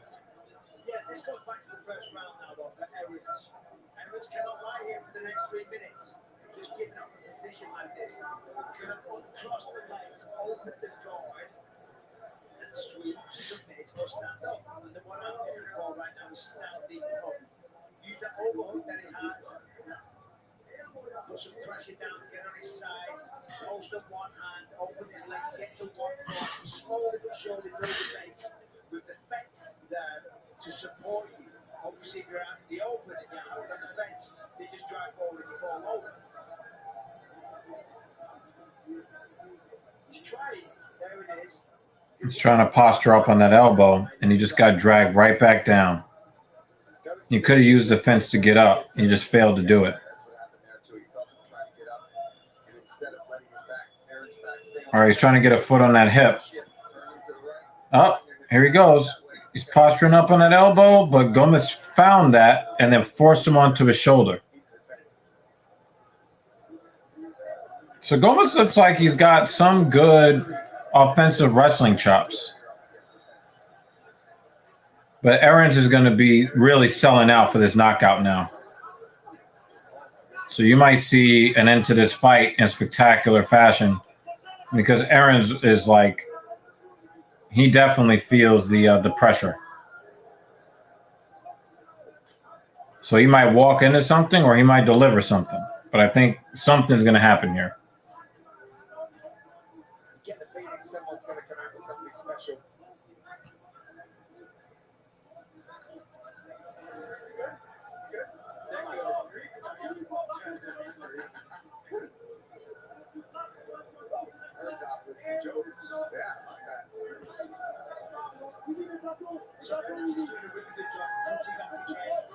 Another level change for Gomez and puts him down. I guess that's going to be the difference, right? Is the wrestling of Gomez. It doesn't look like Aarons is going to try to stay on top. Gomez has got some physical strength to him too.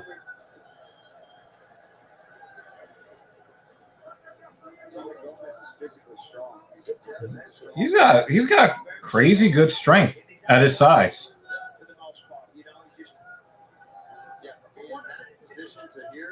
This has to be like really, really frustrating for Gomez. Not for Gomez, for Aarons.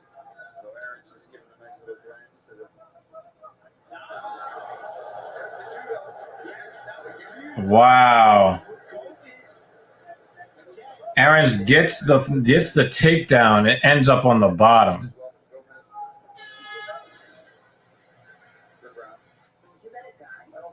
Gomez is up 2-0.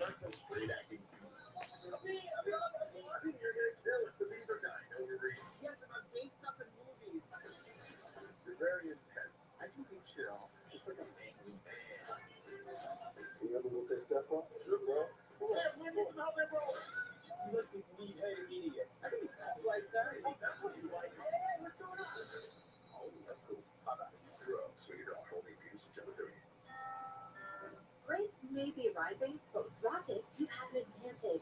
You can lock your rate for 90 days while you search for a home and refinance to a lower rate later with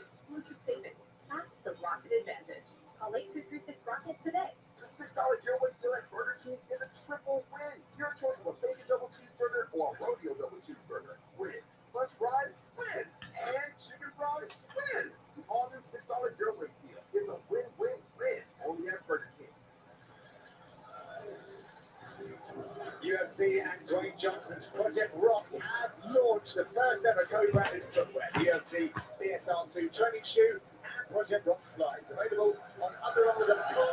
Own a pair of official footwear as worn by all UFC athletes today.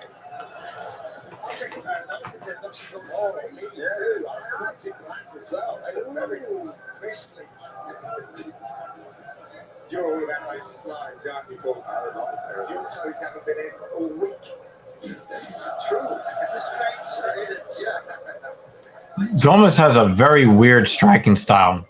I would love to see him fight Dominic Cruz. Just because of how fucking weird their striking mechanics are. Oh, that was a big right hand from Gomez.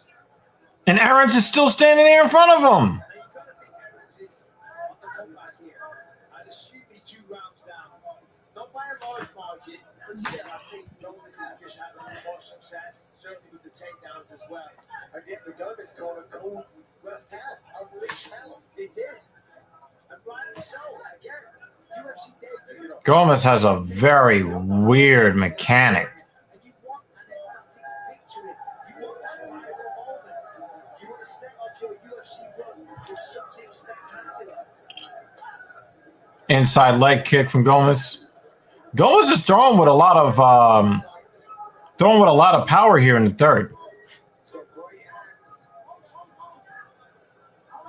Both fighters could do damage at any moment, seemingly from anywhere.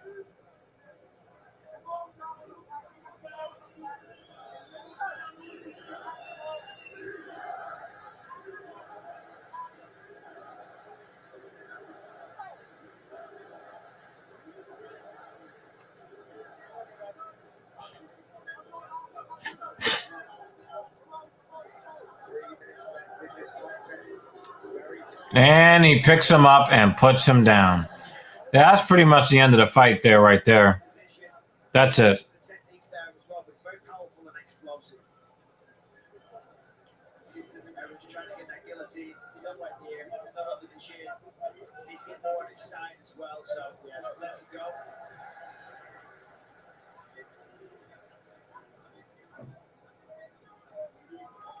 This is where Gomez could really, as his corner was employing, go for it, go to work. You've got this dominant position yet again in the third round. Been in this top spot quite a few times.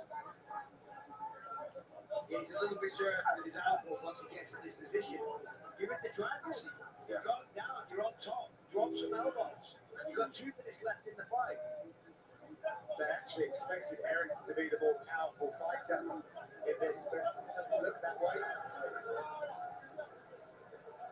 And also something I missed, what a summer it's been for William Gomez. He got married in July of this year as well. Congratulations to him there. Makes his UFC debut at home in Paris. Yeah, this doesn't really look like hell is being unleashed.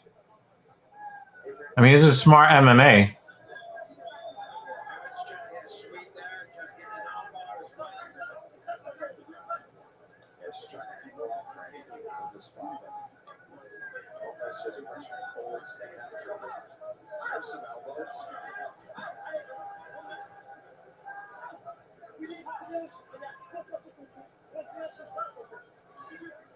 I don't really think that Aarons really has a chance at this point. They're too sweaty for him to try to get a submission off his back.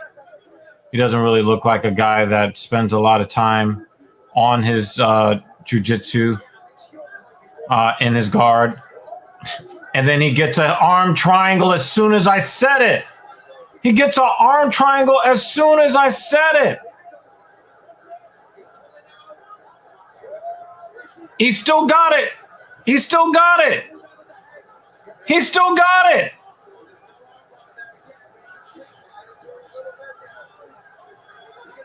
Hey, his head is popping out. His head is popping out. Okay. Gomez is safe. He's safe. Gomez is safe.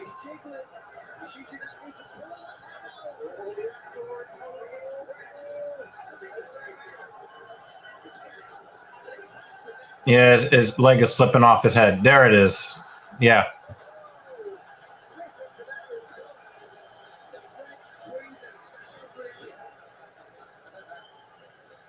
That was crazy. That was crazy.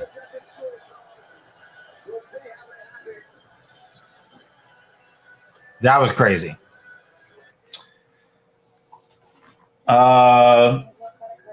Does the triangle attempt? Not enough. Not enough. You don't have to do anything. Talent figures out which cards pay off when and for how much. It can even lower your interest rate, all while you sleep. So you sleep easier. High five. Get out of credit card debt up to twice as fast with Talent. We're Carvana, the company who invented car vending machines and find your car 100%. Yeah, I think that's a 30-27. Wasn't the most entertaining fight, but two newcomers.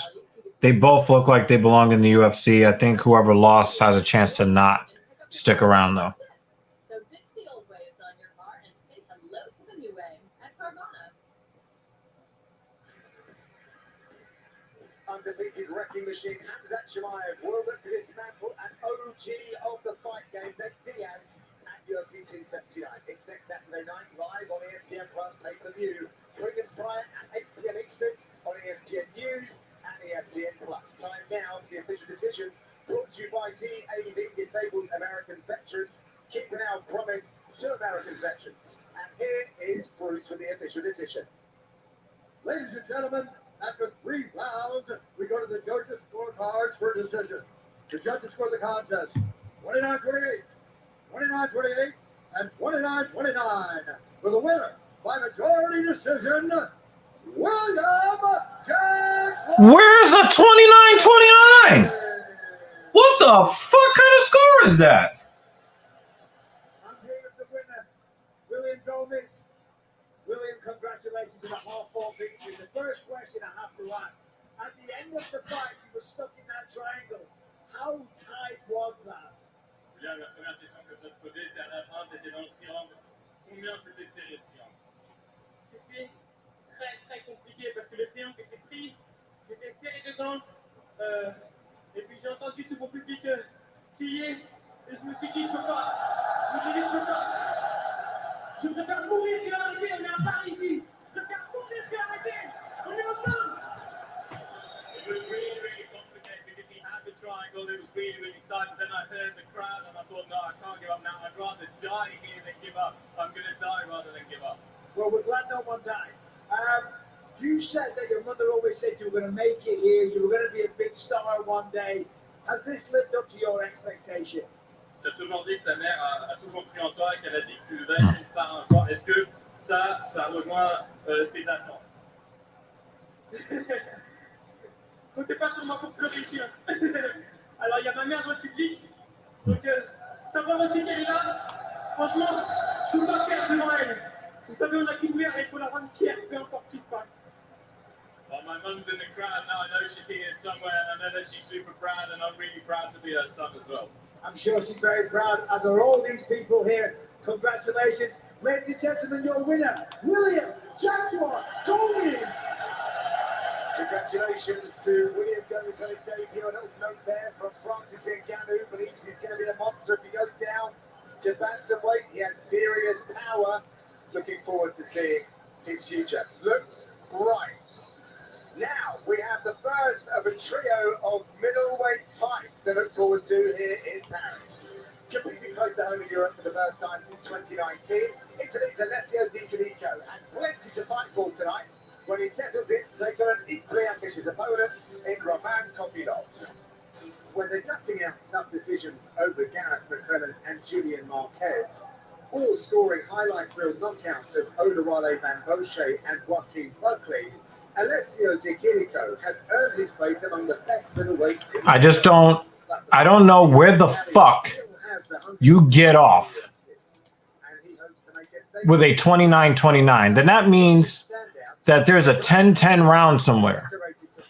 Who is coming off a hard-fought 3-rounder against Albert Jurayev that has him hungry to get into another fist fight, this one in Paris. And I don't see where there's a 9-9. Not a 9. I don't see where there's a 10-9. A 29-29 means that somebody said 10-9, 9-10, 10-10. I don't see that anywhere. I don't see it anywhere. I'm just going to move on. That was stupid. I'm just going to move on. With Barbecue Guys, the party's in the back. We upgrade amazing backyard experiences with the best grills in the game, outdoor essentials, and free design services from our grilling pros. Build your ultimate backyard. Front yard rain is over. The $6 giveaway deal at Burger King is a triple win. Your choice of a bacon double cheeseburger or a rodeo double cheeseburger. Win. Plus fries, win. And chicken fries, win. On the $6 giveaway deal is a win-win-win only at Burger King. Choosing T-Mobile is like expecting this, but getting that. And so much more. Like Netflix on us. And benefits. You know, the Weasel is a very knowledgeable MMA mind on YouTube. And he puts out a tweet and he's saying, you know, imagine if Cyril Gane wins, you know, how crazy the original's going to go. Just like that's about as close to a lock as possible. What are you talking about? If. It's more like when.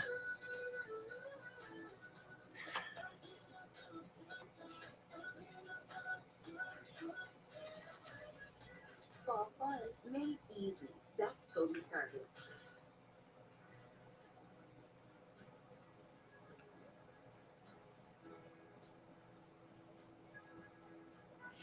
Pacifico's a crisp golden lager. Brewed for those who know. It's what's behind a label that matters.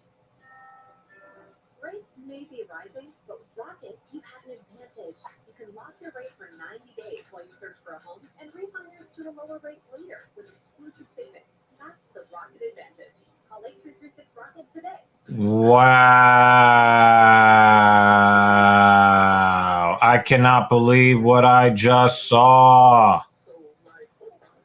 So Bare Knuckle Fighting Championship had 2 women fighting, right? A left hook plants one of the women. The other woman jumps on the top of the ring and then flashes the crowd.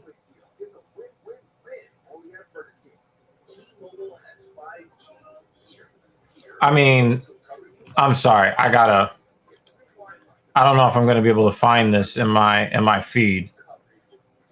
But yeah.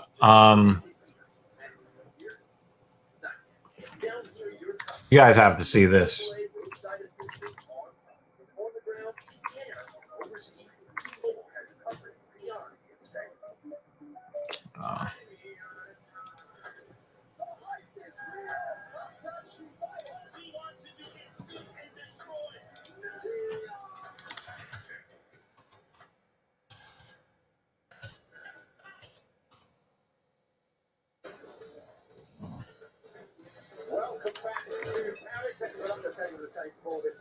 I'm not asking for a new message.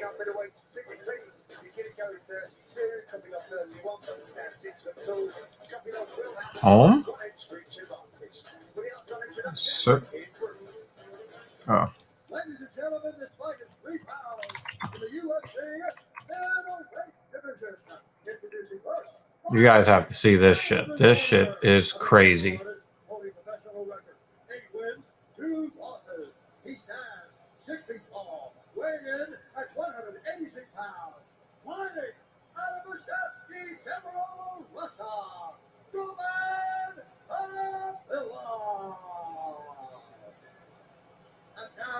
This is some wild ass shit. Holding professional record, 13 wins, 6 losses. He stands 6 feet tall, weighing in at 186 pounds. Fighting out of Look at this shit right here. Drops her with the left hook. And that was like an arm shot too. She didn't put any body into that. Jumps on and then bang. Get the fuck out of here. Very much Brooklyn, round number 1 ahead. We are live from the Accor Arena in Paris, France. Jumbo Cheese Hooker, I'm done. I saw it. I see it. I see it. I see it. This fight block is brought to you by Modelo. Yakiriko in green, Kopilov in red. Kopilov told me that he's expecting a striking fight with very sharp. Do you remember that practical joke that Ben Askren played on Ariel Helwani? He's just mean, you know. I was standing in the elevator with him the other day, and he was mean then as well. I said hi to him. He looked at me like he wanted to headbutt. You know, I was like, hey, I get it. You switched on, you're fighting in a couple of days. I love it. That's what I want to see. And as you said, Paul, that hectic knockout that he had over Raheem Butler, who's up next, by the way. I mean, what a sensational picture that was. Probably his best so far inside the octagon. Oh, yeah. Incredible. Nice check look by Yakiriko. He's had a lot of challenges over the last few years with the situation in Italy and his training. But everything seems to have been more aligned these days. Training a little bit with Military at the moment, getting on with Sassi as well.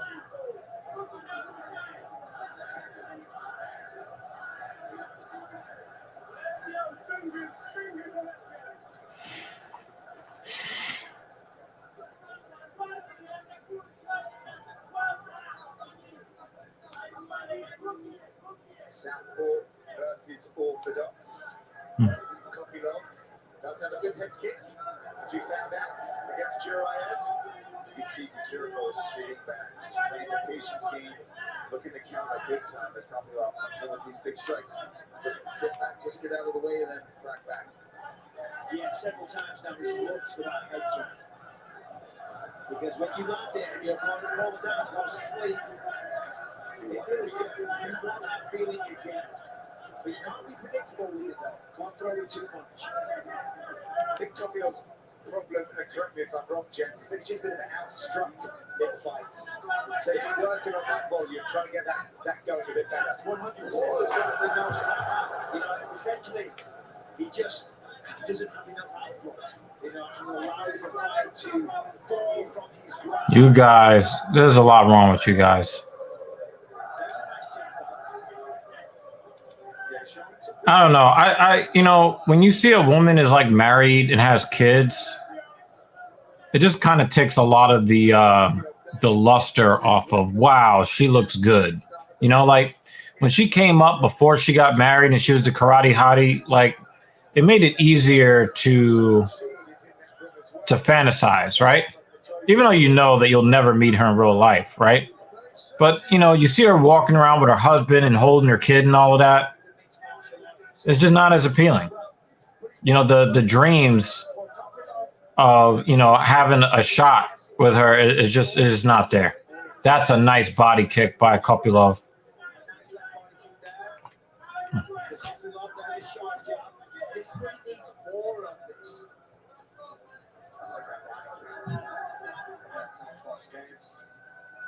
Yakiriko's loading up every now and then on that big right hand. He's sliding under that elbow.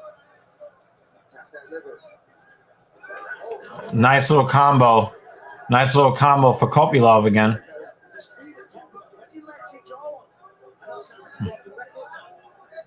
It's really good. It's just not enough. Stepping out low, way out of range.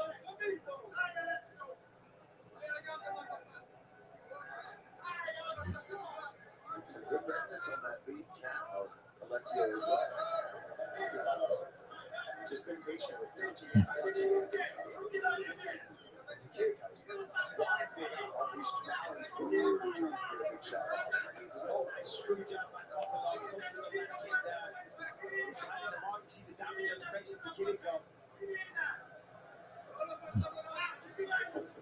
Four-time world champion at hand-to-hand combat. It's Robert Kopilov. Alessio Yakiriko came through the minor program, I believe, the amateur mixed martial arts scene. Oh, right knee. Good catch on by Gane.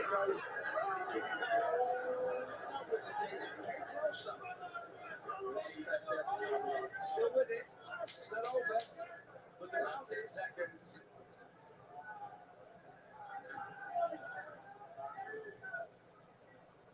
We'll be back with round number 2 after these. And now, a short meditation for this crypto return. I am calm like a mountain lake. I use Coinbase, the largest publicly traded crypto exchange. The exchange that's based in the US and has a world-class security team and protects my funds 24/7 and has over 10 years of experience working with crypto sectors like Yeah, this definitely this is for Dan Jensen and David Banner.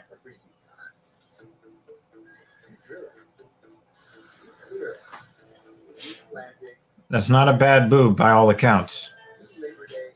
I do think it's weird that we have a society that, you know, we show a bunch of different things that are questionable, but if you show a body part, it's like, oh my God, it's the worst thing that could ever happen. Oh my God, you can't look at a breast. It's weird to me.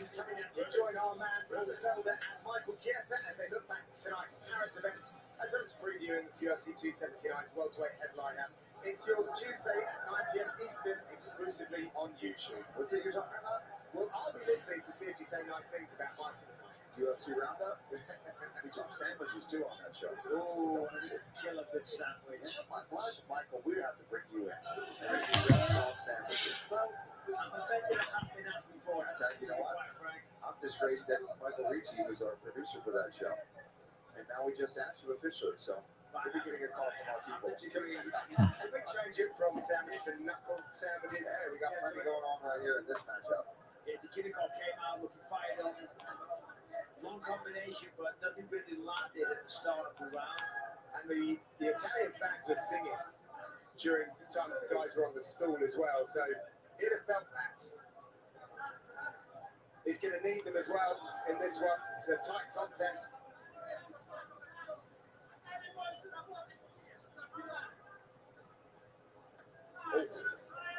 Straight to the body. They're doing a good job just getting out of the way of these big shots that Chirico's trying to land. Yeah, man, that knee was just a couple of inches away. Oh, nice 1-2 for Kopilov. Yeah, Kopilov leaving that evidence on the face of Kirico that he's been at work.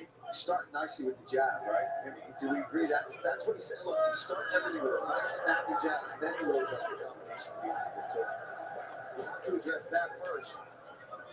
And there's that takedown defense from Dagestan. Yeah, sharp. He's frustrated, Alessio.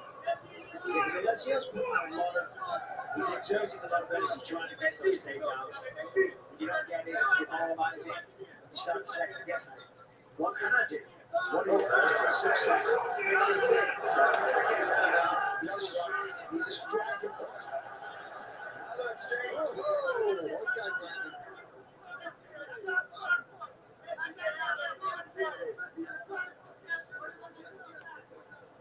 These guys are jumping out. I think they're feeling the heat inside of this octopus.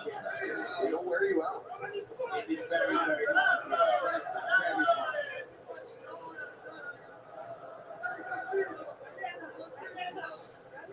Little damage to Kopilov's nose, which clearly has been forged. Its shape has been forged in battle. Bobby Green or Dan Hooker? Dan Hooker. It's a distinguished glove.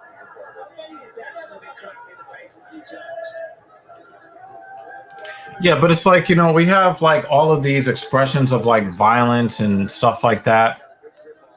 And, you know, we put that out there and that's fine. We don't blur those things. But a body part that every human being has, I don't know. Just so he can really sharpen all of the defensive skills. Well, listen, when you're in the training room like that, you've got solid wrestlers, you know, the caliber that you got trying to take them down every day. You've got to get better at defending. Simple as that. A body shot. Dracula for a little bit of poker face. The Kiriko. You can see where it's at. And that's, I think, 2 of 3 that Bobby Locke has had solid in this fight so far. These guys are strong. That's a interesting.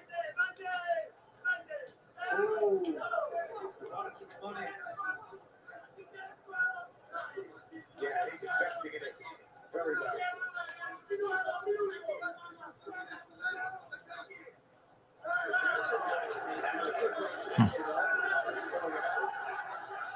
Looking to double down on his walk. 31 seconds left in round 2. I think Abdullah's got to eventually go back to that lower kick. We just saw our ISO, the replay. It was a little higher on the ribs, which I'm sure did plenty of damage. But if that's just a couple inches lower, that could be a fight ender because that would have been all liver. It's a classic kick. Southpaw versus Ortega. Or worse, right? It really is. Well, nothing ruined your day in a training session more than just a perfectly timed liver kick. Well, maybe get knocked out as well, but. Tell me about Denmark. I mean, maybe when we do like a live podcast, you know, you can you can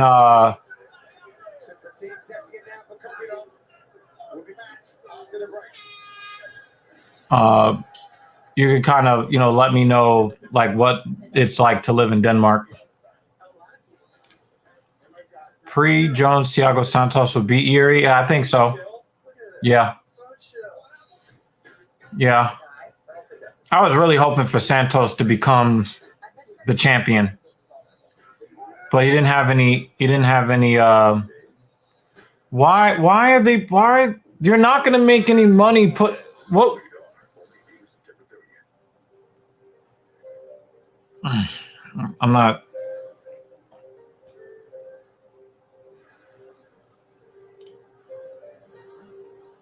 I just can't.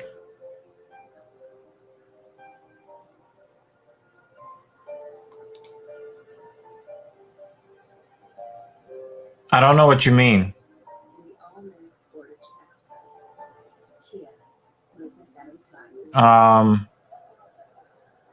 They tried to put Santos back out there when he got his knee repaired, and Santos just did not have faith in his legs.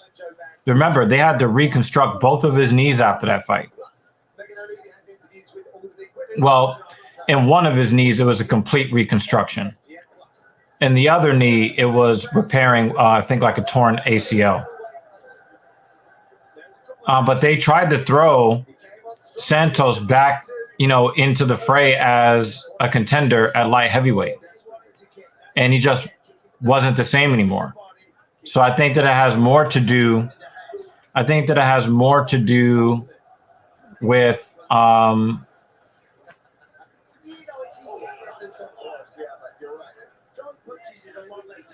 yeah, I think if it you know, I think it had more to do with Santos' inability to regain his form. So when you look at Aspinall,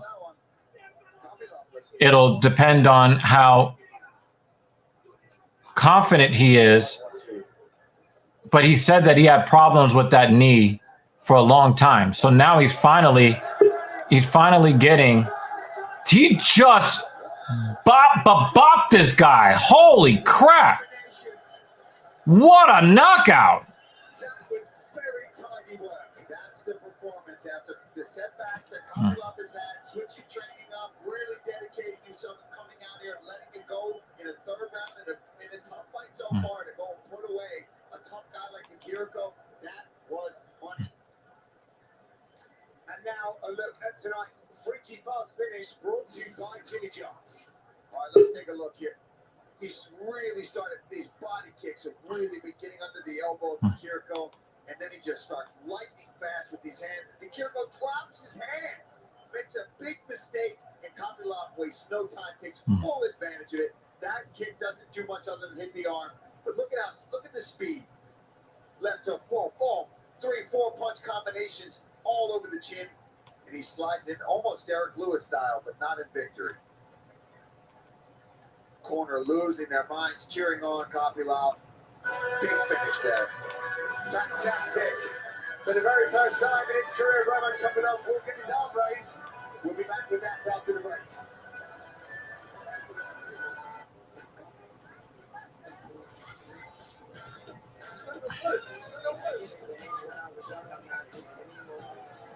Start playing and never stop playing. You get the most from the game when you're having fun. Nice to wine after a long week of telling people how Liberty Mutual customizes your car insurance. You pay for what you need. Let me see if this is actually going to work. Nope. So the Indian Jesus is trying to join us, but Only pay for what you need.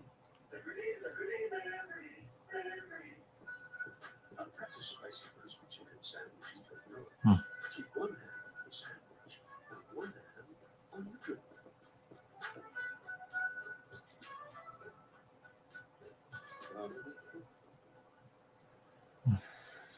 Get ready for every fight night and pay-per-view by watching Best Bets with Brett Okamoto and Ian Parker. If you're looking for big underdogs who can cash or some fun parlays, the guys have you covered with their best plays across the entire card. Catch it on YouTube. well, there goes the Indian Jesus. you'll be here soon. Ladies and gentlemen, referee Rich Mitchell called stop to this contest at 1 minute, 9 seconds of round number 3. Declared the winner by knockout, Roman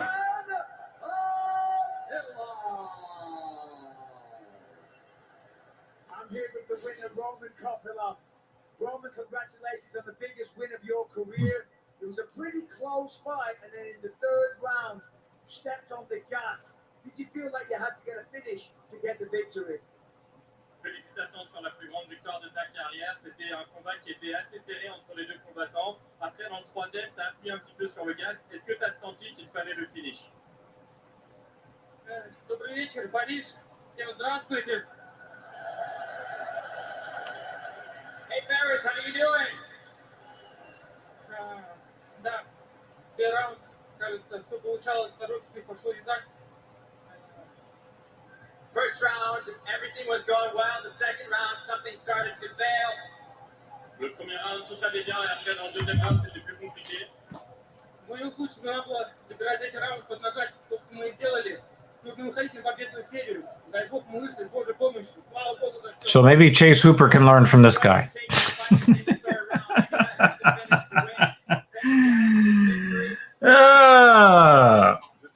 Oh, so this is the real question you wanted to ask, June. I don't know, man. I don't know. Aspinall claims that he's had a lot of problems with that knee over the years. He's now getting the knee taken care of. I think that it depends on, wow, Usman is in France right now. Okay. I think that it would be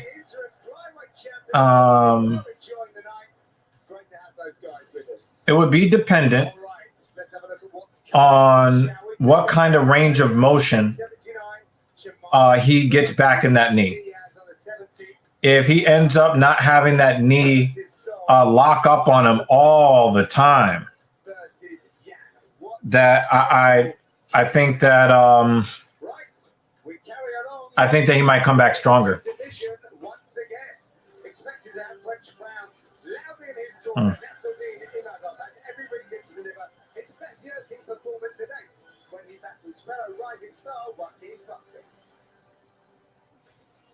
Calling France home since he was a young child. Nathaniel now gets to represent Paris in the UFC Octagon as he faces Joaquin Buckley in a bout with high stakes attached to it for both men. Quickly earning a top 15 middleweight ranking on the heels of knockouts over Ian Heinisch and Edmund Sharbazian, Imagov wants to keep moving up the 185-pound ladder. And he can do that if he can get by the surging Buckley, whose 3-fight winning streak has seen him turn back Antonio Ahoya, Abdul Razak Al Hassan, and Albert Duray. Coming up next, Nasruddin Imavov squares off against Joaquin Numancev-Buckley.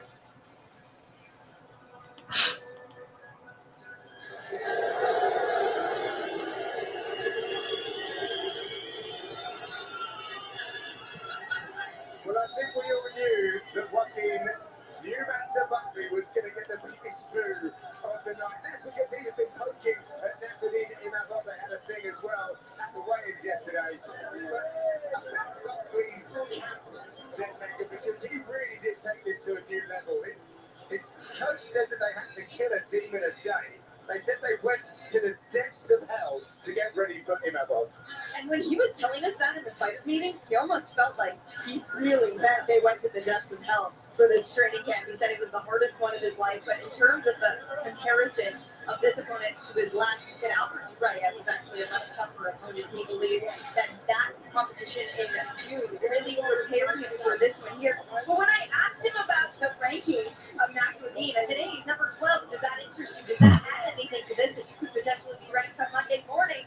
And he said, expletive, no. Like, he was so adamant that did not matter to him. What matters to him is staying active and continuing to fight inside the octagon as many times per year as he can.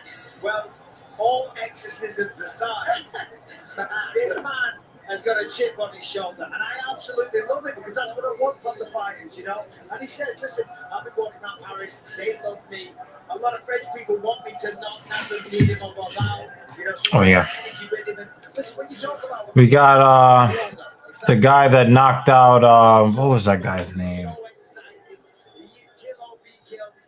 I see his face and I can't remember his name. Why can't I remember that guy's name? Damn it, man.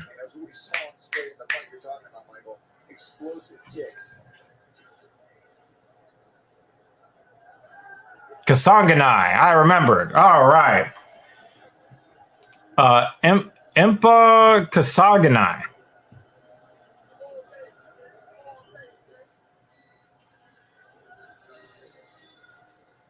Is he still in the UFC? I think he was released after that.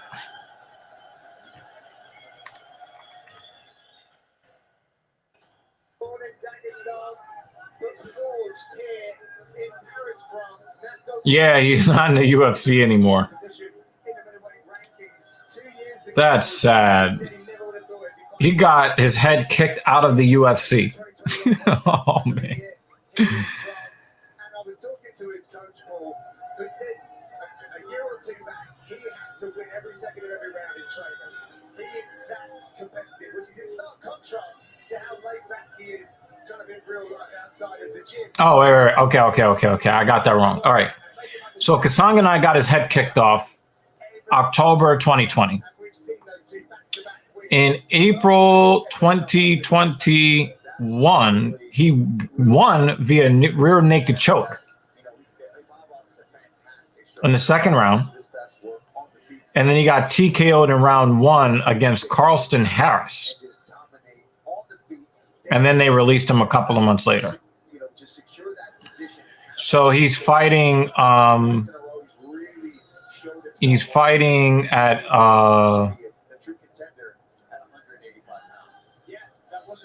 well, he was fighting in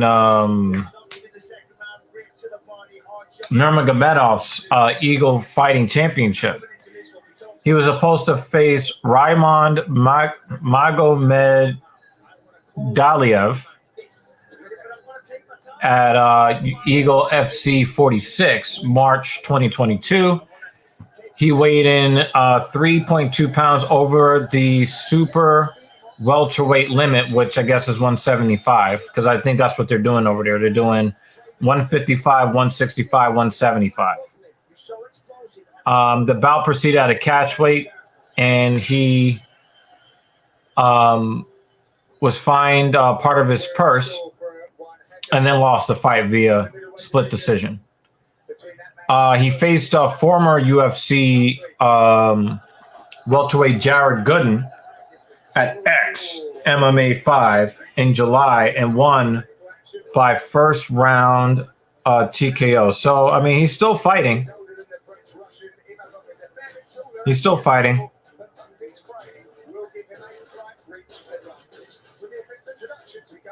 to Bruce Butler. Ladies and gentlemen, this fight is 3 rounds in the UFC middleweight division.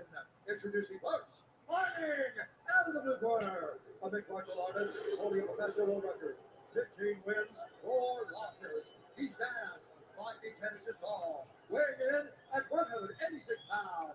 Fighting out of St. Louis, Missouri, USA. But you know, I wasn't sure that Joaquin Buckley was going to stick around in the UFC. I thought that would have been like a flash in the pan type of thing.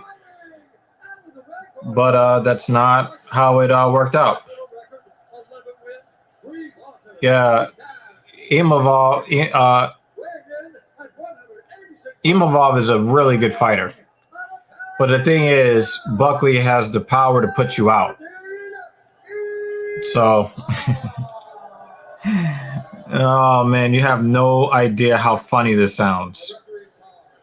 You have no idea how funny this sounds.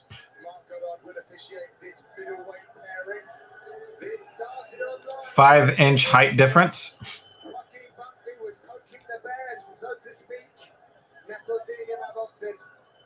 Not interested in that. He has a big mouth, so we'll punch him. This fight is brought to you by proper number 12 Irish whiskey. Yeah, Buckley.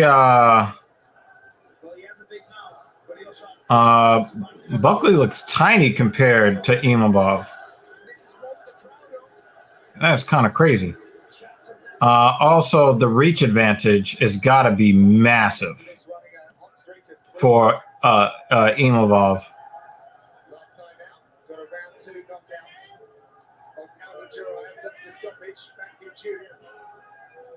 Yeah, I don't know. I see Buckley getting hit really hard.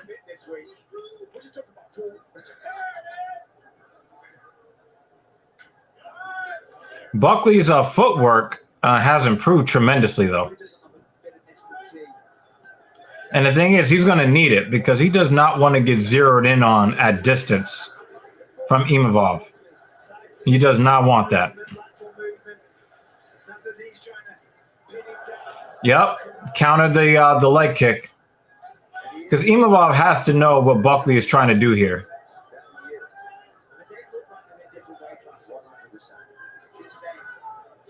Spoke about how they had this champion, Cyril Gane, but they've also been hiding another in the shadows, and he goes by the name of Nathaniel. They reckon he has the talent to sit on the middleweight throne. Big assignment tonight. Yo, they look like they're 2 weight classes away from each other.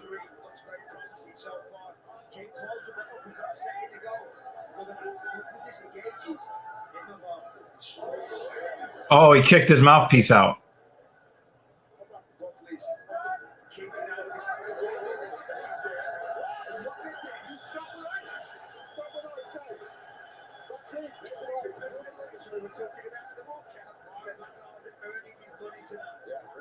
After all that, if Buckley knocks him out, I'm going to laugh crazy hard.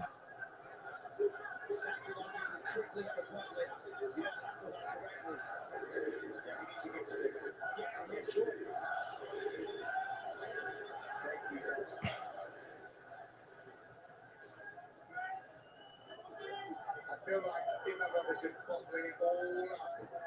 The social media stuff, things during fight week, the weigh-ins. Yeah, that makes a lot of sense. I was saying, like, why is he going so hard, right? Hey, the last time somebody caught his foot, they got knocked out. You better be careful with that, Imavov. Yeah, but Buckley likes to run his mouth. And I think that's kind of Buckley's issue. You know? And the thing is, it could end up where guys are going to be putting a little bit of extra sting on their shots when they go to hit them. Or they could get overly emotional and get caught, you know, playing them Connor games. Oh, we got something other than a bright white screen. Oh, my God.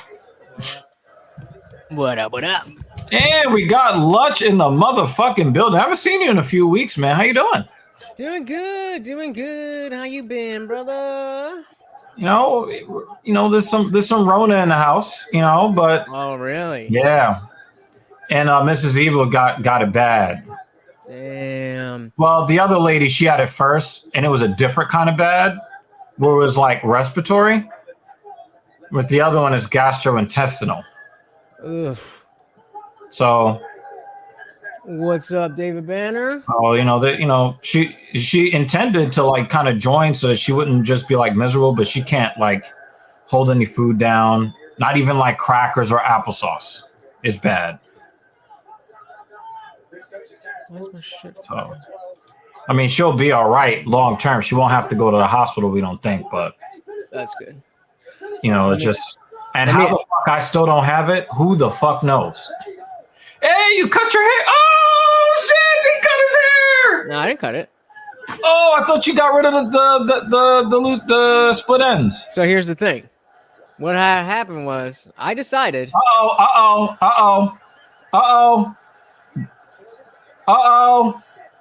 Can he survive 10 seconds, Puckley? I think he can. Oh, unless. All right, he's gonna survive. He's gonna survive. So 3, I decided 2, 1. That in the interest of my brand, I've got to make sure that as the Indian Jesus, I remain looking like Jesus. So I can't cut my hair until I get 1,000 subscribers. So if you care about just the splits. Just get rid of the splits. Just the splits. But yeah, everybody's happy to see you. Dan Jensen's an inside joke with that. That's what we used to call weed when we were in college. I don't remember where it came from, but instead of just being talking like openly about it, like, I want to tap some Jansen. We had a whole language about doing drugs. But it is good to see you again, man. Yeah, man, it's been a minute. There was a weekend off. Yeah, last you had to do some work. Yup. Whoa. Ooh, when was that? There was some heat on that too. Yeah, and then last week I just, I felt I was missing out. I felt like I was missing out. I still haven't seen the actual KO except for the highlights. I'm waiting for them to put the fight up. I'm not going to say nothing. Well, I mean, I know what happens. But we did cover the video earlier in the stream in parts. Which video? The one I sent you earlier? Yeah, you told me to cover it, so I covered it. And we had a nice discussion about it. I think that he was telling the truth about some things, but some things I was just like, come on, son. Nah, no. What, you don't think he had burned off moles that got ripped off in No, I do believe I do. I mean, that's not what you sent me. I did see that, but they weren't burned off. They were ripped off in wrestling when he was younger. Well, burning meaning using the nitrogen. It's cold, but they still call it burning off. Yeah. I don't. But then it's supposed to fall off when it dies. I have not seen anything in any test that suggests that there's any findings that are atypical, and or anything like that. I haven't seen anything. I haven't seen anything to that will lead me to believe. And until there's proof, I can't say that happened. Until there's actual proof where they've got failed drug tests and they're clomipene or whatever else it was. Oh my God! Get your finger out of his eye! Damn! If that was Pedro, the fight would be over. Yeah. Shout out to Pedro Munoz.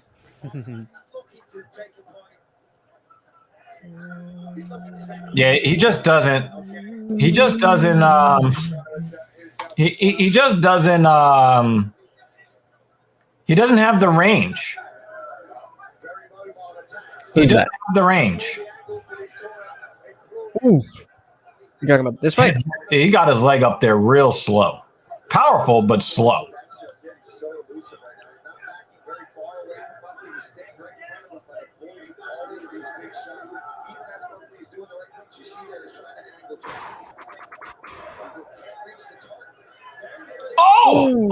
Oh, yo, he's got I thought he was gonna fall. He's got so much torque on those punches. Did you just say he's got so much twerk on his punches? Is that what you just said?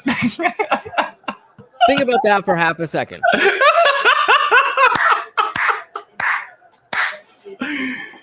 Oh! Oof. Buckley got knocked. I'm trying to give people the Joe Rogan because they were complaining about Joe Rogan earlier in the stream. Complaining about him? Yeah, they don't like, his commentary. They don't like his celebrations and stuff. So I had to give them a Joe Rogan just now. Oh! I love that shit. That's it's exactly entertaining. He's not a great commentator like he used to be, but he's still entertaining.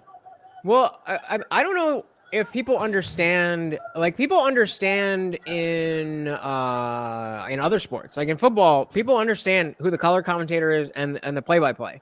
But Right. I think because there's he got him with the Dagestani handcuff. I think because fighting is just that much more exciting. Yeah, they're gonna play-by-play. They're gonna stop the fight. Shit! Oh! Yikes! It's not him. And wait, hard. His chin is down. His chin is down. His chin is down. He ain't tapping. Nice. Not to that. Not yet. He's gonna lose this round though. Yeah, I think he is too. But I would not be surprised if he loses by decision. I think that I don't see him giving up. Same. And he is one of those guys that is always dangerous. Yeah. So until the keep your chin down, Buckley. It absolutely was under the chin. Michael. No, it was on the chin. It was on the bottom of the chin. Imavov, you could tell a guy is really good with BJJ when they can get the rear naked from the left or the right side, and you can tell that he's working him. He's working him left to right, right to left. Mm-hmm. So Imavov is doing all the good things, but I think that Buckley is doing a good job as well with keeping his chin down. But I think Imavov, I don't think he cares if he gets the submission here. He really wants to hurt this guy for talking shit. So he's happy with the neck crank. He's happy inflicting pain. He knows he's not going to get the submission here. But he definitely the way that he caught him, it was almost like he did the crippler crossface. Do you remember that? Chris Benoit. When he was a professional wrestler that had the CTE and I don't know shit about wrestling. he did his kid and his wife and then did himself. Damn. Yeah, it was. That's where I know that name from. I was like, I definitely heard about that. A finisher called the crippler crossface. Okay. And it would be like that neck crank over the face, and he'd make you tap with that. Buckley is just going to be happy to survive here. The thing is, I don't know. I agree that he definitely needs a finish, but he ain't gonna get it. Not even close. I don't know. I don't know. Like I was just saying, but he is go always dangerous. He's got so much torque on his punches that even half his main, half the power he has off the first bell, he could still. But here's the problem: if you watch the stand-up exchanges in the first two rounds, you'll understand why I'm saying that. I only missed the first 2 minutes. The dude can't reach him. Imavov is managing distance about as well as you can ask for. You know what I mean? So. Jesus Christ! Yeah, I'm not putting that up on the screen. But the dude had the CTE thing going, and that's the type of shit I'm talking about. I'm wondering if fucking Buckley has a broken jaw. I'm wondering. Oh! It's over. Yo, Bruce is wilding in the chat right now. My aunt has Down syndrome. And, I had to take away his well-earned wrench. He earned it and lost it like immediately. But we Bruce, still your love him, opinion so. is definitionally the opposite of the hard truth. He's just trolling. He's just trolling. Oh, I know. Yeah. But you gonna get play. You want to Yo, play with me? Buckley You is gonna get play? not going away. But his lip is I think you're right busted. about he always has that kind of like slack jaw look, but I think you might be right. I think his Yeah, he might have a broken jaw from that kick. Yo, he hit me with your guy, Louder or Crowder. Okay.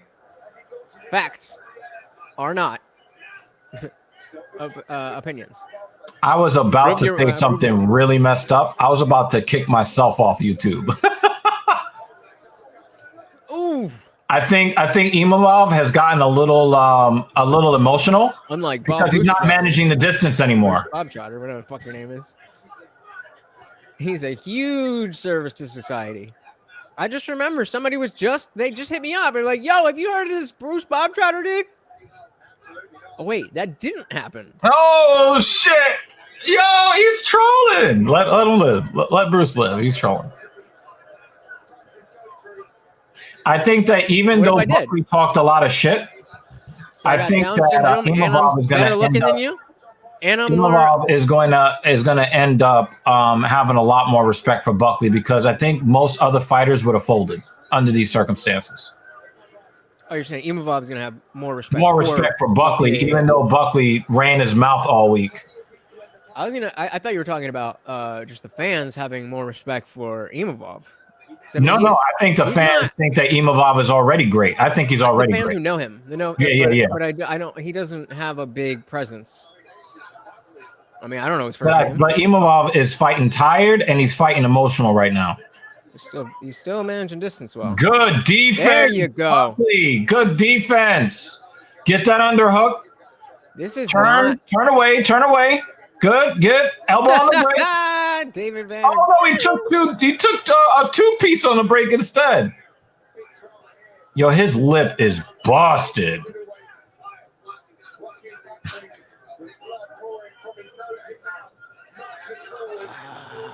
I think all that blood is coming from his mouth. Yep. And I don't want to be in these exchanges here. I think his jaw is broken. Well, if it's not broken, then it's definitely the kick had his teeth going almost all the way through his lip, and that's why it looks like it's hanging. Yeah. And it's not the jaw, it's the lip. But I do think it is broken. Oh! Yo, Buckley! Even if he loses, he's a gangster in defeat.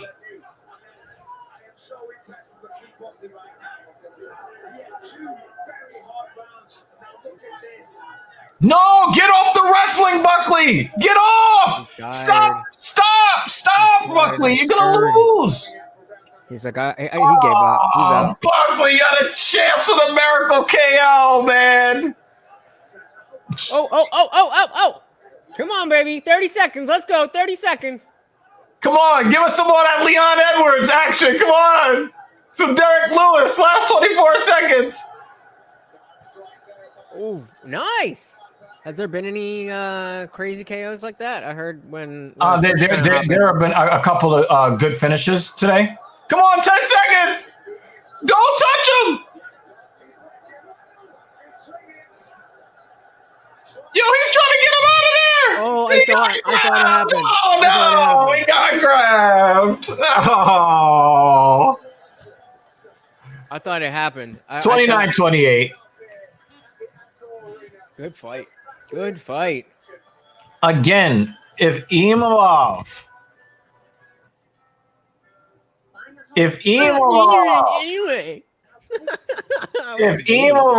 wants to be a champion,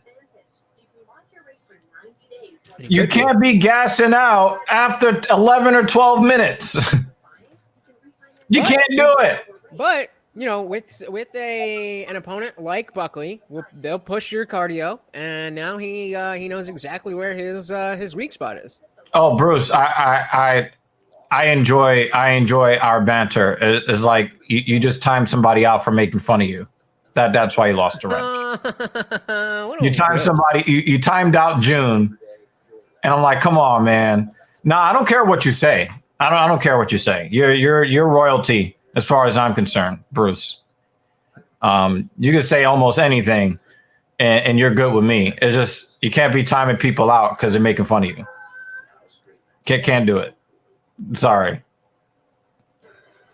Yeah, I don't. I mean, you, Jimmy Dean. It's you and Jimmy Dean. You're the only. You and Jimmy Dean are the only mods on the channel to this point. Well, that's what I was gonna say. I think you and Jimmy Dean are the only mods. I think there's one more. But I mean, yeah. Come on, June is fun, Bruce. Come on, man. June is fun. I mean, he only pops in to like. If he's so useless, then shut him up with your words instead of. Come on, Buckley. Put your arm down. Come on. No, I think that's fair. I think that's a moral Buckley victory. Clearly lost rounds one and two. Yeah, right. But the moral victory. I think it's like, hey, I made it through that. He was okay. I got you. He was fighting to survive. No, I got you. He did. I got you. Clearly outclassed, and I think he.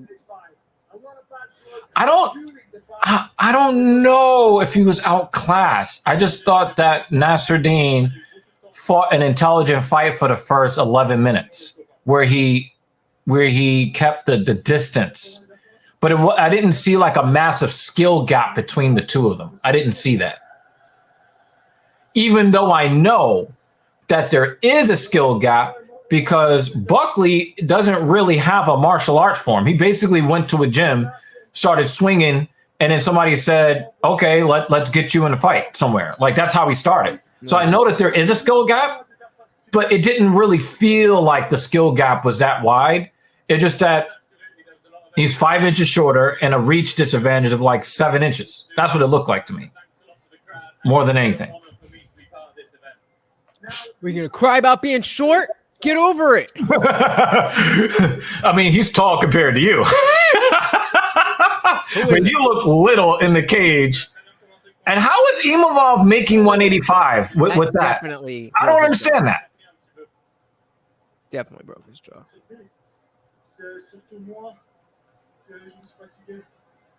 Damn! You saw that? Oh my God! It was dripping out of his mouth. Yeah. Yo, there was so much blood coming from the mouth. They thought it was coming from his nose. Bruce, if you have better stuff to say, I'll respond. Like, yeah, just let it be. It's not that if I don't respond, I don't know what to say. It's just that what you've said is too dumb for me to care. That's not. You didn't even need to explain that. He knows he's trolling. Don't feed the trolls. Well, I want to. But I want you to be better, Bruce. Give me full screen for a sec. Bruce, let me talk to you, brother. I care about you. I want your trolling skills to get better. I want you to be able to troll the shit out of people. But you're not going to do it like that. Thank you, sir. Next song. I'll do anything for love, but I won't give that. What's wrong with it? It's not funny. That's your only job, is to be funny. Like, if you're just an asshole, if you're just being offensive, then it's, hey, GSP in the building. That's not trolling. So wait, which video? What's with the Dolce and Gabbana with him and Usman? Is that like really a big thing in Africa? D&G? They're probably, I don't know. They were a bigger name maybe 10, 15, 20 years ago. You know what I mean? Which video? Which Usman video did I send you? You sent me the one where you thought that he was lying about his. You asked like where you think the cap was when he was talking about his experience in the cage with Leon Edwards. I gotta watch that again. What do you say?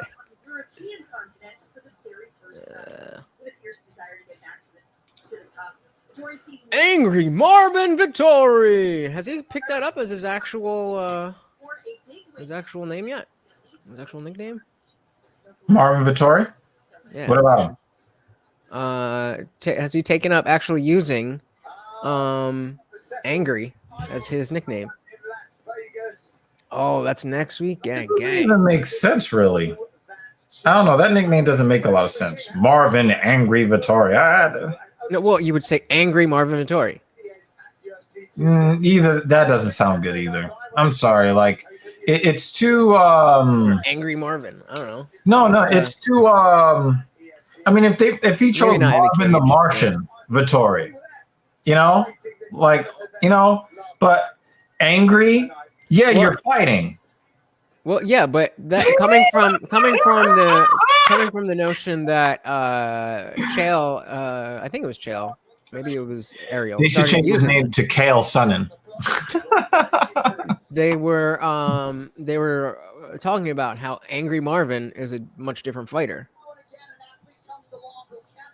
And so that But it's still. I mean, it doesn't rise to nickname status. I'm just not with it.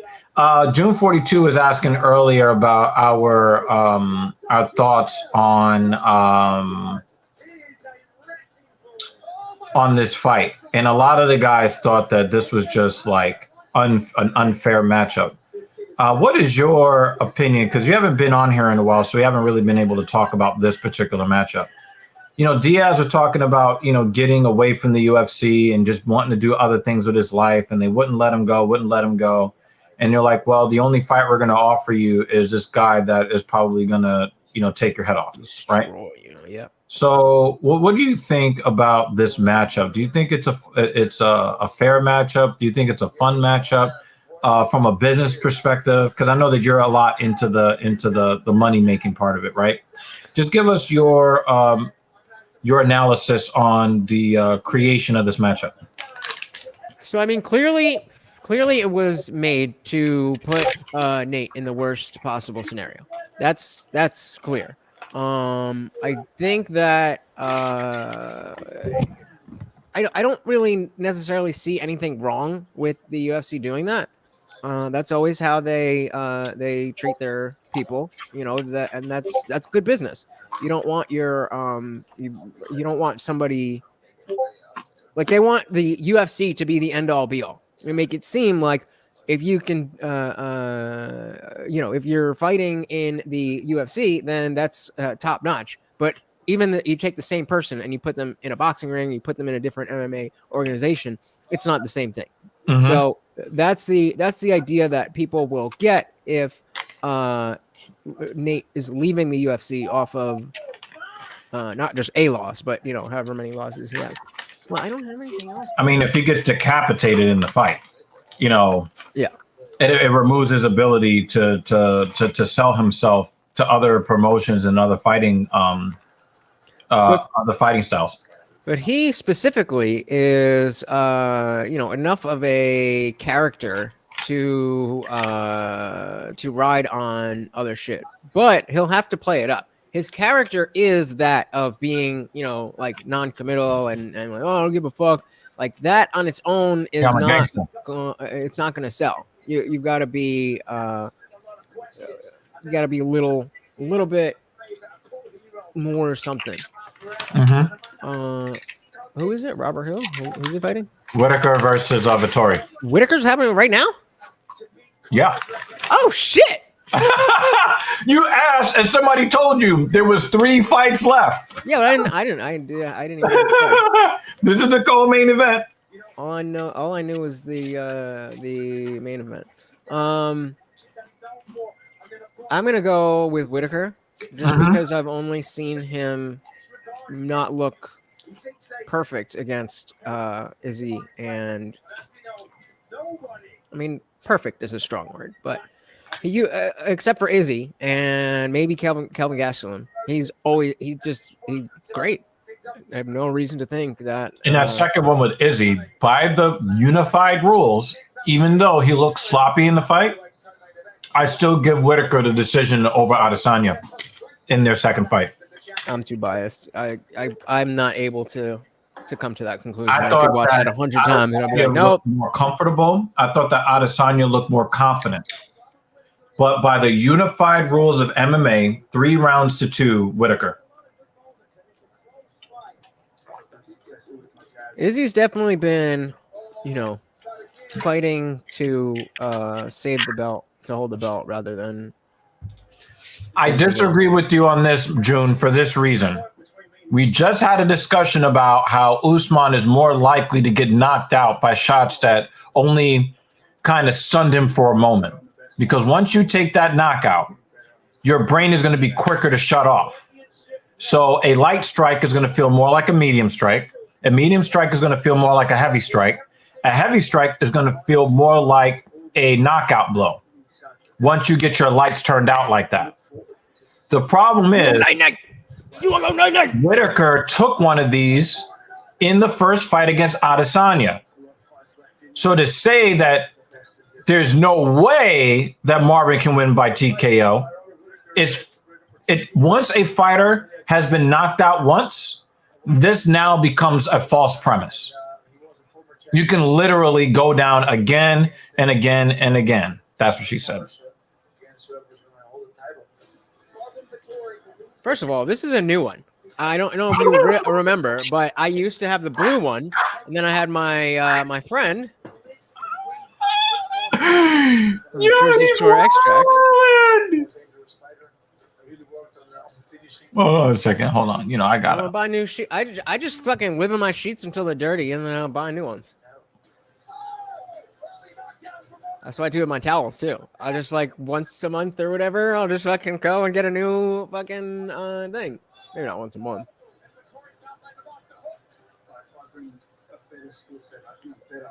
I'm a little bit grimy. Is what it is.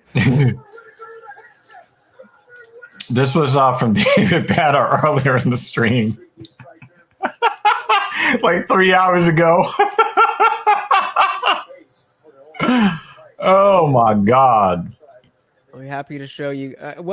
Ironically, within days of getting new sheets, there's ash and everything all over it again.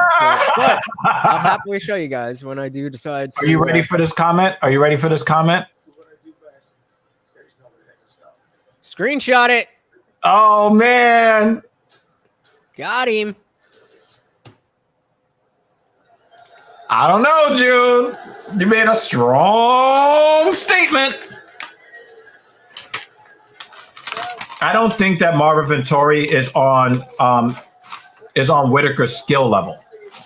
June, are you in the TSP Discord? I got it up. Always have it up. No, June. Oh. Yo, June, are you in the Talking Shit podcast Discord?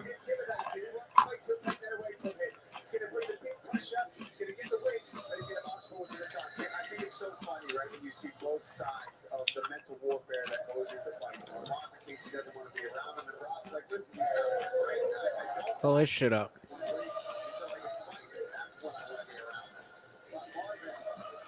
He's just such a solid fighter. He's so powerful. Just look at the size. He's so strong. He's so durable. He's always he looked great in that fight against Costa, who actually I got you. surprised all of us with his gas.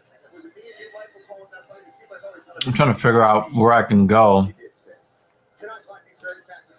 Oh, there it is. Invite people. Oh, I don't have your shit open. Yeah, guys. Definitely join our Discord. Oh, you got it.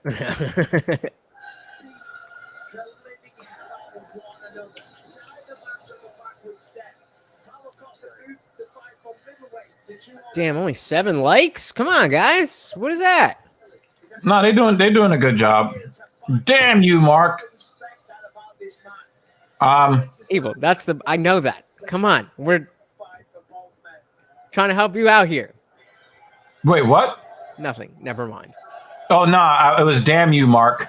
In the Twitch, but I want him to be better at trolling though. I just want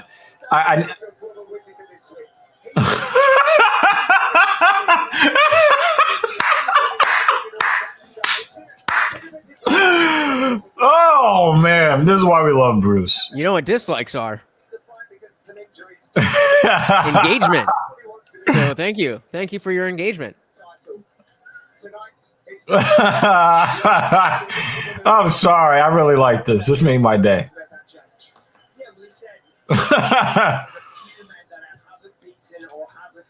Shout out to damn you, Mark. You know that's something that Lutch says to me all the time. He's like, "You're a mark. You're a mark, Dr. Evil. You're a mark." Oh shit. Oh shit. Lutch sent me the screenshot. Screenshot, headshot.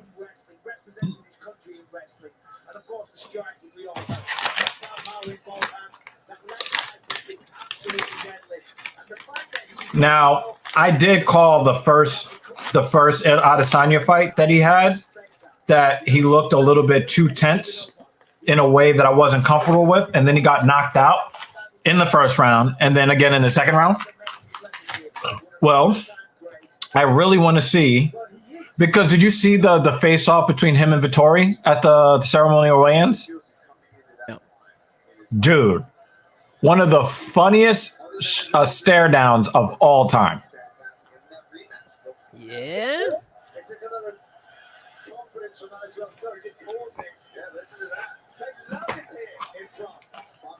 Tori Whitaker. Come on.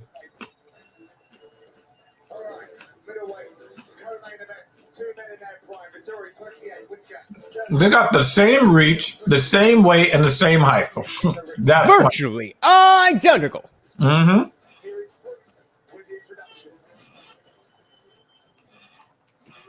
Let's see the stare down. Oh,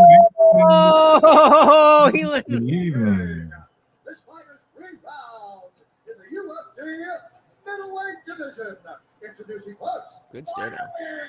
Oh, Bruce just, I can't put up on the screen because of like the content, but Bruce just came for your soul just now.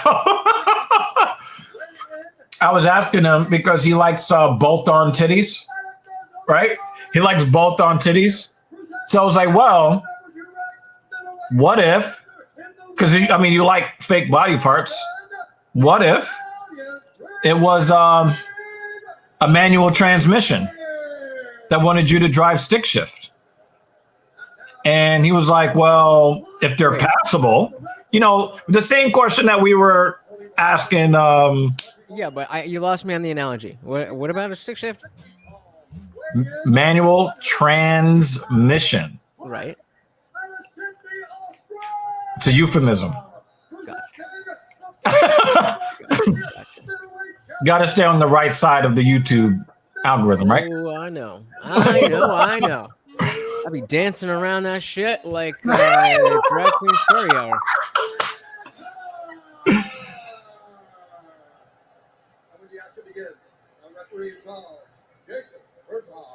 Jason knows I'm the referee.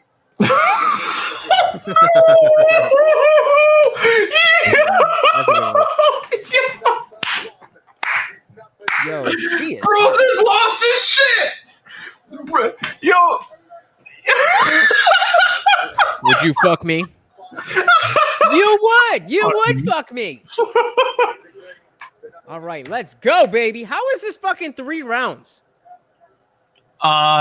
Because it's the co-main and not the main. Yeah, but they've done fucking plenty. Ooh. But they only do that with the rabid, I know, crazy people stars. This should be one like of those Diaz. Fights. This should be one of those fights.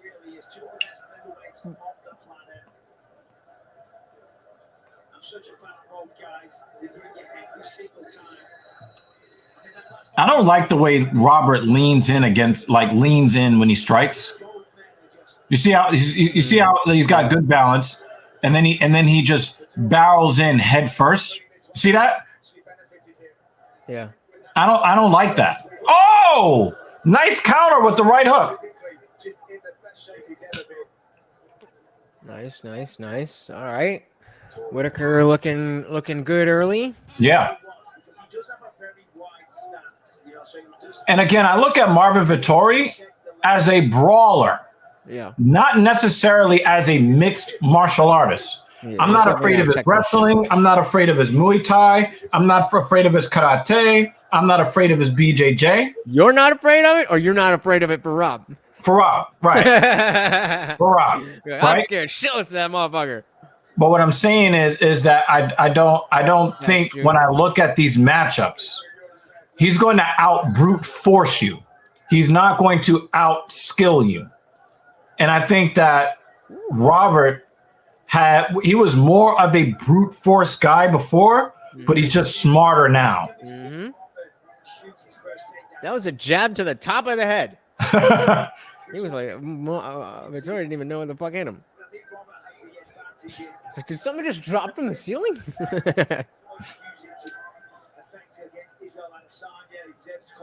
I don't know. I don't understand why Marvin Vettori has the old white man haircut.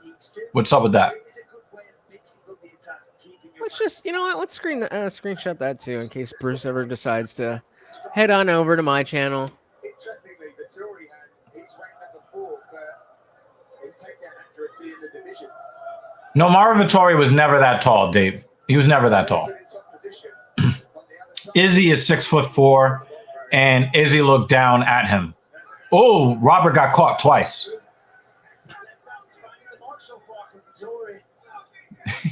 Better than Goblin Orc. Yo, that was Darren Till. That did that to him. That was so messed up.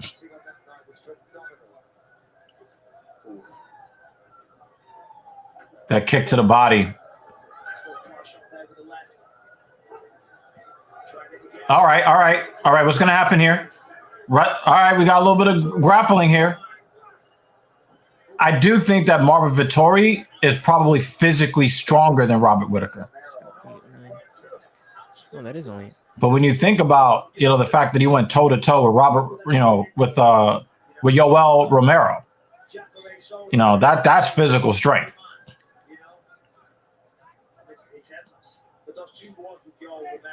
And remember that Whitaker is operating on croissant power right now. He was so happy to get that croissant. A croissant. What about a croissant? When he was cutting weight, he was talking about how he was suffering, basically walking by all of the French bakeries and stuff and not being able to eat any of that stuff. As soon as he made weight, you should have seen him with all the pastries. I was so happy for him. Just look at him. And he looked like a kid on Christmas with a half-eaten croissant in his hand. It was. He took a picture of it and put it up on Twitter. It was cool. For the good croissant. I don't really like bread, but I mean, if it's like croissant-like, but like has like fruit filling in it, I'm good with that. Yeah, like a nice strawberry or raspberry filling. Oh, shovel uppercut! Nice.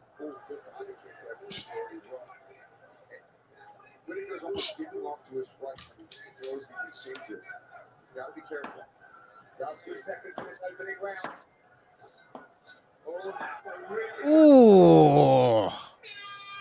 I got round 1 to Whitaker. Okay. Agreed. Let's see if I can.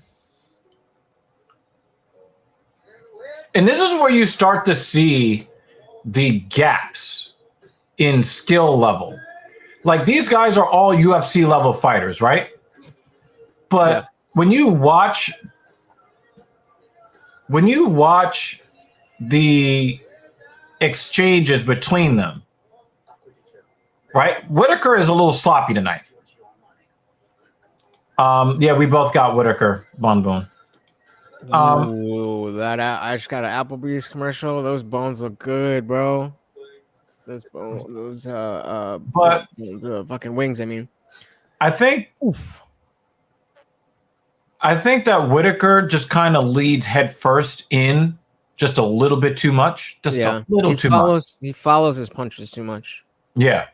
and he's well over his center of gravity. So even if Marvin Vettori counters, and it's not that hard of a counter, because he's already coming in off balance. The momentum. If he goes to the ground, they're going to call it a knockdown, and you're going to have to. That's a good point. How much for your house?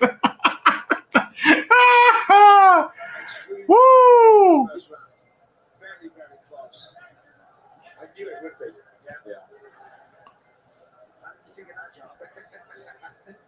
I'm actually very entertained. Ooh, what did I just miss? I would like to. Whitaker just kicked himself off his feet. Oh. I would like to see Whitaker get some more finishes. But I think that he's fought some pretty entertaining fights that have gone to decision in the last couple of years since he got knocked out by Adesanya. Ooh. Goes in for the grappling.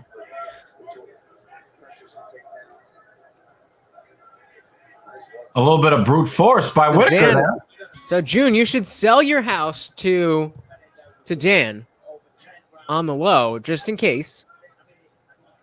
And then, if you lose it in the bet, then you could just buy it back for cheap.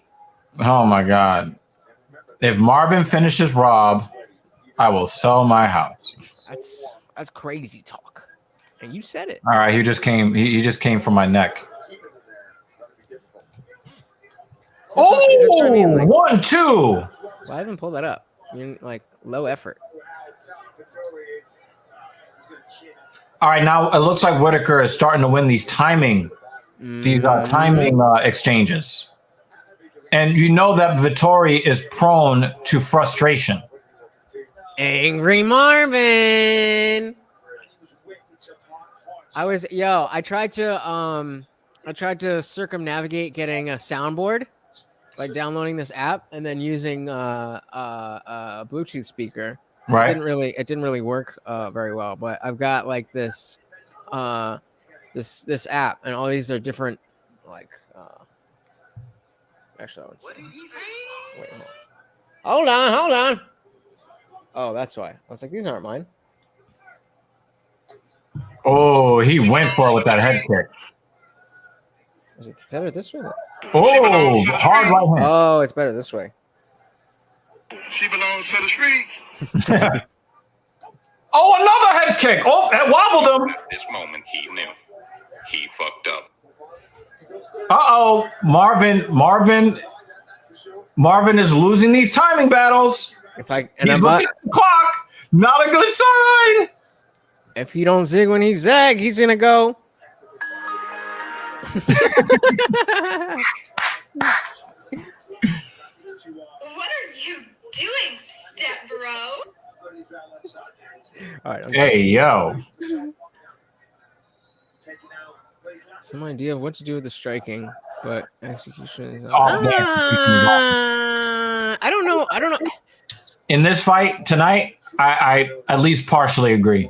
But I don't know if you could say that having some idea of what to do with striking, but not being able to execute is throwback. I just think that's no, but he's like a throwback fighter. His approach to striking is like 2 UFC fighter generations ago. 10 years ago, he's probably champion. I don't know if I do. I don't know if I agree with that. Oh, what's wrong with his foot? He's stepping gingerly on the left foot. Whitaker? No, Vettori. I think he's just stepping gingerly because he's Oh! You know when they shake their head no? That means yes. He's getting hurt. Whitaker was getting ready to do some kind of spin move. See, he's about to spin.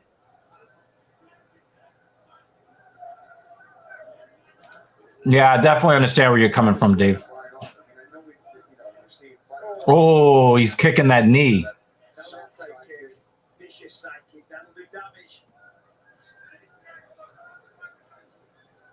Yeah, I don't see Marvin landing that kick at all.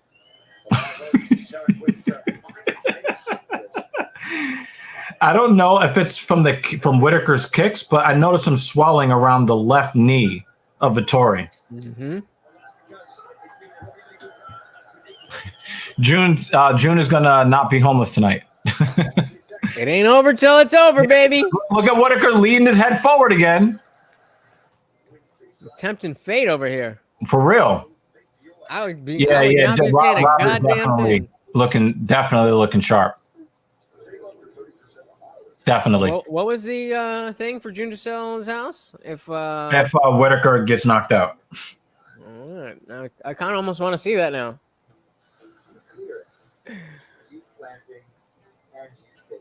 I kind of, thinking about like build up and all that stuff. I think it would almost be better for future fights if Vettori wins, because Whitaker's already been at the top. He's already fought Izzy twice. I mean, I guess so has Vettori, so it doesn't really make a difference. But at least he can be. Yeah, I guess I gotta take that back. Never mind. And that is why I don't bet. I keep going to click the fucking comments.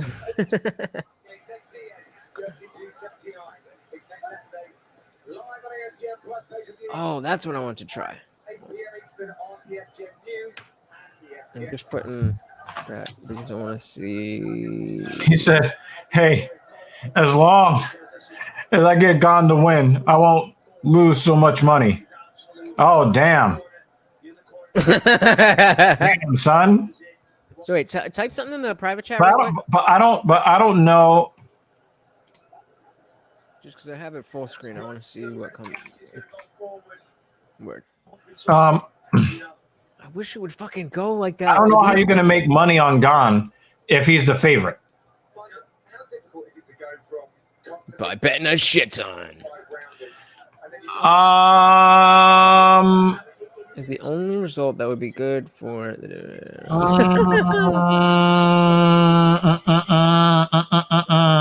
Well, if Pereira wins, Pereira wins. I'm not sure. I always like watching Robert fight. Vettori is just a bit of an oaf. You know what I mean? He's a bit of an oaf. I don't really enjoy watching him fight. I do, because he is not, in the same. I guess what would be the same notion as what David Banner was saying, being a throwback fighter. Yeah. Fighting the way he does opens up opportunities. Yeah. Fighters. Oh, so shit! That was a hard right hand. Oh yeah. Vettori's in a lot of trouble. This is so much more enjoyable when your shit's not fucking 5 seconds ahead of mine. Wait, am I ahead of you? No, you're not. Oh, you caught him with a knee. He stopped him. Yeah, we're reacting at the same time. Because you don't just go like, oh, it's not. You go, oh, Whitaker hit him with the right hand. Like, all right, dude.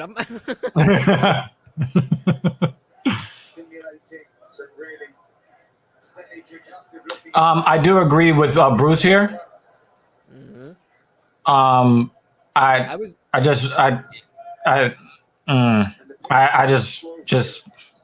gonna start betting on fights, but it was right around when we were getting the stimulus money, and I was like, I don't need this. Like, what should I do with it?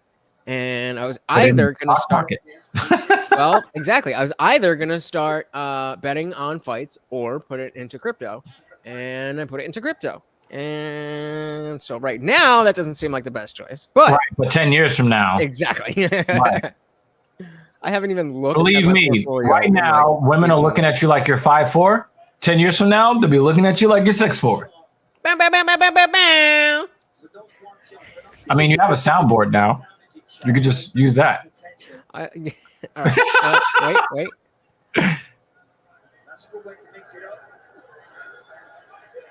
Vettori is just tough as nails, man. Should be all He's outclassed.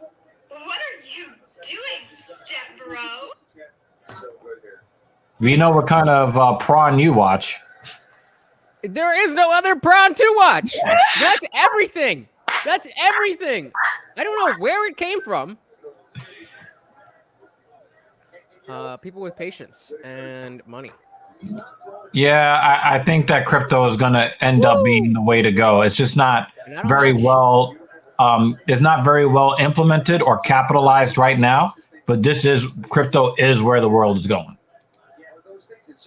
I mean, it's literally. I mean, they're getting rid of physical money and they're phasing it out around the world. Yep. But it's literally the digital version of going out in the California gold rush and trying to. Ooh, nice takedown. Takedown. Wow. Big elbow. No resistance. Don't need him. Oh. There you go. There you go. Yo, after Piotr Jan. He's like that. Yeah. Dumbass. Yo, at that point, I think that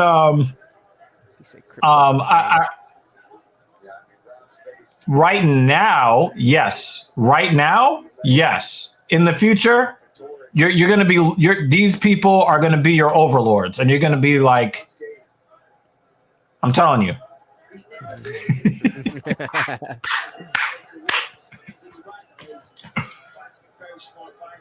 Oh, what a left by Rob! Nice little. Oh, he tried to kill him with that. Oh my God. Yo, Vettori is getting destroyed. Yo, look at Rob.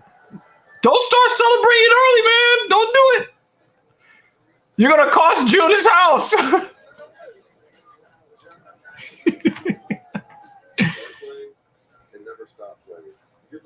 At this point, it looks like there's going to be a TKO. 4th or 5th round. The way that the fight is trending towards TKO 4th or 5th round. I'm leaning towards decision. Yo, the thing is, like, I'm looking at Marvin Vettori's, not his body language, but the neurological reactions when he's getting hit with some of these shots. His body wants to shut down. He doesn't want to shut down. That's why he's still in the fight. That's what I'm saying. I think. Ooh, when is this? 2 weeks. Nice. Early card. There we go. I think that neurologically. Oh wait, it's only 3 rounds. Oh shit! I thought it was going 5 rounds. Yo, Ben is like, what the fuck are you talking about? I'm thinking, we getting ready for round 4. Oh yeah, yep, right over my head. 30-27 across the board.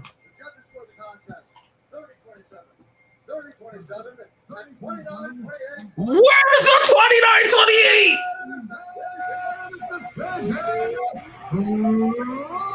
Dude, you missed the 3rd scorecard where they had it 29-29. On this? On this fight? No. There was a 29-29 scorecard in one of the fights tonight.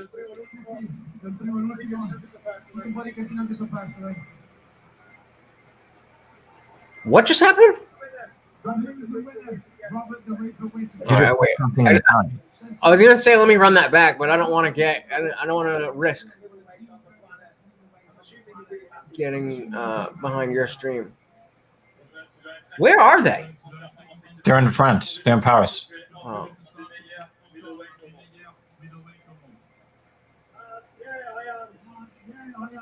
Do people not fucking know English in France? Where the fuck do people not speak English? You do know that they speak French. I know that that's their main language, but they go all over the world. They don't like they go to Brazil. They don't have everything translated into. No, they have it. They do have the Portuguese translation. For the English people, because everybody speaks for us. They have the Portuguese translator to translate into English because everybody that's the universal language. They do it back and forth so that the crowd can know what's being said. And also they have a tendency to put a lot of Brazilian fighters. Right. But what I'm saying is if you're an English speaker, then they're not translating your English into into Portuguese in Brazil. That was smooth brain as fuck. Yeah, they speak French. They speak French in France. It's cute that you guys think that you're making a point. Like, okay, perfect example, June. I don't think that was translated into Portuguese. I think everybody flipped the fuck out when he said, "You dirty fucking animals." Everything is translated into English. Obviously, it goes both ways for the fighter if they are a Brazilian. But it's not like when they go to Abu Dhabi, they translate into fucking Habibi or whatever the fuck. That was racist as fuck. Standard language of business. Everywhere in the world, the assumption is that English will be understood, and they do not do that. That was so foul. Pull up another card. Pull up a card where they're translating English into other languages. William McGrath on Facebook. How you doing? Long-haired guy is right mostly, but in France they speak French. And is this not the first time that they're in Paris, France, for UFC card? I think so, maybe. But again, the point and you're not going to cater to the home crowd. But again, do French people not? I'm pretty sure, like French people learn English in school, like not like we learn, French, Spanish, or whatever in elementary. Like they learn it like a thing because English is the universal business language. Yeah, I'm not really following you on this one. You're retarded. Seriously, go look at any other card that has not been in America. And you tell me that they take the English-speaking fighters and translate when they go to Korea, for the crowd. They've done. Yeah, when they've gone to Korea, they've done that. That is not what they've done that for the Korean card. Pull it up. Go ahead. I'll wait. Well, I'm not going to do that right now, but yeah, they've done that for the Korean. Wrong. I'm telling you, you're wrong. They do not do that. And I believe there was a Japan card. Definitely not Japan. They translated the English for the Japanese crowd on the broadcast. Yeah, on the broadcast. I would have to see it. I believe you are incorrect about that. I don't think that I feel like I wouldn't have noticed that if that were the case. I don't know for sure. That if it's happened and I didn't see it, then I didn't see it. There are parts of Montreal where they don't speak English. It's only speaking French. And that's in fucking Canada, next door to us. I'm not denying that. But I'm saying if you go anywhere in the world, the assumption is that some English will be understood to some extent. Unless you're in like fucking tribal shit. But any developed, I think that's the American expectation, but reality is definitely different. Oh my God. Have you ever done international business? No, but I watch people when they go to other countries and then they're looking around and very few people know how to speak English. So they have to try to learn a few words like food and direction and hotel. They have to try to learn those words because people don't speak English where they're going. Yeah, but that's because you don't know all of the phrases that you're going to need when you're in a country. Right, but that's what I'm saying. Like, to expect that somebody around here is going to understand the English and translate for you. I think that's an American. So then why is it? So Bruce Buffer's speaking in French when he's doing his announcements. Are they translating what Bruce Buffer saying? No, but they don't really have to translate because the only thing. Why? Why not? He's saying their names. He's literally just saying people's names. He's literally not. He's saying more than just people's names. 65% of his words are saying people's names. 4 words out of the entirety of what Bruce Buffer says are names. And that's mostly what he said. Bruce only says 4 words per fight. He normally just says names. The name of the referee, the names of the fighters. So he doesn't say welcome to the arena. He doesn't say in this fight. He doesn't say the division. He doesn't say in this corner. He doesn't say their. You're right. You're right. He doesn't But say you know where what? they're You know what they from. probably He have? doesn't say where they're You're fighting right, out of. You're right. You're right. What I'm saying is that they probably have it translated on a screen somewhere in the arena when he's talking. That's not what. So then that's not what I'm talking about. The point that I am making is that it's unusual for an English-speaking fighter on a UFC broadcast to be translated. Even in our minds, it breaks up the flow of the interview by having to go back and forth. And so that's why they don't normally do it. But they do it in the Asian countries. I've seen them do it in the Asian countries. And on Asian cards. Banner,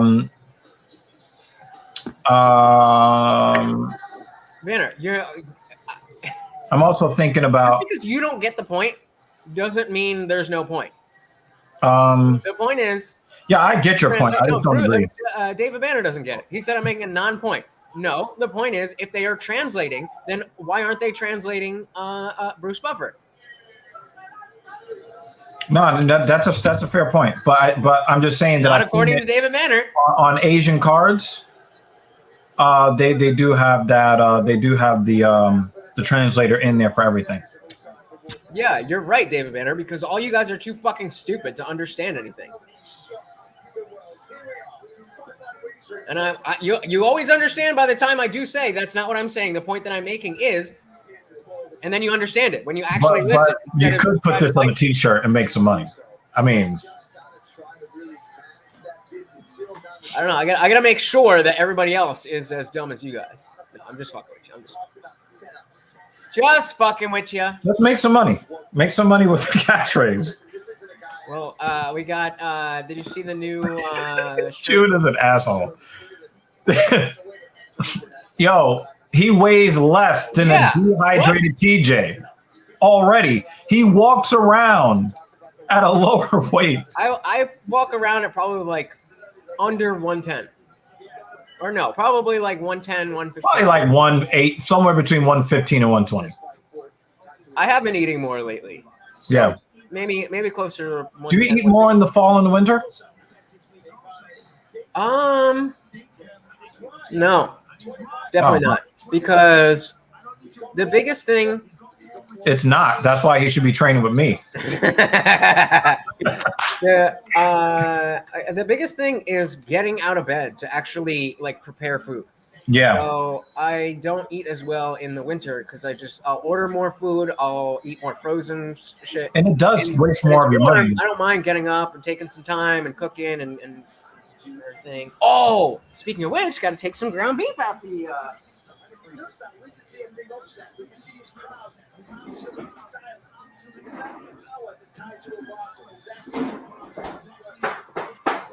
All right. Yeah. Everybody put the last name of the fighter that you believe is going to win right now. Everybody in the chat right now, whether you're on Facebook, whether you are on Twitch, and all you guys on YouTube, I just want to see one word from everybody in the chat. The last name of the fighter you think is winning. Hey, Banner. Relax. I'm 5'4", Dan. I could take it. It's not that I can't scrap. I'm just little. You get me another 5'4", 100-pound dude. I'll fuck that motherfucker up. Yeah, unless they actually know how to fight, then I'm fucked. If you get me a midget on demand, I can fight that guy. Like, well, no, but I am the midget. Wow, everybody's going for Gane. Nah, I don't think so. I think he's a point fighter, and I think Tuivasa is too much of a brawler. I think he's going to go in and take this fight.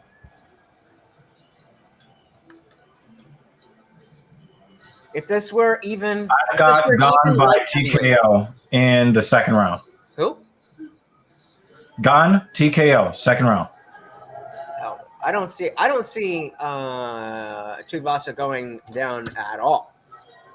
Do you know why? Or going down meaning being knocked out. But do you know why I'm making that pick? No. Because Tai Tuivasa is almost the fighting, spitting image of Derek Lewis. And if you oh my God, you guys really are stupid. I am a 5'4", 100-pound man, and I am not a child. So I would just, you know who else is 5'4"? Kai Kara France, the fucking champion of the world. Yeah, but he walks around at 150 pounds at 5'4". Okay. You said find you another 5'4", 100 pounder. They're all in middle school. 2 out of 3 ain't bad.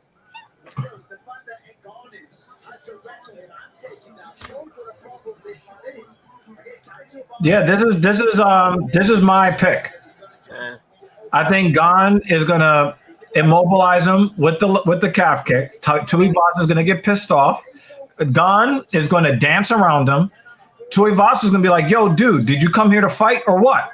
Like, let's fight, like right here." And then Gane is gonna give him a little French smirk. You know, the way that well, Prince was a fighter on the basketball court. He was a fighter on the basketball court, but it would be interesting to see who would win that fight in their prime, Lutch or Prince. What does that mean? Hmm? He was a fighter on the basketball court? What does that mean? No, he was nasty. He was nasty as a basketball player. Like, they made a whole skit about him on Chappelle's show for a reason, because he was known for waxing that ass in basketball. Oh, I just thought, maybe it's because he was a famous singer. No. Like, you've seen Chappelle's show? Yeah, but it's not automatically because you see something is a reference to Prince that it's about basketball. I didn't know that those were together. I just No, like the and it happened to be about Charlie Murphy's True Hollywood Stories. That was a real thing that happened. Like Prince was known for being nasty with the basketball, like for real. How tall was Muggsy Bogues? He was 5'3". Yeah? Yeah, shortest NBA player in history, 5'3". I used to love playing him in NBA Showtime? NBA, what was it called? Or was it NBA Live? No, not live. NBA 2K? No. I'm talking. Showtime? Or NBA Jam? Jam. There you go. NBA Jam. Yeah. The tournament edition. I would always play as the fucking because you always knew you were going to be 5'3".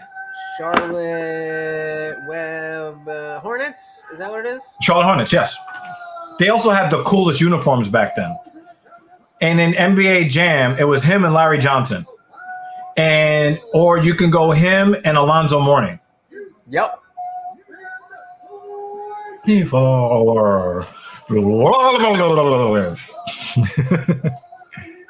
Guys so bad at typing. My chat is the same way. I don't understand. Like, do you not use your phone or your computer? Like, it's 2022. Yo, Lutch ranted at me on this subject. Like, dude, what is wrong with Vervile? For real. And he uses voice to text. How do you fuck that up? Like, if it gets the wrong word. Tuivasa is a 4-1 underdog. Yo, I'm about to put money down. Oh, if somebody puts money down on this, because I don't have the app or he doesn't have the technical skills. If somebody puts down Tuivasa to win by any means, not by a specific, but just Tuivasa to win. However much money we win, I'll split it with you. All right, we got another proclamation over here. Jesus Christ! Is June already bald? Wait, what? We're starting now. Yeah. June, are you already bald? That's a good question. What if he was threatening to sell his home and he's homeless? Like, he's using a Wi-Fi hotspot at fucking McDonald's somewhere.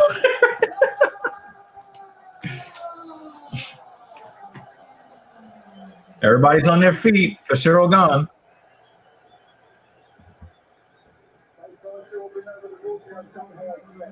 June, you joined the Discord?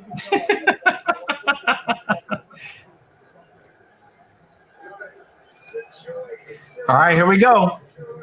Oh, if Gane wins, you'll take 30 centimeters off that hair. Oh, man, that would be crazy if you did that. Yeah, that's like 13 inches. Bro, June, homie, I have friends multiple friends who started balding at 20. All right. Not me, of course. And first thing he does, leg kick. Yeah, that's what you would do with a movement-based fighter. Or that was Gane's first move. A power-based fighter. You know, to take the power out of a heavyweight, you kick that front. You kick Why that the fuck leg. would I lie about my height and say that I was 5'4"? If I was gonna lie about my height, there is no way you could tell. I would say that I was 6 feet tall. Why the fuck would I say that I was 5'4"? If I Yo, David, you got him. David, you got him. You got him, Dave. You got him with that one.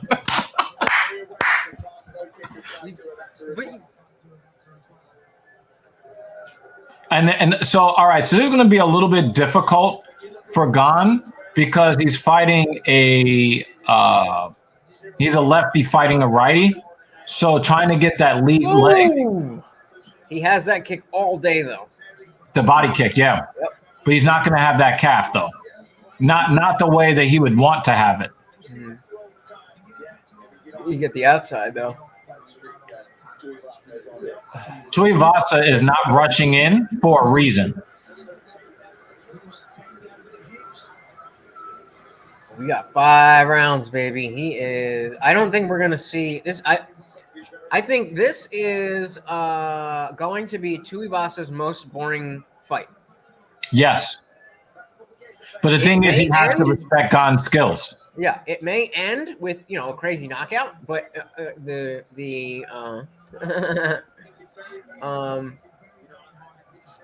he's definitely because Gane is legit. Do you think anybody's going to want to do a shoey with Tuivasa if he wins in France against Cyril Gane? Somebody might throw a shoe at his head. Like, fuck out of here. He took your shoe.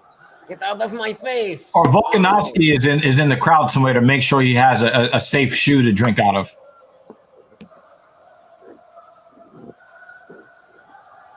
Is that like a personal attack or something? Tuivasa almost caught him just now.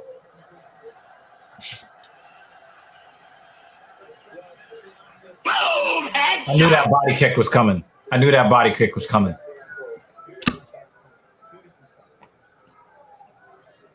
Nice. Piece him up. This is looking like a good round. I mean, Gane might be taking the round, but Tuivasa is looking good. Well, Tuivasa is very patient.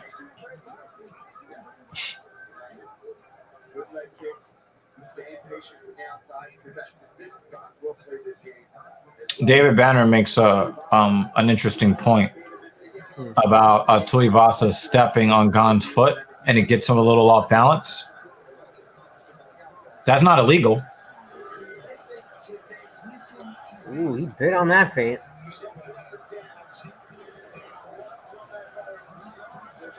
And the thing is, Gane is dancing around because he knows there is a less than 0% chance that Tuivasa is going to level change. Mm-hmm. Well, I mean, that's what he's thinking. I think it would be useful for him to at least feint it. Well, I mean, Ngannou, miraculously retained his belt off that wrestling.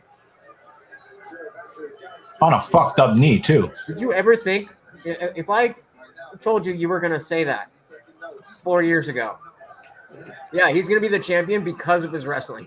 You know what? That loss to is probably why he's the champion right now when you think about it. Because you remember that first title fight he had against Stipe, and Stipe just laid on him for 25 minutes? Mm-hmm. I think he only hit Stipe twice in that fight and almost knocked him out both times.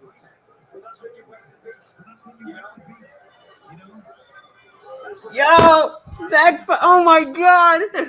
I want to be a hot dad like Stipe. You don't remember what I'm referring to? I want to be a hot dad like Stipe. Who the fuck said that? You don't remember? Aaron said that. He retweeted. I sent that to you, didn't I? I'm pretty sure I did. We'll be back in 30 seconds with round number 2.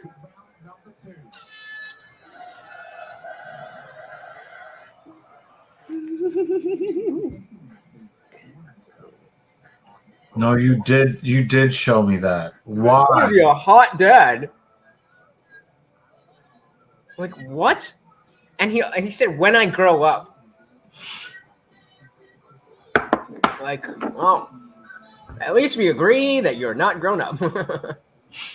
I told you I had to fucking stop talking to him. Yeah, no. I mean, I interact with him. I still follow him on Twitter, so I interact with him on that level, but it's difficult.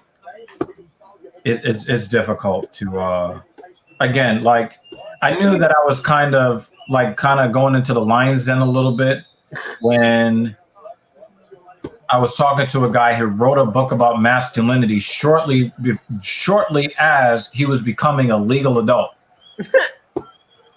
I mean, that's the thing. And that's a good point. When did I can't write a book about ovaries. I can't do that. Are you saying he's not a man? Well, he wrote the book when he wasn't yet. I want to look at when we recorded.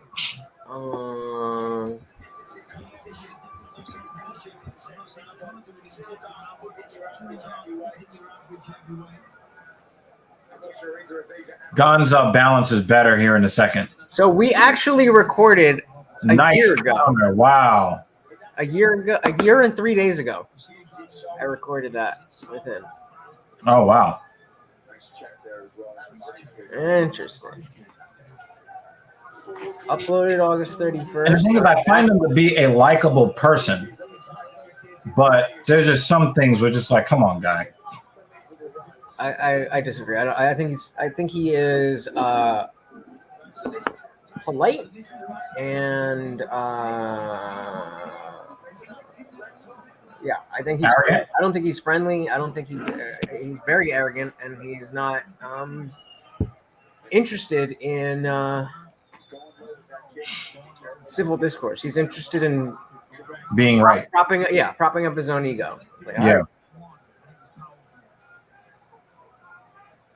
The thing is, life has a funny way of bringing you back. Rewarding those fucking people? Hmm? I said life has a funny way of rewarding people like that? No, like life has a funny way of kind of reminding you where your real level is. And it's usually not in a kind way. And the thing is, like, I used to be a lot like him. And yeah. And I realized why it was so difficult for me to make friends. But, a lot of us figure that out. Some people figure out too late. I figured it out pretty late. But I also determined that, like, I'm not as stupid. So like these women are figuring out that men want young, beautiful, in shape, feminine women, but they're figuring that out when they're 44 years old. Like, no, they want rainbow marketing. He said, let's go. I love the rainbow marketing. Like, bro. What do you think about all of these people denigrating Leonardo DiCaprio right now? Cope. Yeah. You mad, bro? Yeah. Because the only people that are mad about it are women over the age of 30 and men that don't get no pussy. All I gotta say is emotional damage.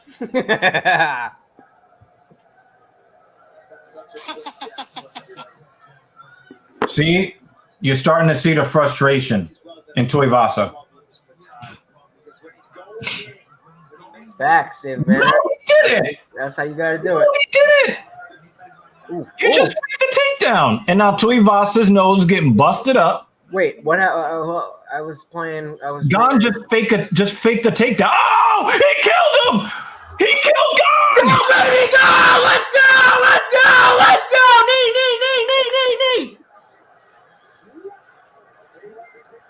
Oh,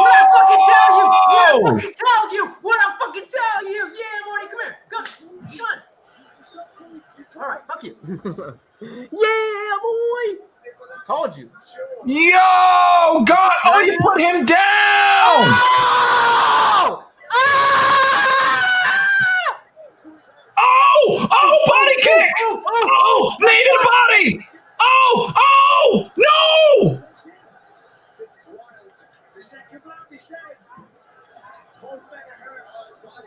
Oh my God! He's liver! So bad. Oh my God, that gunshot is killing him. Oh my God! He needs to sit down so bad. There's still fucking 45 seconds. Oh, the uppercut from Tuivasa! Knee to the body again! If he can sit down, he'll shake off the body shot. Yo, that was Nuketown. Yeah, boy. Yo, Well, it looks like my prediction is going to be wrong. They're cheering for Tuivasa. The worst possible thing that could happen to Tuivasa is to get Gane close to a KO and then not actually execute on it. Because Gane is going to fight even more cautious than he did before. That was a 6-second. Nobody thought that was going to happen. Yo, me and Lutch are both sweating right now. Yo!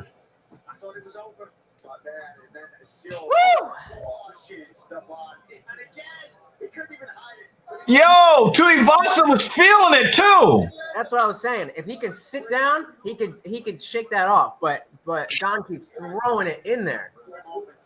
Woo! Woo!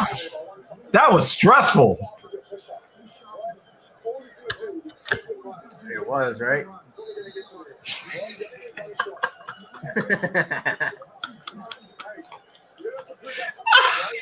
gotta get those bolt-ons, son. You gotta get those bolt-ons. That's the new euphemism for fake breasts on this channel now. Oh, okay. Bolt-ons. No, I really am. I really am trans. Can't you see my double mastectomy marks? Oh my God! It's round 3, motherfuckers. Round 3.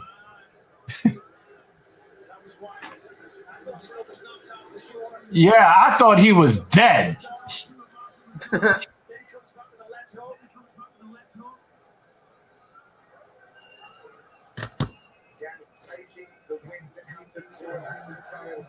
Nice.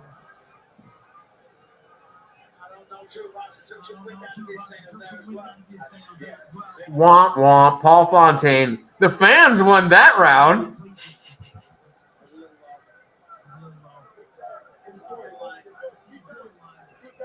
Yeah, he just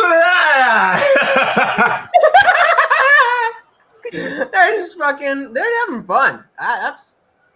Can't ask for more than that. Oh, God was trying to give him that Michael Chandler. That kick was like, yo, y'all are fucking triggered by a man with his shirt off. Holy shit. Y'all are gay. Oh, wait.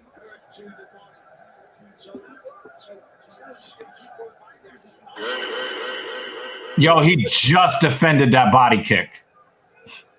And you see that guard is coming down, right? For Tuivasa? Yep. And look at him. He's just touching him.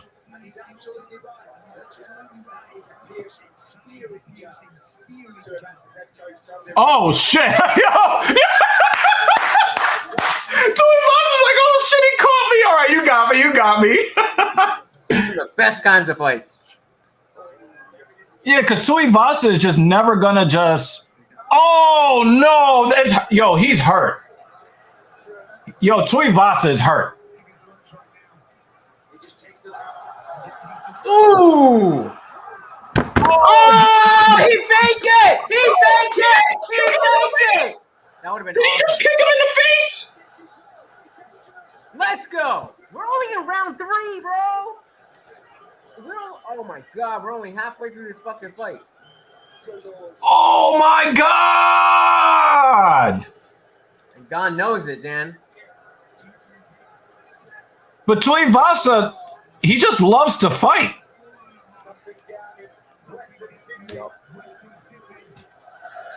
Yo, if he had a six-pack, my hands hurt. Tuivasa would have been TKO'd already. That flab is keeping him in the game.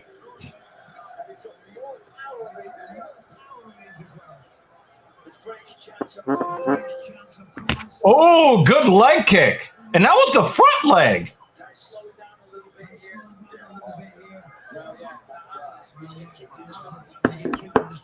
He's going to get. Look at the bruising on his stomach. Oh my God. Ooh. And now he's just getting picked apart. I told you this is what he does to these brawlers. He just picks them apart. He just didn't use the leg kick to do it this time, which is weird. Now I'm getting cold. Fucking t-shirt. Oh, he just backhanded him. Holy crap.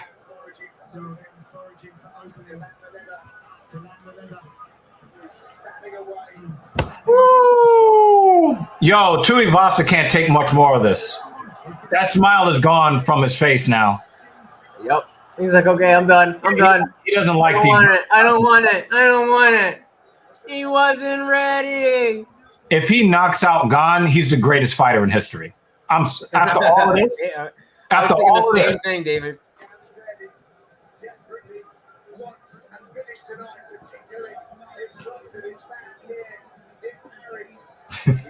Yeah, who would?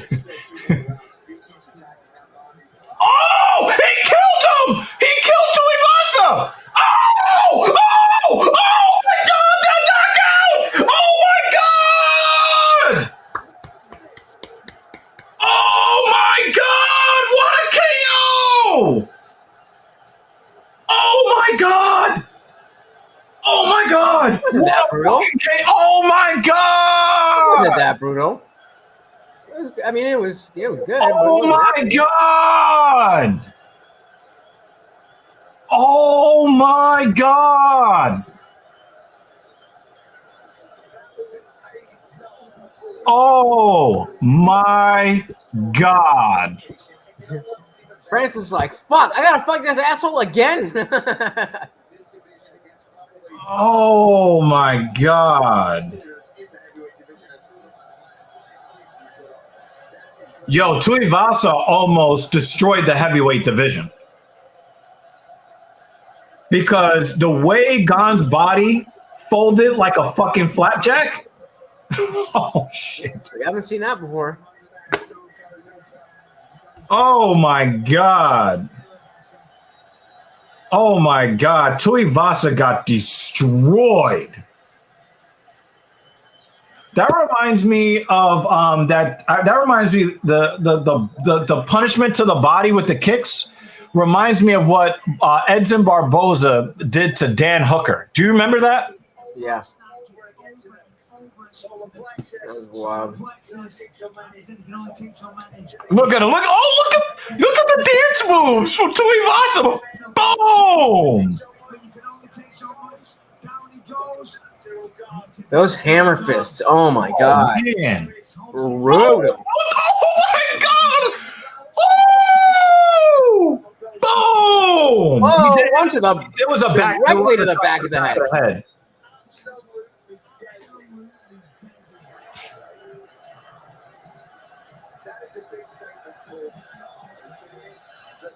June keeps his hair and his house. So here's my understanding.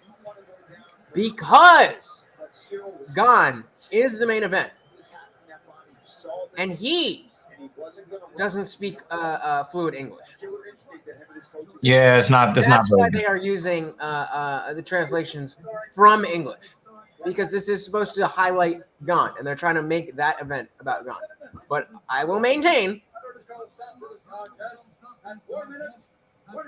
See, they're not. They're not translating any of this.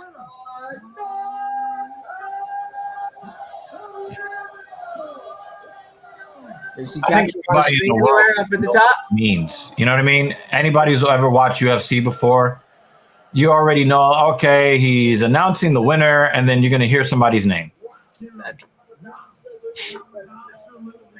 All right, let's see. What do you That got? motherfucker almost got knocked the entire fuck out.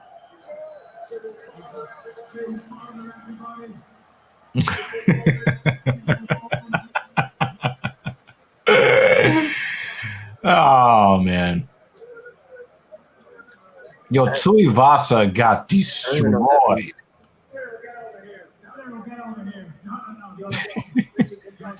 Listen, congratulations. I mean, first of all, tell me about this experience. Tell me about this crowd and what this means to you to bring the UFC here and get a victory like that in front of these people. Parle-nous de cette expérience, de ce que ça représente pour toi devant ce public, d'avoir amené l'UFC en France et d'avoir cette victoire devant ton peuple. No world, bro. Just listen that. Nobody on the planet expected the fan of France, bro. But look at France. So then why is he speaking English? If they're just gonna...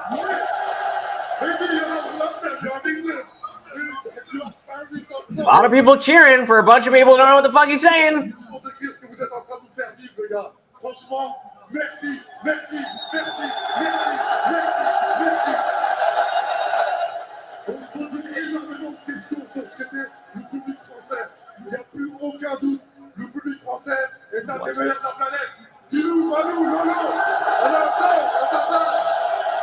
Oh, yep. This is a good question. You want to take it? Francis? You just lost to Francis. The crowd is incredible. And now they're talking about Francis fighting John Jones. In the second round. How about Gane versus John Jones? How about that? I would be interested in that. I would prefer. I would like Gane Stipe. You would like to see who? Gane and Stipe. Okay. But it's yeah, Gane Jones. You're like, yo, he's like, yo, come back here. Come back here. Who the fuck is that dude? Because you know that there's at least 10 people whose job it is to make the production look the way it's supposed to look. And they're flipping the fuck out like, who is that guy? Yep.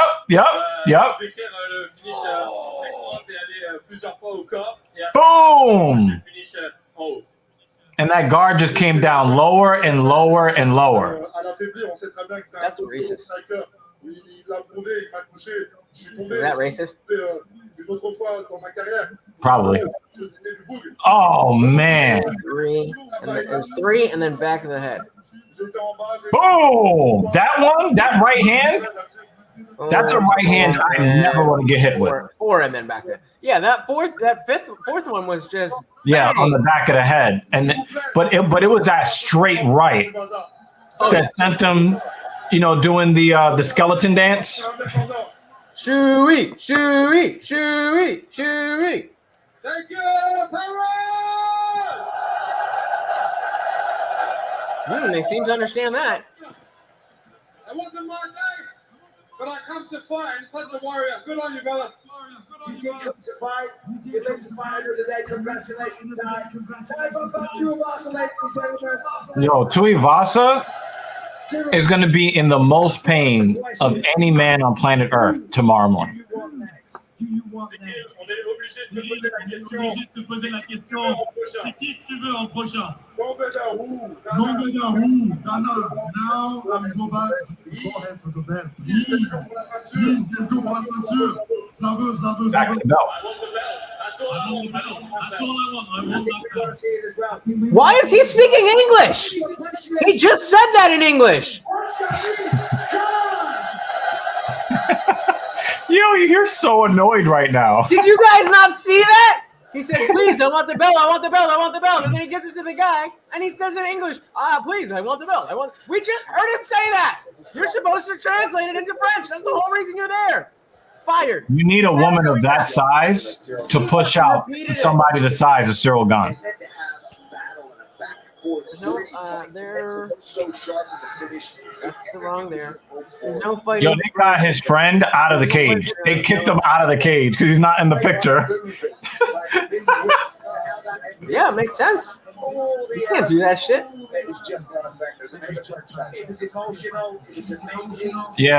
Yeah, he's.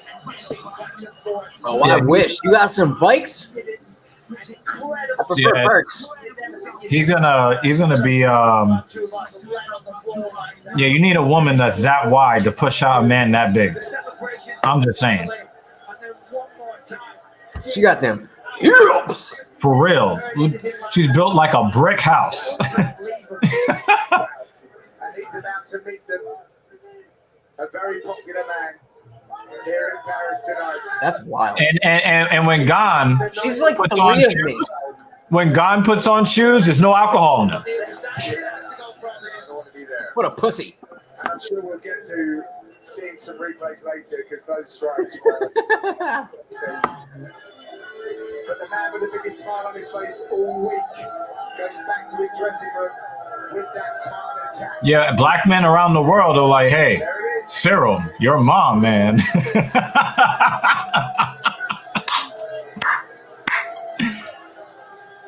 a big moment for us Sports.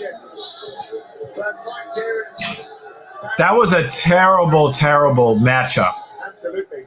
For I think Tuivasa. so. I think that was a great matchup. No, for Tuivasa. Great fight. No, for Tuivasa. That's a horrible matchup for Tuivasa. But where else does he go? He's like that's what this game is. There is no one else that's gonna. No, I'm just saying stylistically, it's a horrible matchup. It doesn't favor him. I mean, I guess, but like against Stipe. Stipe is a more favorable matchup because Stipe is less technical than Cyril Gane. He'll stand there and he's also got better wrestling, so he's more That's true. well-rounded. That's true. And he could definitely do better on the Von feet. Boone actually came out ahead. He said he was losing a lot of money. He came out ahead. You must have put a lot of money on Gane. All right. Yeah. Wow. And we end the stream on this. I want to thank everybody.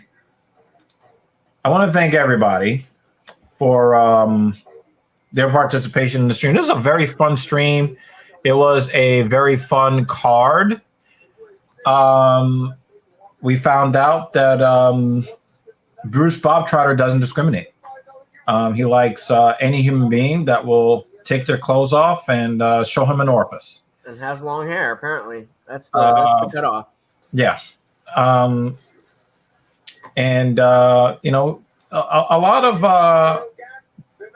lot of savageness. It was not a boring card. I cannot remember a boring fight. Without a Glock advantage.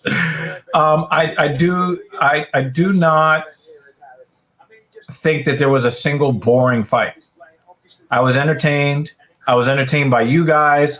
Everybody, make sure that you give some love to Lutch right here as we give him the solo layout. Lutch is the guy that gave us the idea for talking about a part of the Why are you on me? the interview with Joe Rogan and the former champion Kamaru Usman. So let's give some love to the Indian Jesus. Yeah, man, please check out. I am Lutch, a.k.a. the Indian Jesus, here to resurrect the second coming of Common Sense. Come on over to my channel. I stream every Monday, Wednesday, Friday, 8 p.m. Eastern, and sometimes when I feel like it. Also, join my Discord server. We are now doing a running watch party for House of the Dragon, the new HBO Game of Thrones show. So, especially if you don't have HBO, I'll be streaming it right in the Discord. But yeah, love hanging out with you guys and hope to see you over on my stream. And we get into some shit over there. So if you come and be ready. Be ready. Thank you so much, guys. Yeah. And occasionally you'll get a 60-something-year-old man telling him he should change his name. But anyway, moving right along. I'm still working on getting. I'm still working on talking to him and having another conversation with him. Oh, when that goes live, you make sure you put the link in the TSP Discord because I will be there for that. Well, you see, Josh Sean's nice been going live like 2-3 times a day, like just short things, but he's been going live like every day. Send me the link to his channel offline. And Dan Jensen. Yeah, Dan, you did the sign off for us. See you all on the next one. We've got another great card next week. We got a lot of content coming for you this coming week. Thank you for checking us out. Have a wonderful day, night, morning.